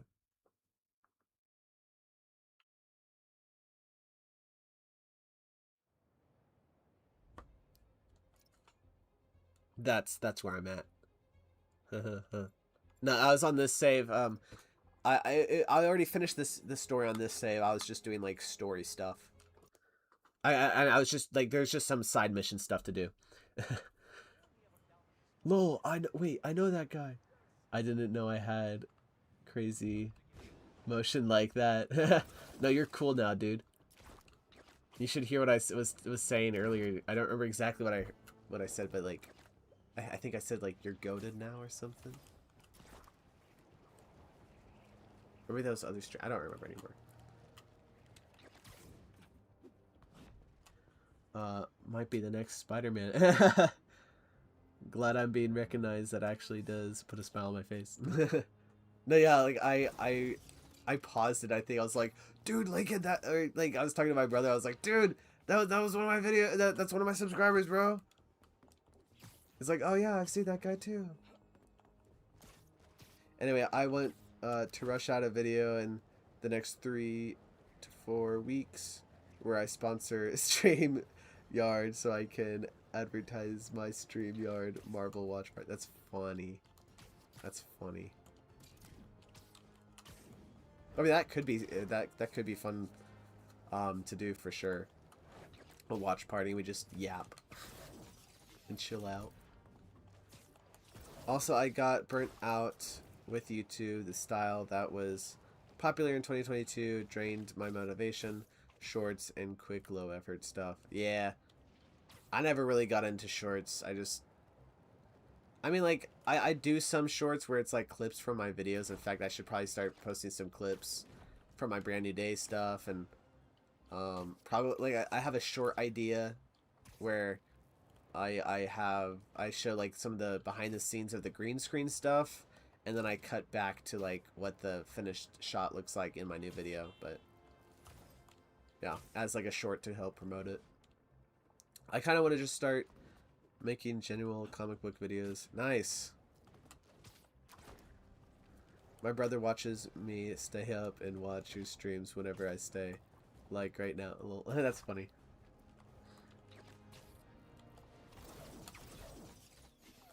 Bro, I just started playing. That's crazy. It's a great game. Love this game. Bro, I'm too broke to watch Spider-Man Brand New Day in theaters. That's, wait. So you haven't seen it? Then why are you on the stream, bro? You don't want to get spoiled. It's a good movie, I swear.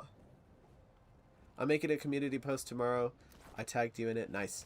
Even though it doesn't really notify anyone. Yeah, it's funny. It's like, I don't, like, YouTube doesn't really notify when I get tagged and stuff very well. I wish it did better on that. Because there's times that I see that I was tagged in something. I'm like, 2 weeks ago, you know, and I'm like, no, what was it?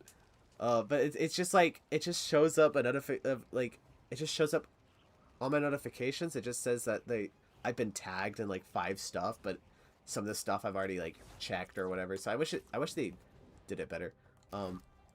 But just expect a random post because I want to see what you guys would like to watch in the thing. Oh, nice. Yeah, for sure.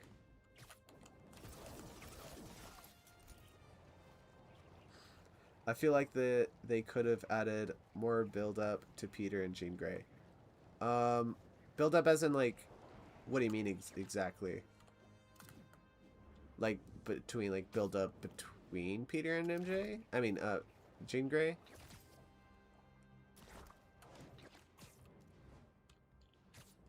Like,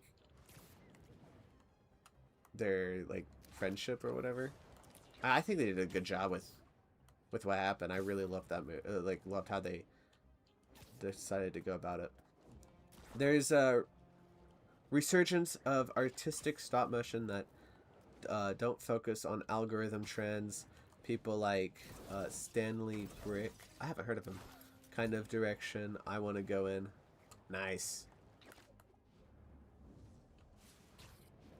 Yeah, there's as like I'd say that I've been doing stop motion for 10 years, but only like 7 of those years have been on YouTube.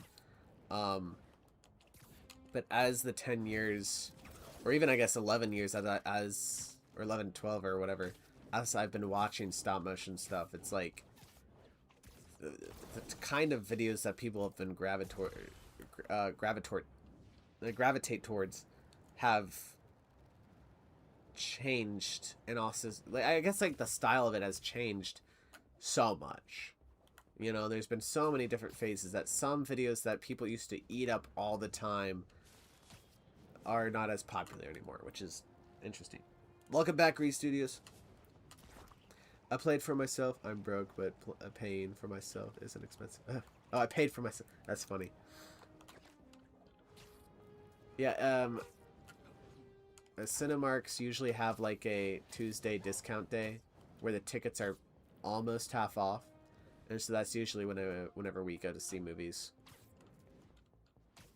I wanted to see this movie again so much that I decided not to wait um a week to see it again.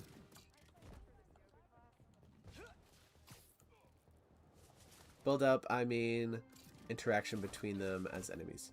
I mean, I think it was really well done. Cause I mean, like, she isn't fully trying to fight Spider-Man necessarily. I mean, she kind of is, but it's like Spider-Man just gets in her way of her trying to do her thing. And she gets intrigued by him because he pushed her out. Like, he was the only person that was able to do that. You know? So I think it was enough build-up, but to each his own, I guess.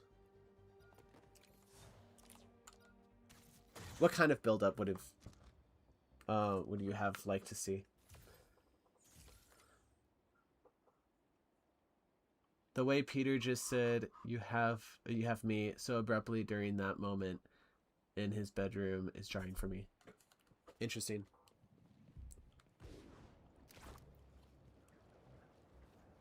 Guys, I don't get angry. Guys, don't get angry at me. I don't like Spider-Man no more. Oh? Oh? You're joking, right? You're joking. A basic ticket is like 15 bucks, so just bring your own candy and you're good. They really don't care about bringing snacks. I mean, yeah, it's just like they make you think they care, so you go and spend the extra money on their snacks. But I mean, like, man, when was the last time that my family actually went and bought popcorn or anything for a movie? It's been years, because at one point it's just like we decided it's too expensive. Let's just pay for the movie and just watch the movie. So we haven't bought popcorn or anything for years. I think the last time that I remember doing that was like watching The Good Dinosaur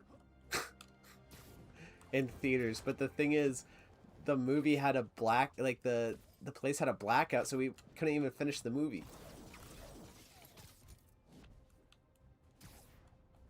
Yeah, that was years ago.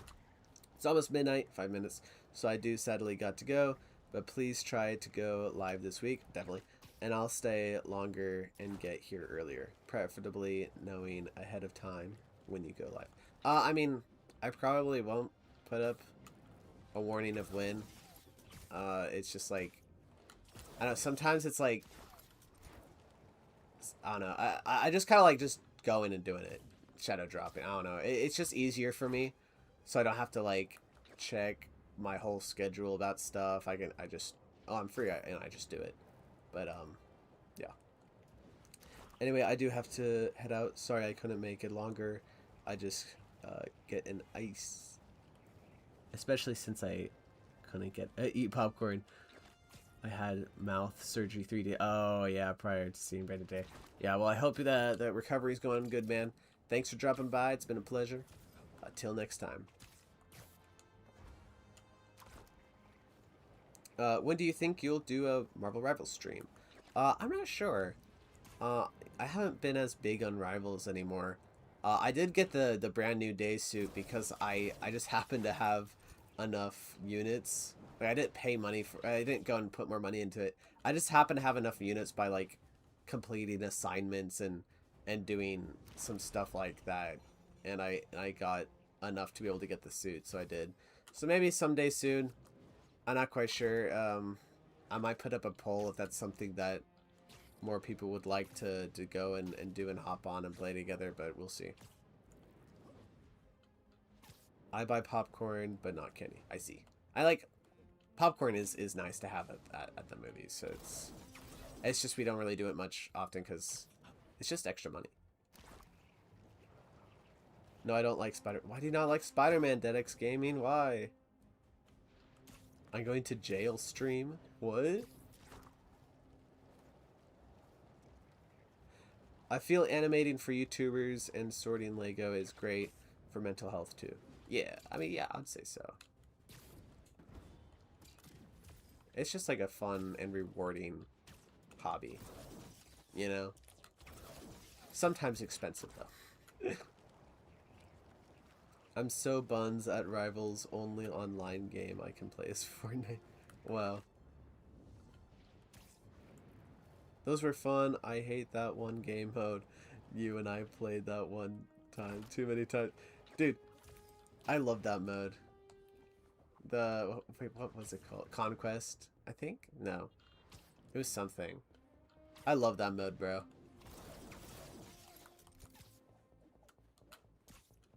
OG Blood Hunt, the PvE mode, modes are actually so fun. Yeah, the new Ultron one was really fun. I just am kind of confused why there's only 2 difficulties. I got that Ultron suit in like 1 day. And I was like, oh, okay, that's it. And I don't really, I know, I just wish there was more difficulties. The Blood Hunt one was really good. I never actually went in and finished it and fought Kingpin or whatever, but that stuff was cool. I just wish, I just wish there was more to the Ultron one. Those were fun. I hate that one. That one game mode. Wait. Oh, I regret that. They keep making stuff for him like everyone loves Spider-Man. I don't like. Bro, you flat out don't like Spider-Man? Didn't you just say that you started playing Spider-Man 2? What? Greg, weren't you our overpowered Moon Knight? Fun for you. Alright, fun for you. All I heard was armed and dangerous. Again. Again. Again. Again. Yeah, I love that song. Heard it so many times, thought it was a song. Whenever I make my next video, I'll get you to do a voice. Oh, nice. Yeah, I'd totally be up for that, man. Do you have my my Discord? Because if not, I mean, it's just Super Bricks, and you can send me an invite or is it an invite, invitation, request? No, request. Yes, man. I like the games. I like Andrew Garfield Spider-Man, but not Toby or Tom and the comics. Oof. Well, I mean, then you like you like some Spider-Man. Because if you like Andrew Garfield Spider-Man in the game, like you like some Spider-Man, just not all Spider-Man.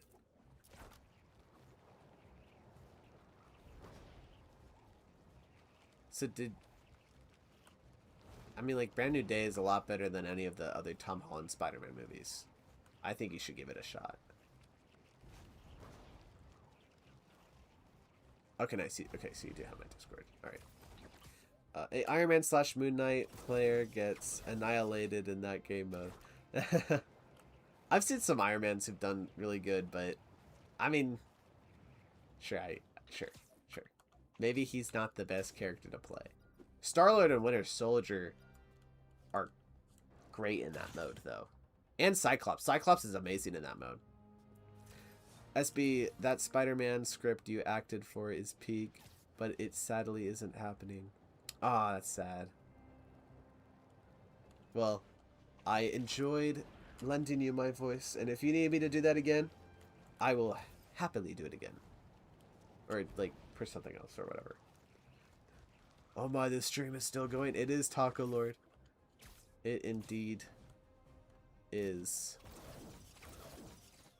But I think I'm ending it soon. Oh, pff. I meant to land that.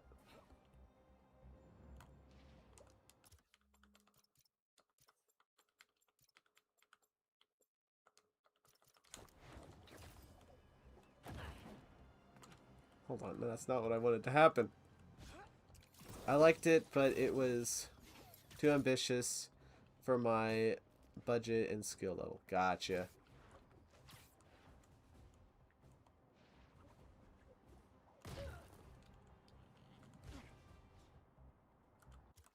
Okay, so hold on, guys. I have one question.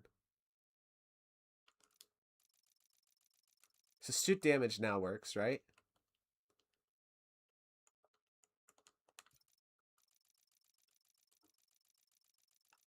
Spider-Man bald confirmed?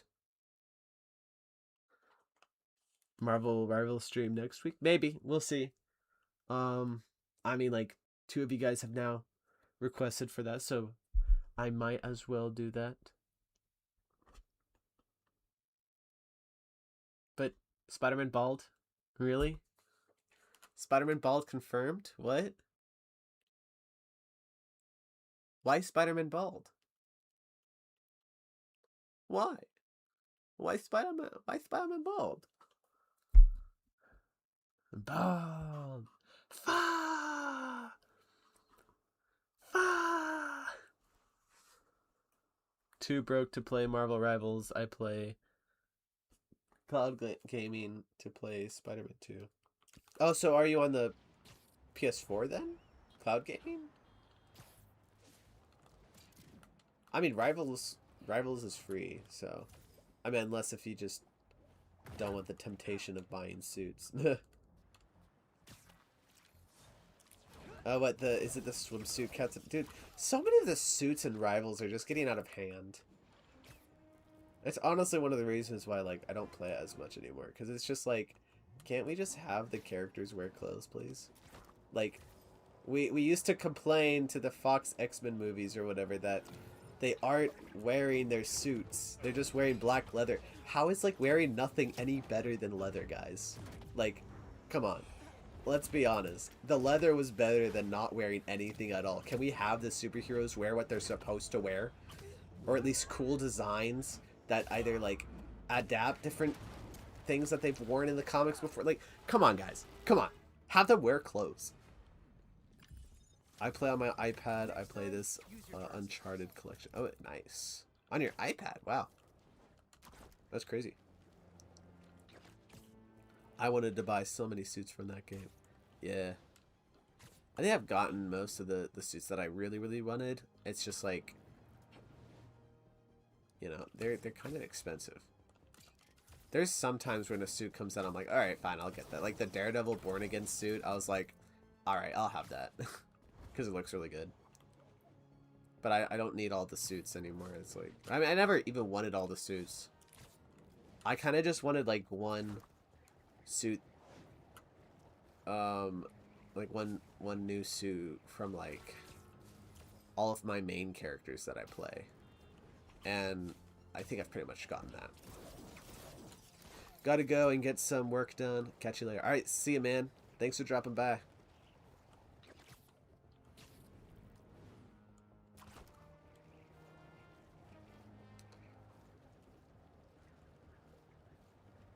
And also, here's another question I have, guys. How does this work? So, like, in the story, this part gets broken. But then I guess, like, this... And also, this is totally gone.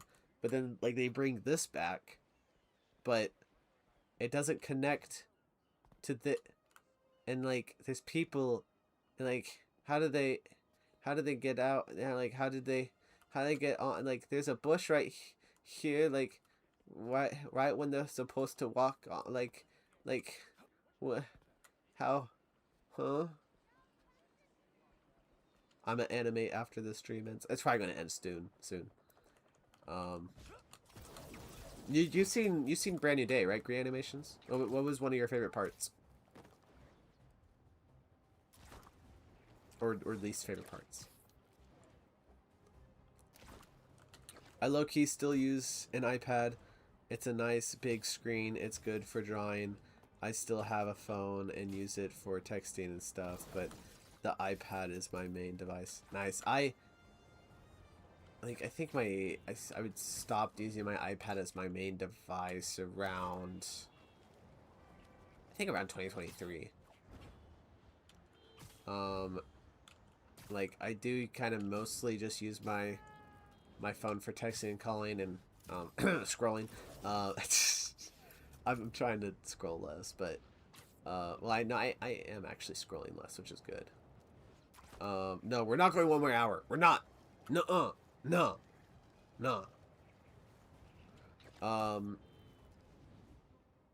I can't believe this has been 5 hours and 40 minutes. That's insane. SB, you good? You still like? You having a? That's funny. It's just confusing, man. Why'd the map be like that? No, we're not going 6 hours, bro. We're not. No. No. It's like the Michael Scott. No. No. If you won't go 1 more hour, go 2 more. No, that's not how it works. That's not how I want it to work. I was talking about something. I don't remember. Do you guys remember what I was talking about? Hunters getting resupplied. I don't think it was about hunters getting resupplied. 20 minutes. I believe in you. Nah, bro. Nah. I've never met her. That girl. She used to be a hunter. Lost her leg in that kill box mess in Trevograd. She didn't want to get out of the game, so she Saw you. went to supplies. I think they saw me. Sorry, were you in the middle of something? Am I not helping? I joined 100. I just joined 100 hours. What? 1,000 hours? I can find 24 hours. Deal. What? No. Keep hitting them. Did any of you guys play the Guardians of the Galaxy game? That game was peak. I'm actually replaying it right now. Or not right now, but earlier today and last couple days. So underrated. That was cool. That was cool. Give me that. Fire in the wall. Whoa, symbiote's dropping in. New animation contest would be cool. Yes, for sure. I mean, I think that's something I can start working on now, since I finally finished the brand new day video. I just kind of wanted to get that done before I started on a project like that. So I can definitely start working on that soon. I also want to do a Q&A. Do you guys think a Q&A would be pretty cool? I know I do these streams pretty often and like I answer a bunch of questions, but I think doing opening a Q&A through a community post, I think that would be pretty cool. What do you guys think? Now I'm gonna be jumpy for at least the next 20 minutes. Gotta go game was fun. All right, thanks for dropping by, man. Till next time. I gotta play the Guardians of the Galaxy game. It's awesome. Yeah, it is. I played the Guardians of the Galaxy game. It was awesome. Yeah. Like story-wise, it's really genuinely like one of the best games I've played. Like, story's so heartfelt. Do the Q&A live? I don't know. I think it'd be fun if I do a video. Like if I think that could be fun because like I mean I've done some Q&A lives before as I've done like stop motion or whatever. So I think like because like you know the live streams are kind of like a smaller community, which I love because I can actually keep up with the comments somewhat. Because if there's like if everyone or most of my channel was watching my streams, I would not be able to keep up with the comments, bro.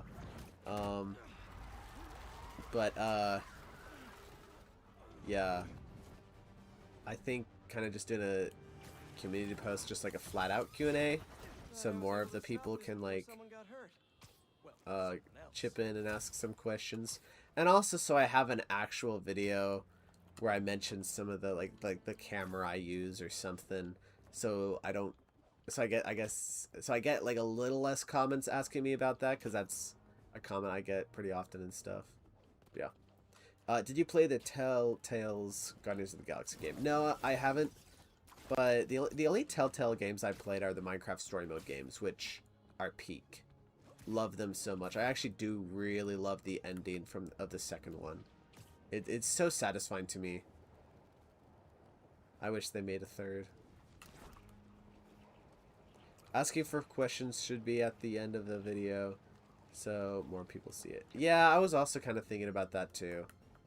For sure. Still need to play TWD? I don't know what that is. If you do a contest, I'll do it. I'm already working on a video. Nice!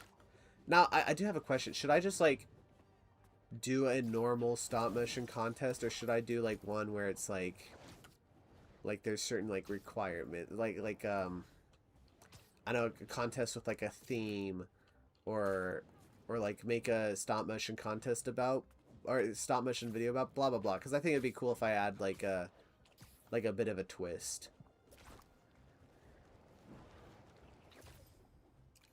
Or something, because I think that would be fun.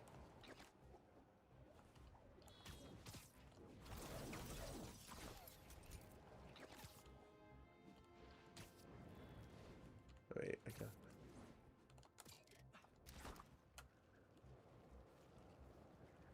In Lego Marvel Superheroes, what is Spider-Man's web grappling to? Is it Uncle Ben? Probably. Probably. Yeah, we need to see Petra and Jesse and Radar. Yeah. Oh, did you know? The actor for Radar in Minecraft Story Mode 2 is Yuri Lowenthal. In other words, it's this Spider-Man right here. I'm not kidding. Look it up. Crazy. Crazy.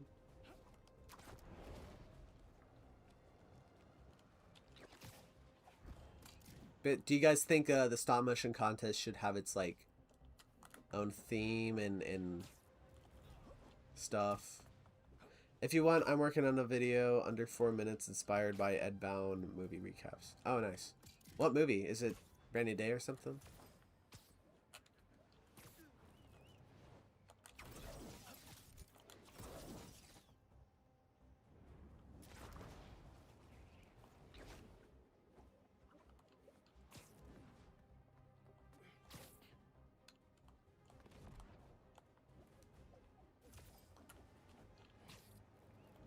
It's a game. Oh, nice, nice. Do you want to say what game it is, or do you want it to be a surprise or secret right now?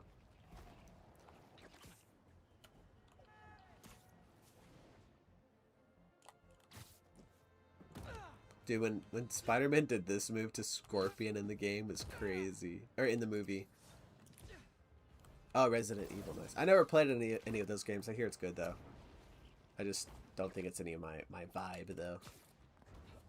Radar is my favorite. And I didn't love his character. I mean, I liked his character. I just didn't love him as much as, like, Jesse or Petra.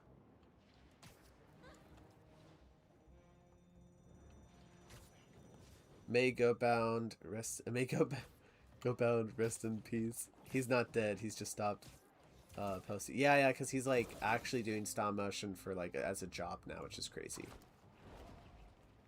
It's honestly so cool. But yeah, the reign of Edbound, I wouldn't necessarily say has come to an end, because he's still doing work, or I think he said that he still posts some stuff, but like the large amount of his presence on the platform is gone. But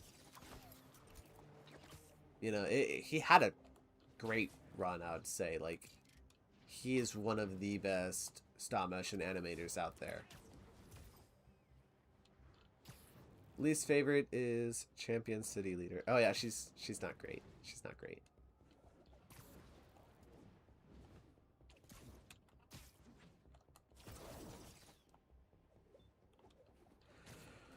Alrighty, guys. Wait, seems like Loft Studios is going to claim the throne. Probably, yeah. I mean, I love Loft. He's great. He's like, I think, one of, if not my favorite, stop motion animators right now.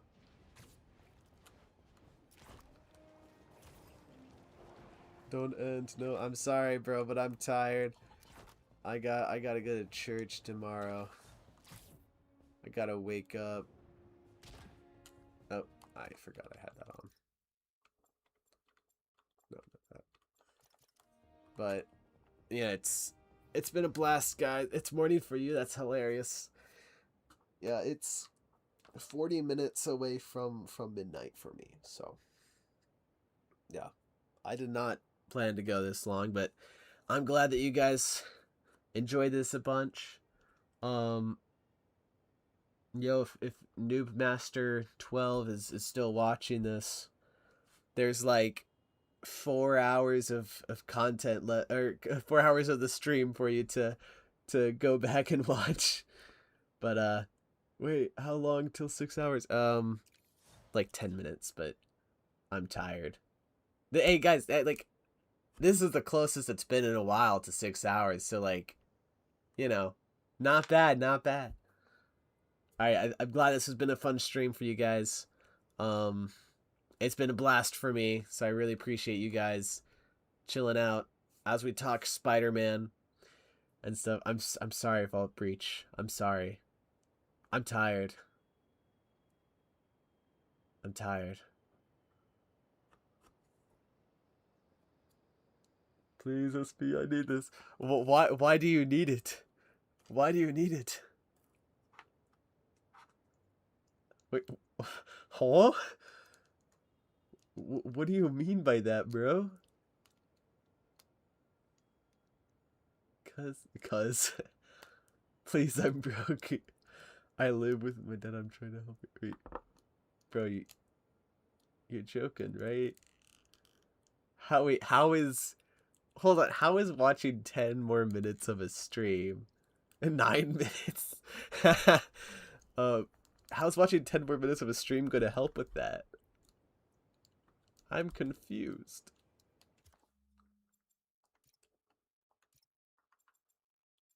I don't see how this relates. Because you get no sleep now. Oh, my uncle got eaten by a lion. I need it. Wait, what? But why? What? How did he get eaten by a lion? Streaming is your life now. Wow. No, I just joined. You didn't just join. It was a bit ago. It was a little bit ago. It was like 30 minutes ago, if not more. My grandma got hit by a bazooka. Rest in peace, my granny. She got hit by a bazooka. Think about her every day. And then I'm gonna stop singing.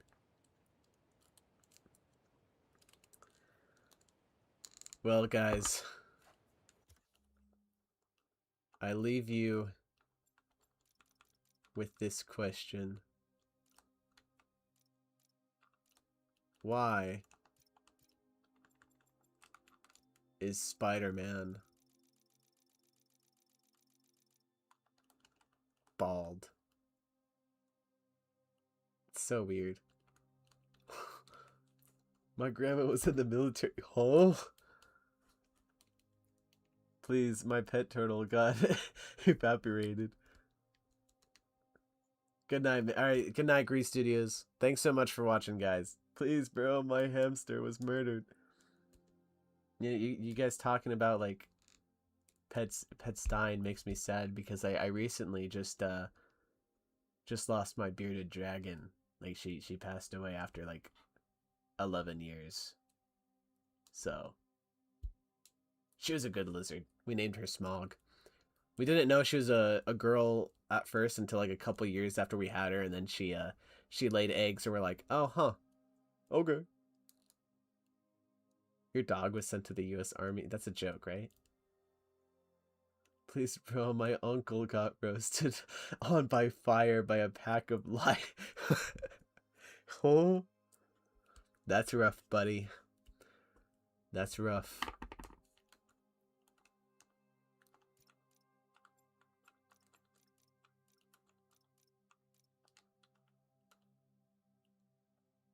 The lions were so spiteful. Let me guess, they peed on him too, huh? Is that what they did? Quote, good soup. Oh no. My girlfriend turned into the moon. That's rough, buddy. I love that show. Such a peak show. Did you watch the movie that came out recently? I liked the first half of it. And then the second, or like the third act was just meh. The posted pictures of on Liongram. Liongram? That's rough, buddy. Nah, not yet. Well, I definitely still recommend it. It's a fun movie. The animation, like, I think the animation is good enough to watch it regardless. What, like, the animation's so good. I have cancer. I'm dying. Don't. Wow. Avatar Peak. I wish I could get the sets. Oh, dude, those sets. So old, so expensive. Oh my word. Wait. No. Wait. Alright, guys. I love y'all. I'm tired. Till next time. Bye. God bless. Have a good night, y'all. Michael, don't leave me here, Michael. Michael, don't leave me here, Michael. My father is dead. Don't. Please, my aunt is. What is going on? When you end stream, my Lego collection will explode. Guys, that is the most sad thing that's been said the last like 5 minutes of the stream. My Lego collection will explode. That's no joke. That's sad. For real though. Good night, man. Alright, good night, man. And to everything that you guys have said about that sad stuff, you know what I say to that? That's rough, buddy. I don't know how loud that. I don't know if that was loud. If that was loud, I'm sorry. Even the lions peed on my own. That's rough, buddy. All right, see you guys. Love y'all. Till next.